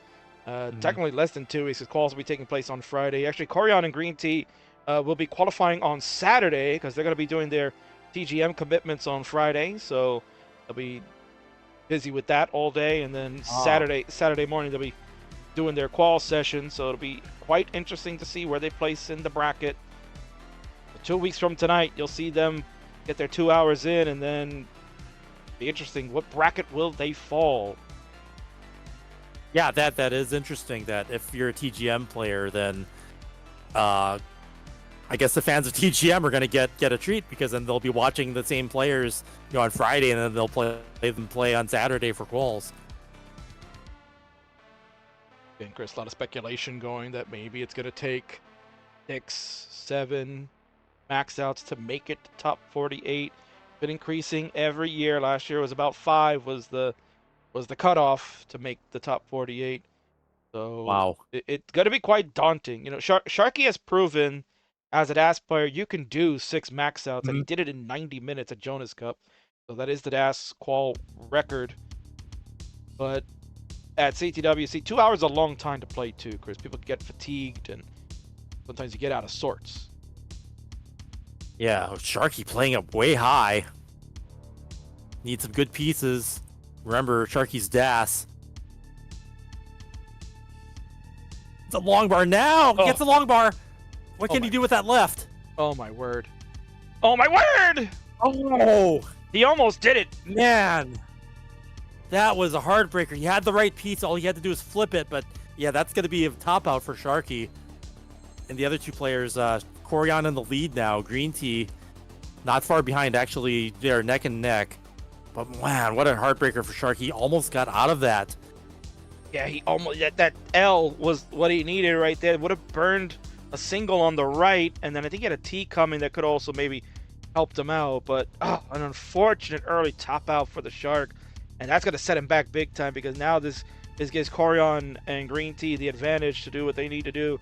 Your Koryan, it's one step closer to finishing the match, because if Koryan can win this over Greeentea, that'll put him at 5, and then technically he'll be on match point. Yeah, he'll be within striking distance of winning at the 7-point mark. So yeah, Koryan is getting close to getting the victory here.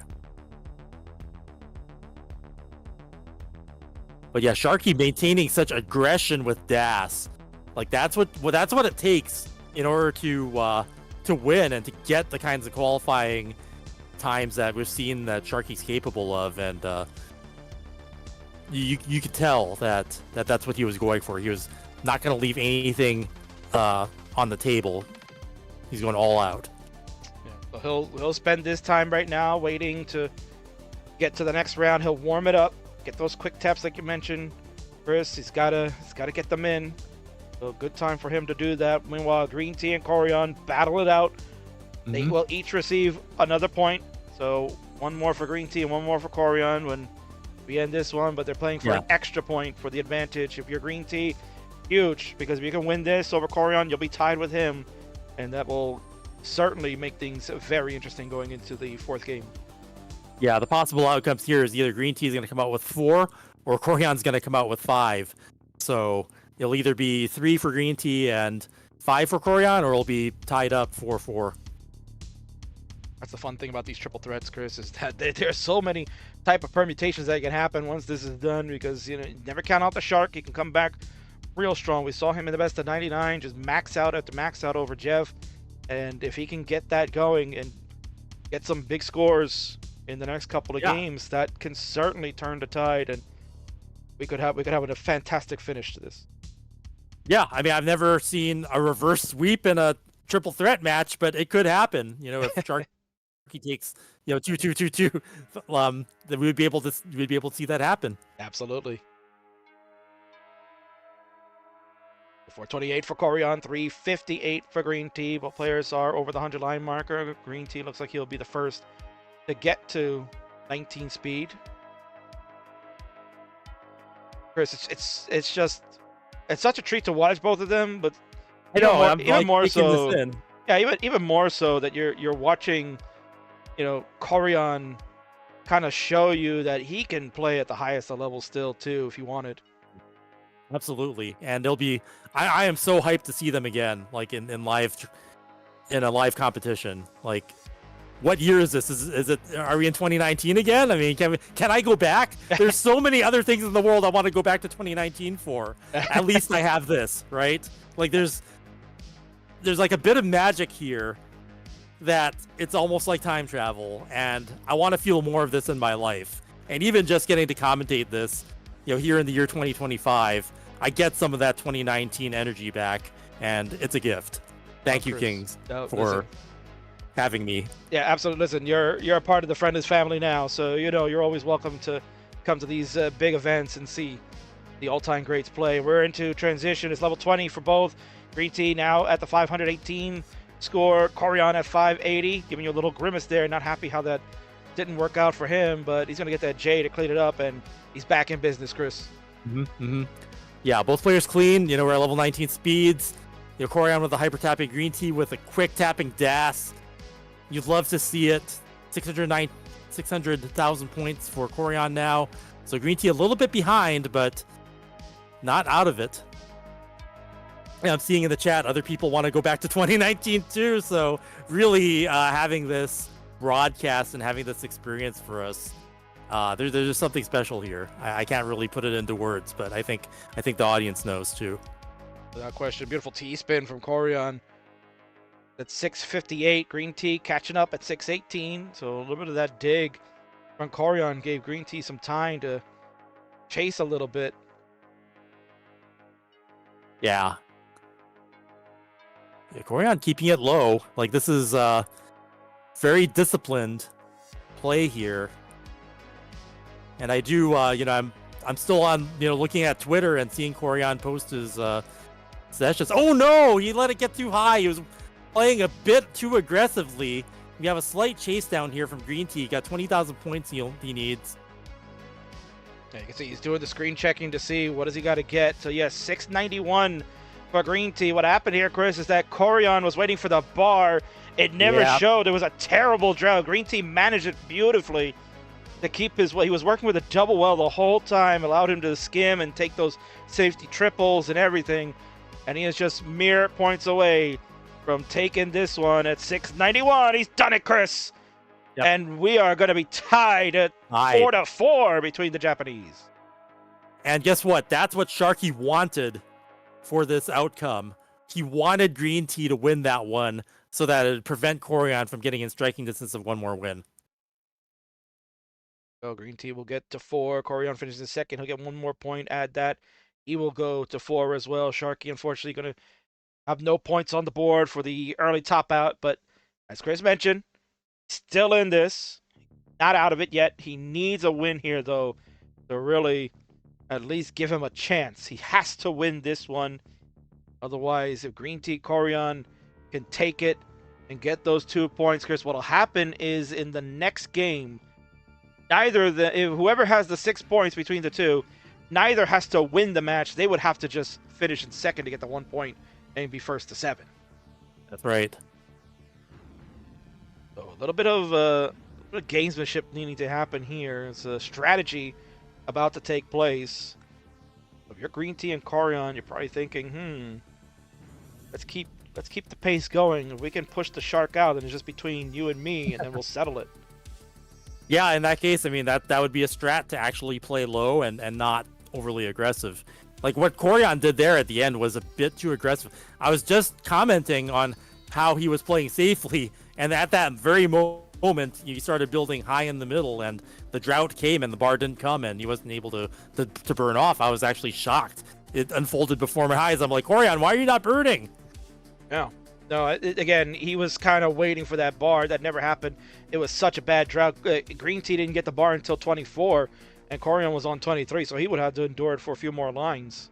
Yeah, you gotta burn in that case. Even if you're playing aggressively, you still gotta stay alive. He and Koryan are ready to go. You see the Shark is doing some maintenance on the controller, maybe thinking that's the reason why the quick taps are not working for him. He's having trouble. So we'll give Shark a moment here. Very intense game that's been going. A very intense match overall.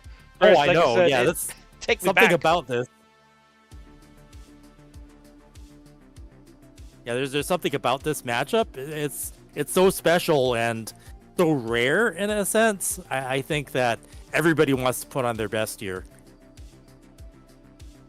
This isn't gonna happen, often ever in history, especially with the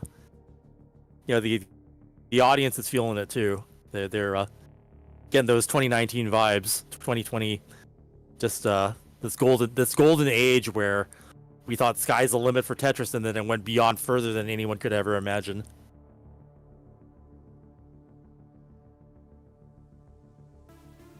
On the left side of their boards, that's where the points are for people wondering how this is working out. It is the first to 7 points. So again, rules are winner of the game will get 2 points, second place will get 1 point, and third place will receive no points. So that's where we're at right now. Greeentea and Koryan have been trading wins back and forth. Sharky's been able to finish the second one time and kind of left on the outskirts the last 2 times. So we're getting set for game number 4, Chris. We're at least guaranteed 2 more. This one and one after that. And then we'll see what happens.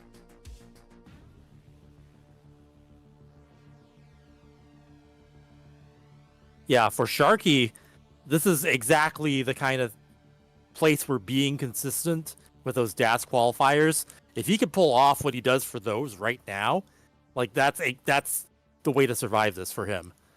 So let's see Sharky pull it off here if he can.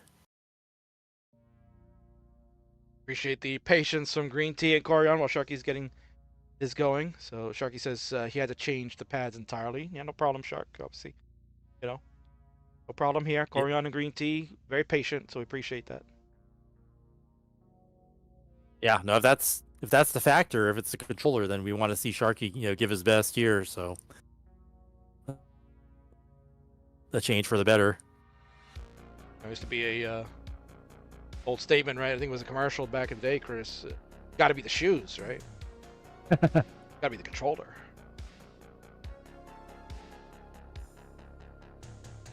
It's definitely important to have equipment that you feel comfortable with and you're able to perform your best with. And sometimes even just changing can give you a mental confidence to play your best too. So whatever it takes. All right, here we go. Looks like the Shark is ready. Let me just double check. Yes, we have readies across the board. Right. Let's do it. RxNJ lets me know Here some you people go. know Count that down. reference. Count them down, Chris. Yes. 3, 2, 1. Tetris. Tetris. I was watching Waku Waku and they were actually doing that. They were doing the echo in Japanese. And I was just like, oh my gosh, they're doing the echo in Japanese. It shows you how influential you are over there, Chris. It really. I wish I could have done English commentary for it, but we didn't have a stream that year. Or Bidwell was there. Yeah. No, we didn't have a remote stream. We had a real stream with Bidwell, which is better. Right. So that was like awesome to see.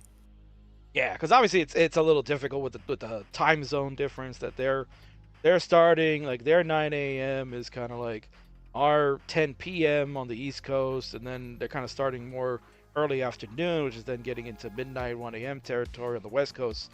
like 10 p.m. So and then they're going for several hours, right? It's not like it's like something like this where we're going for a couple here, but Yeah. But I'm so glad. Yeah, I'm glad that Bidwell would have been out there. And obviously, if one of us didn't go, we would have found a way to make that happen. Yeah, no, it was great having international representation. Having Bidwell on site was like, I was just like, well, if I'm not going to commentate it, that's even better. I get to watch it and enjoy it as a viewer. And I even got to see, some of the Japanese commentary streams and things like that, and appreciated that because, they, like you said, that was no higher honor than to see them, kind of bring out the culture that we engage in here over into Japan. Absolutely. And meanwhile, Old Hag's letting us know that it's getting close to noon over there. It's 11 a.m., so it's about 11:19 in Japan at the moment. It's 10:19 p.m. here on the East Coast of the United States, where the king resides. About 7 and Yeah, change for you, 7:20. Chris. Yeah. Yep, 7:20 here on the West Coast, USA. So we're in the primetime hours for you, Chris. Something like that, and I'm in Arizona, so it's like the sun here doesn't even it sets even later than it does in California sometimes. So yeah, it's nice. And what's nice to see is that Sharky is Yeah. looks like that little fix of the controller there is starting to make a difference. He's at 212, off to a good start. Koryan at 144, Greeentea at 143, so they are within striking distance of each other, but a ways away from the Shark. Yeah, Sharky pulling into the lead early on. It's exactly where he wants to be here, taking some games back. You could see a situation, if he does the triple threat reverse sweep, he could still take it all. So Sharky wanting to get that momentum with this first game is in position to do that at 281,000 points. 100,000 points over the competition between Greeentea and Koryan. 11-time CTM Masters champion is Koryan. And he thought it would never be eclipsed, but recently new events have shown that there is one that has now tied him, and it's no shock that it's one of the greatest of all time here, Chris. Dog getting his 11th CTM. Spoiler alert for those YouTubers out there. If you're on Twitch, you already knew that happened because you're loyal fans, but on YouTube, you wait for those bots to come out. So sorry, you got a spoiler alert. Mandy, you can send your cease and desist later to me. But live event sports, Chris, right? There's no spoilers for live event sports. Yeah, well, unless there's lag, but well, that's true. Yeah, depending on how you watch your stream. I think you mentioned that YouTube lags a little bit more than Twitch, so yeah. Sometimes I'm tuned into both, and I'll have one spoil the other or something. Yeah, no, it's crazy the lag on those, but it is what it is. There's definitely audiences that prefer one over the other, so it's fine. I've become more preferable to Twitch just because the delay is a little much on the YouTube. Mm-hmm. And take a quick look here, Chris. Interesting stat. We did a prediction poll for this match to see who was going to come out and be on top for the win, and the overwhelming favorite, well, maybe not overwhelming, but certainly the one with the most votes, Sharky, 42% of the pollsters picked him to win, and Greeentea was second at 37. That means Koryan finishing with 21% of the vote, which is kind of shocking, Chris, if you think about that. Yeah, I can see how that would be, because Sharky has shown such consistent DAS performance in quals, Sharky being so dominant in live events. And the thing about Greeentea is that people haven't seen Greeentea compete as much as the others, but that mystery, even I fear it. Like, how hard has Greeentea been grinding as a professional game developer? No one knows. But then Koryan's kind of been out of it for a while. We haven't really seen him back in doing streaming until very recently. So I could see why that would play out in people's minds, where Sharky is the most visible and showing such dominance, coming out on top in the polls. And then Greeentea with the mystery, and then Koryan is still in it, but not until recently. There we Oh, we got a transition on Greentea side. 4-11 for him. Sharky coming back very strong.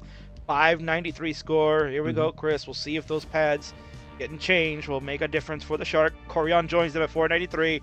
It's level 19. The Shark needs this one to stay in the match.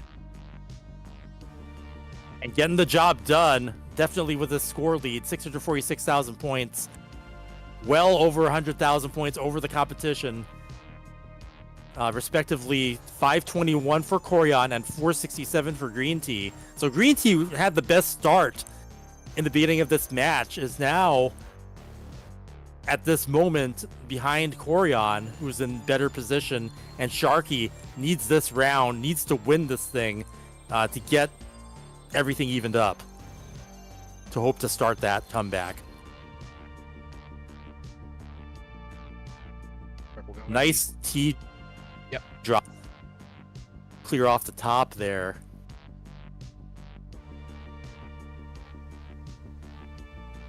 Koryan starting to catch up, is now about 70,000 points behind. We saw in the past, Koryan could be behind, but then increasing in efficiency later on make up the difference.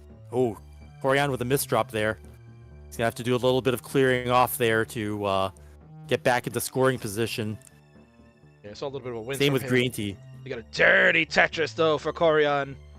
Wow. 696. He'll get another Tetris to go to 726. Now he's starting to catch up on the Shark. Only about 50,000 points behind. Greeentea way behind at over 170,000 points to Koryan and over 200,000 points to Sharky. My word. Yeah, that's going to be hard to make up the difference. Koryan's still in good shape though. Is starting to close the gap. We saw it as small as 50,000 points earlier. Yeah, Sharky seems to have gotten back. No. And you see Koryan's Consistency. face. Yeah. Oh, and Greeentea Oh, too. Greeentea is going to top out there. We'll get no points this round. Then there goes Koryan, and Sharky's going to take that one. Wow. How quickly the tide can turn there, Chris, is exactly what Sharky needed. He needed them to fall. Koryan at 767 will have more than the Greeentea at 565. A tough game for Greeentea. Just did not really get anything going on the 18, and then 19 was a little bit of a struggle as well. Koryan will get 1 point, but the Shark at 963, Chris, he's looking to try to maybe get that max out. Kind of difficult now with his board. That would be great, yeah, for the the mental. No, I mean, doing the best he can with what he's given. Still getting that line clear. The left side's going to be a problem while he lead to a top out, but almost a max out there for Sharky. This is what Sharky wanted and needed. Getting on the board, the complete momentum shift here. Greeentea now with no points in that round. Koryan staying kind of in the middle again, and now Sharky on top, getting 2 points that round. Absolutely. So Chris said there, 2 points for the Shark. Go to 3 now overall. Koryan will add 1 more. As he finishes in second, he'll go to 5. Greeentea on the outs there, get nothing. He'll sit at 4, which means now Koryan is in the driver's seat.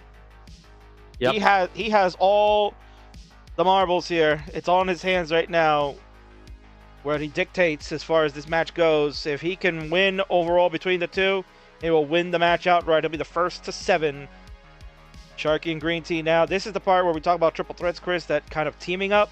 This is where Sharky and Greeentea kind of have to work together to deny points from Koryan, leave him stuck at 5, and maybe share some points among each other. I think Sharky just needs to get the win here, like, in order to keep himself in contention, because it'll bring Sharky to 5, which is what he really needs to get in striking distance before either Greeentea or Koryan also get in. But yeah, I mean, they could conspire a little bit. I mean, if you play safe, wait for one to top out, and then decide whether or not you want to throttle your aggression to take first or second. That's also possible. Although with a lag and being able to make that decision in real time, I guess we'll see if anyone is able to commandeer that. Okay. Here we go. E032 2D. Players are incrementing correctly, so putting it in there for those of you interested to know what they're playing. If you want to play at home, you can always do that if you have the proper tools to do so. So if there's any confusion about the scoring here, so if you come in first with the highest score, you get 2 points. Second place score will get 1 point, and the last place player will get 0 points. Correct. Just to clarify that for those in the chat. Absolutely. Yeah, because this is a bit of a new concept maybe for the general audience that doesn't usually watch too often throughout all our platforms. So, again, good job, Chris. Reiterate that. And good job here. Let's go ahead and count them down. We got game number 5 about to start. Okay, can you see it? 3, 2, 1. Tetris. Tris. English this time. LJ to start for all 3 players. Seed is entered correctly. We have ourselves a very important game number 5. The match could end here, Chris, with a win for Koryan. Greeentea and Sharky going to look to deny some points and keep it going as long as they can. Yeah, the thing I'm surprised is we haven't seen kill screen yet. So maybe the players might want to survive long enough in order to make that choice, you know, whether or not you can throttle your aggression at the end or not, because we haven't seen that yet. Of course, Vicious Rhubarb is here. Says, I missed the rules, because he's probably out with his lovely lady. Was not tuning in. That's pox on you, sir. I'm going to have to talk to you about that. But yes, correct. There is a possibility that we could have a 2 place tie. You know, so let's say if Koryan gets one point. Well, actually, if let's say Sharky gets the 1 point, Greeentea gets 2, and then Koryan gets another point, and Sharky gets 2, then we could have a 6-6-6 across the board. It's a couple of different permutations there, but yeah, we could have a 2-way tie as well, and then it's sudden death between those 2 players to finish it out. So Is 666 hell in a cell? should start calling it. Yeah. I think at the graphic I use for the war games, because we have like a cell, well, kind of like a cage. I put over in like the overlay for that, so I may have to just bring that in and just cover our players here in the cage.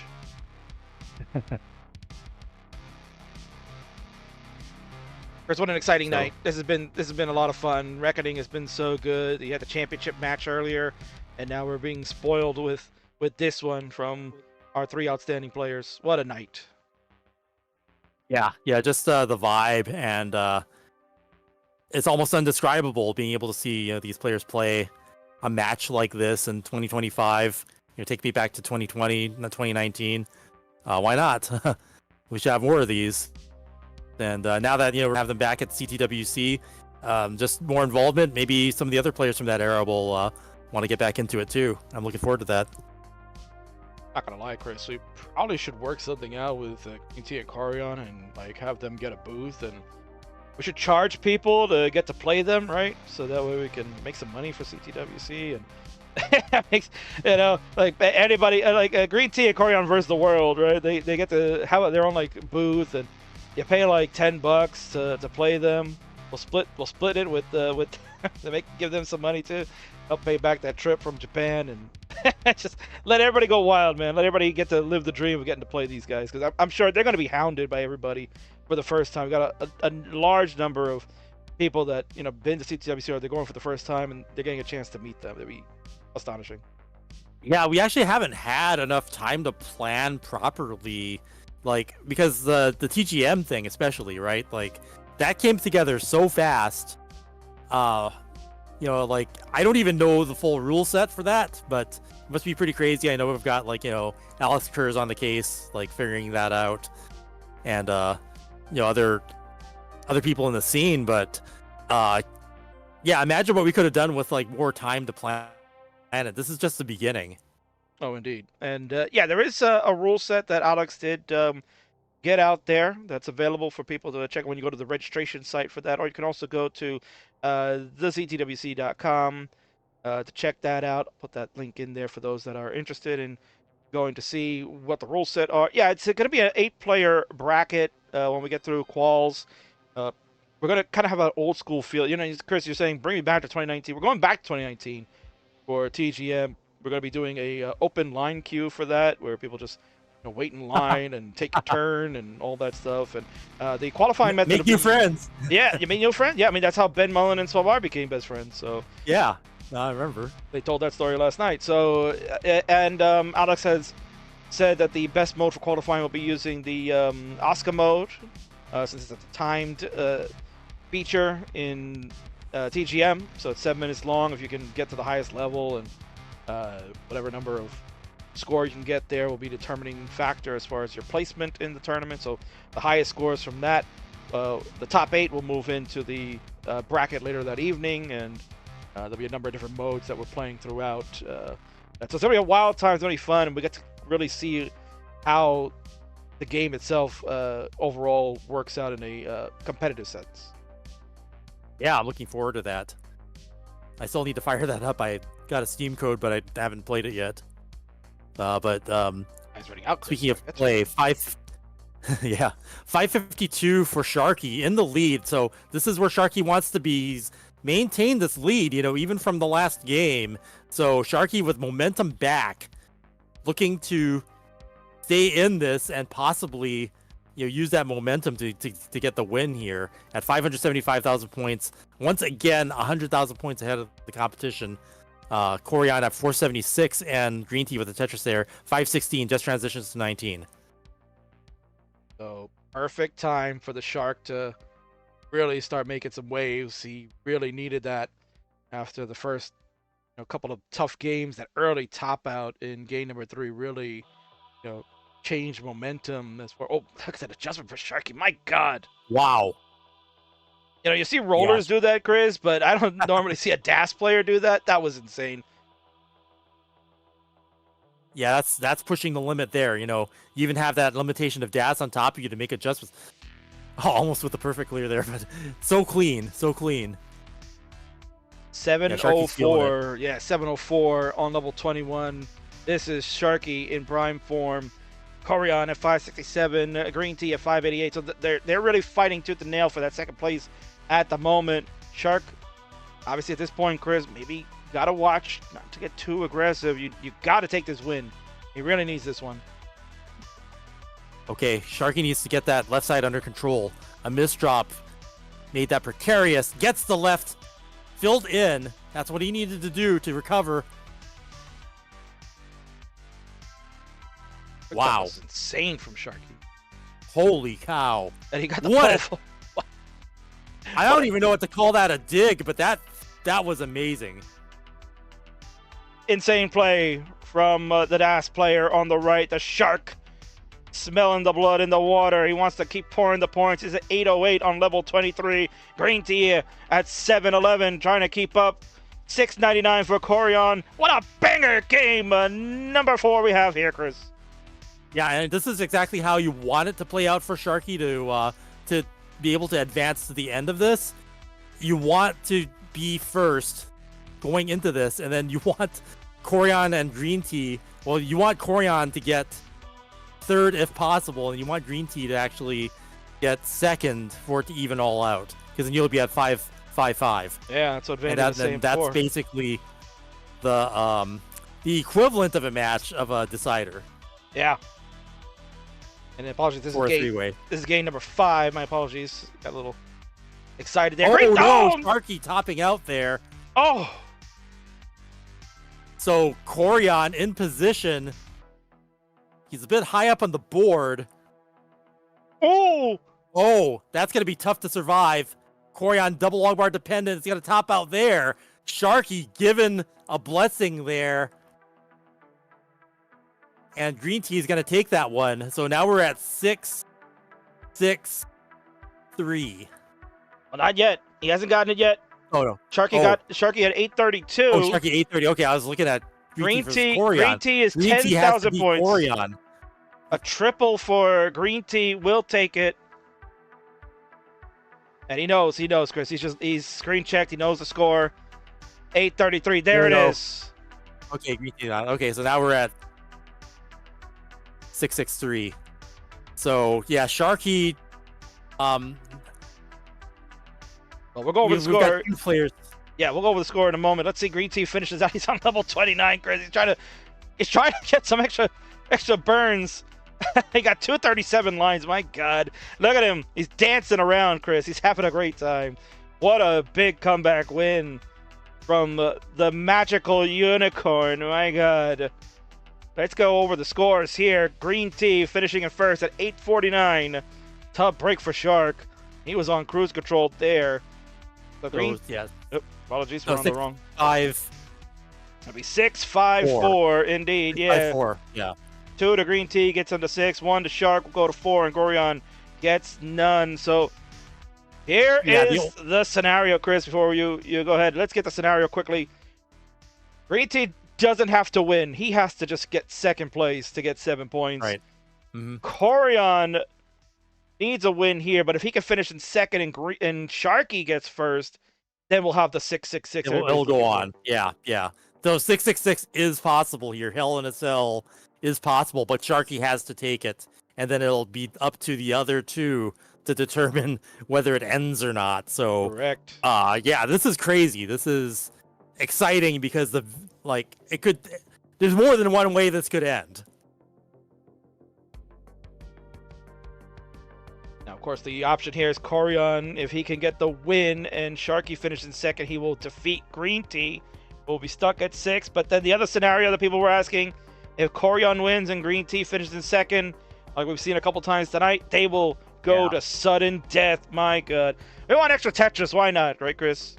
Yeah, I mean, there's like 3 possible ways this one match could end, and that just boggles my mind. It's so exciting. That's why we love triple threat matches here, Chris. And, not for nothing, this is the WrestleMania of our program for Tetris Friendlies that we do week in and week out. This is your John Cena versus The Rock versus Stone Cold Steve Austin. That's what's happening right now. Yeah, that just like the best era in wrestling, and representing one of the most exciting eras in our history, in kind. So really just seeing these legends of the game continue on, and it's great to we're in the year 2025, and if I told myself in 2019 that these guys would still be at it, I mean, I would just say that's the future I want. Well, Henry B in the Twitch chat just says, is this a rerun for 2019? Oh my God. It's new content, but the throwback is appreciated, and just the vibe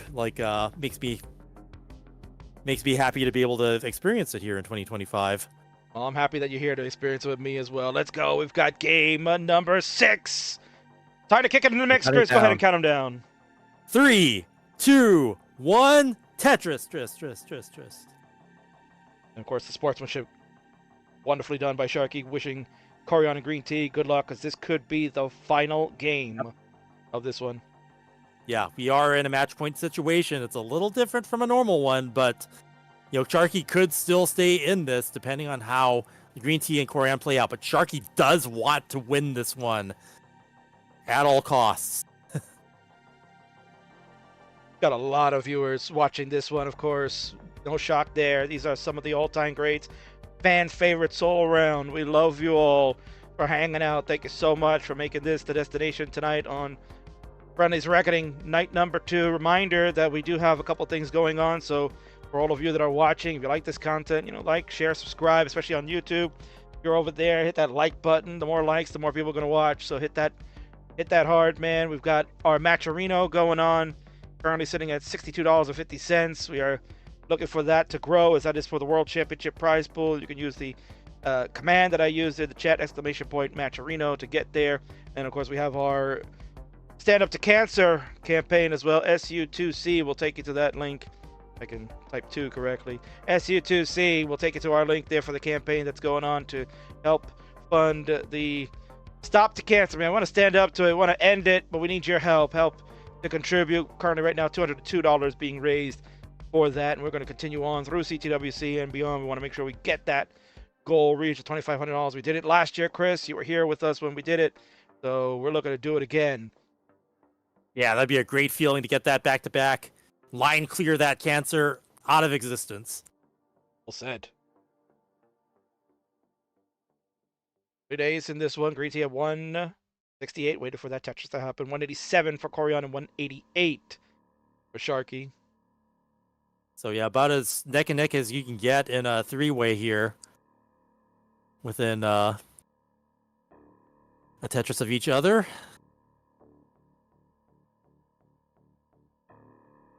But yeah, it's amazing that it could either end here or we could get that decider, which is like a 666, depending on how this plays out. It has happened many times in triple threats for friendlies. We have seen many triple sixes occur. Also seen the double sevens happen, which is certainly a possibility right now in this situation. But if you're watching this right now all over the world, you want to see one more game. This is currently game number 6 overall. Potential for 7 on the horizon, with winner take all opportunity at stake. My God, Chris. You know, when I booked this match, I was just hoping to at least just see 4 good games from them. But never in my wildest dreams were we gonna get a situation like that. Crazy. Yeah, no, every player has played a great game, and you love to see it because they're all capable of performing their best here. And going into CTWC, everybody wants to at least get that one good game on the board, and we've had that so far, and it can only get better. Go Tetris for Sharky, 316. Koryan at 353 and Greeentea at 334. So still a close game here. Work with some good tucks to amend that center that he had a little issue with. He's at 340, 398, and 359. So again, close game overall. Gotta watch that board from Shark. Yeah, he's setting up a bunch of tucks. Looking a little bit messy. Let's see if he can clear this out. Kind of looked like he was talking to himself a little bit, just saying, "What are you doing?" Lombars here are going to help him tremendously. Yeah, that was fortunate piece drop there. Getting just what he needed to clear that out. Oh. Yeah, they're intentional. Is that an adjustment? Yeah. Setting up for the T. Yeah, he likes doing that adjustment there. Oh, the Z spin. As you can see, he's not happy because he probably could have moved that T a little bit over to the left to give him that Tetris to bring that board down. But there's everybody like Greentea's clean, but yeah, Koryan and Sharky having to do some burning here. Is Sharky gonna play one off the bottom? Yeah, it looks like that, and he can afford to do that for a little while. These bars. He was trying. Interesting. He was trying not to set that because usually you get that feeling, Chris, right? You just don't want to create the dependency for yourself with those bars coming, but they just kept flowing, and that's why he's like, "Come on, man! What are you doing?"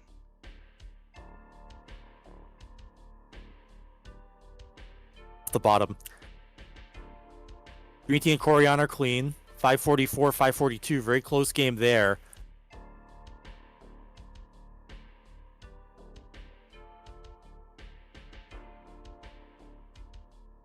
Did we lose Classic Tetris on Twitch? Shouldn't have. We should be still live. Chat said they got to refresh. Okay. Okay. Koryan and Greeentea still neck and neck. Sharky trailing behind, has a bit of burning to do. Transitions to 19. Sharky taking the triple there. Probably wants to burn back down at this point. Greeentea now transitioned, and Koryan will with the next line clear. Here we go. 19 play. This is for perhaps the game, Chris. This is where it comes down to the nitty-gritty. Who will be victorious? Koryan having some trouble here at the top. Yeah, that's a bit of a dig there. And he was getting spammed with those S's. That's like the piece he didn't need. He needed a Z.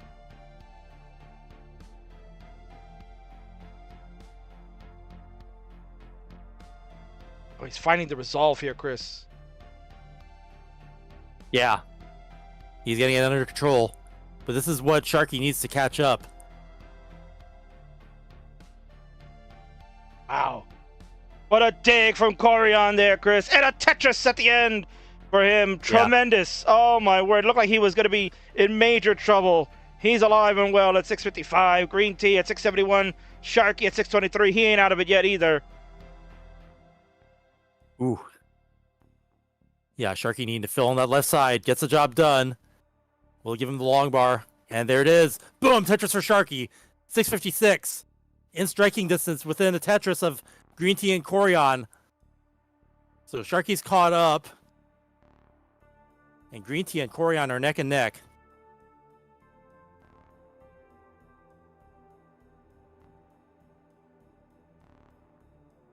Yeah, this is a very close game.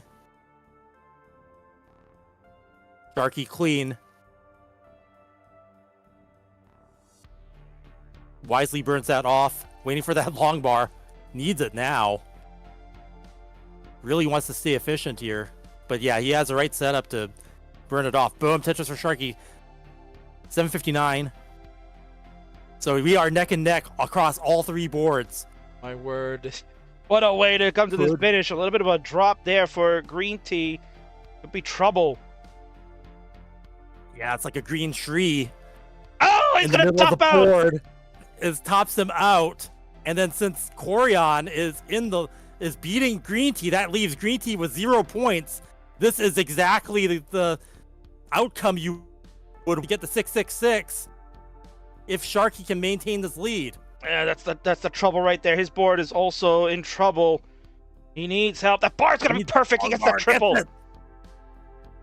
Oh my God, Sharky, how's he doing this, Chris? A dirty Tetris for Shark. Triple. He's alive. Clutch. This is what we need to see the decider here. We're at level 28. So it's neck and neck between Koryan and Sharky, and that's gonna take Sharky to the kill screen. Koryan could take this, depending on what drops. Boom, Tetris for Koryan, and that's gonna take Koryan to the win. How about 985. Oh my God, Chris, what a finish! Oh my word, Koryan at the end comes through. Sharky gets to 29 at 922. Koryan can't believe it. He's like, what? I did it. But you got the double kill screen at the end, and what a strong game from all players there, especially Sharky getting to kill screen first, but then Koryan maintaining the clean screen to get that last Tetris in. Barely winning that one. What a finish. Oh my God, Chris. You couldn't have scripted that any better. The veteran has done it. He looks like he's been through a war, but he's the victor of the triple threat, the ultimate triple threat. Let's get the scores tallied up, Chris, for the final time. Koryan with a 985 gets first place. He'll get the 2 points to get him to 7. The Shark, who was just on the cusp of taking that one, will get 1 point for finishing in second. He'll get the 5. Greeentea, who only needed to finish in second place, topped out on 25 at 764. Not enough of the score. They'll finish at 6, and that is the result. That is the match. GG's. And I really like how they're all within, just 1 or 2 of each other. 6, 7, 5. That is a very close match. Everybody had a great game in that match, and I love to see it. It's really great to see Koryan on top again. Legendary Koryan, who's been playing, online matches longer than anyone else in the scene. Still in it. Still a legend, and creating new stories in the year 2025. And there he is, Chris, your winner of the ultimate triple threat. He's coming back to CTWC in 2025. He'll be at the Tetris, the Grandmaster, Absolute Eye. It's the 4th one in the installment. He'll be at that World Tournament. And absolutely, people want more Koryan. Hopefully we can give it to you. He's got the CTWC 15th anniversary jersey. Look for him and just do it, Chris. GG. That's right. Your winner Koryan! That just felt so good to be able to say that again. Man, Chris, what a match! What a match that one was. King, that was just an amazing experience. I'm just so blessed that we, the audience, Tetris fans around the world, we got to bear witness to that spectacle. Greeentea, Koryan, Sharky, just in 2025. What a gift. What a gift. And it's not over yet. We'll be seeing them again in a couple of weeks. Without question. I mean, it's going to be such a treat. They're coming. They're going to be there live. They're going to compete. They're going to hang out. They're going to tell you the great stories of back in the day, the 2019 vibes right there, Chris, with that 2025 flavor on top of it. That was tremendous. What a match. What a night overall, Chris. It's been a pleasure for you to join me again. You know, you've been singing my praises, but I have to sing yours. It's so good that you can come and hang out here. And again, you're part of the Friendlies family now, so you're always invited to come to these bag matchups anytime you want. That means so much to me, King. I love being a part of it. Thank you for the opportunity. Like I said, there's something special about this night, this matchup, what we saw here tonight, getting some of that energy from years past, maybe bring a little bit of that into the future, make our world a better place. Why not start with the things that we love? And I love classic Tetris. I love the scene. I love all that we've built. Let's keep building on that. Absolutely. Let's just keep building on that. CTWC 2025 will continue to be bigger and better. We've got a lot of special things planned. It's going to be, again, I say it every year, Chris. It's going to be the best one yet because that's what we have to do. That's our goal every time. We have to be better than the year before. And certainly when you have Greeentea, Koryan, and of course, listen, Sharky is going to be there too. He'll be up there commentating with you for Championship Sunday. So, you know, it's going to be a great time. This is going to be so much fun. So if you watch at home right now, you want to hang out with everybody here that's going to have a great time at CTWC, whether you want to compete or just want to hang, go. Just go. Get the plane ticket, get in the car, start driving now to Pasadena. You got 2 weeks to get over there, so get your asses out there, and let's do it. Register for the World Championship. You think you got the chops to play in one of the brackets. We got a gold, we got a silver, and we got a bronze one, too, for mid-tier players. So, yeah, get on out. You can go to thectwc.com for details on how to enter that. And, Chris, man, I'll be seeing you in just under 2 weeks. Yeah, I'm looking forward to it. I mean, for people who haven't seen our streams for it, our setup is so good in Pasadena. We've got those big LED screens. They're nice and bright. We've got the stage. We've got a nice, massive area with ample seating. Just the vibe and the energy, everything there. It's better than we could have imagined. I think we've got the sweet camera setups with like the lighting on the players, and it's just phenomenal. I never thought it would get better and better after year of doing this, but it just does. And somehow, we all have to work hard, and we have to work harder and harder every year, but the magic happens. And I love being anybody who's ever come to our live events. They get to hang out with us, meet some of the legends, like some ones you saw tonight, like, Sharky, Koryan, Greeentea. They're all going to be there. So come on out, become part of the community. Boom, Tetris for you. Let's do this. Well said, Chris. Let's do this. We'll see you there in a couple of weeks. GG. With that said, Chris, we are done for the evening. I'd like to thank everyone for tuning in on all our platforms. We had some really great numbers on Twitch and YouTube, and of course X. Surprisingly, always has some really great numbers. I don't know how it happens, but thank you all for watching on all our platforms, including Facebook and Kick as well.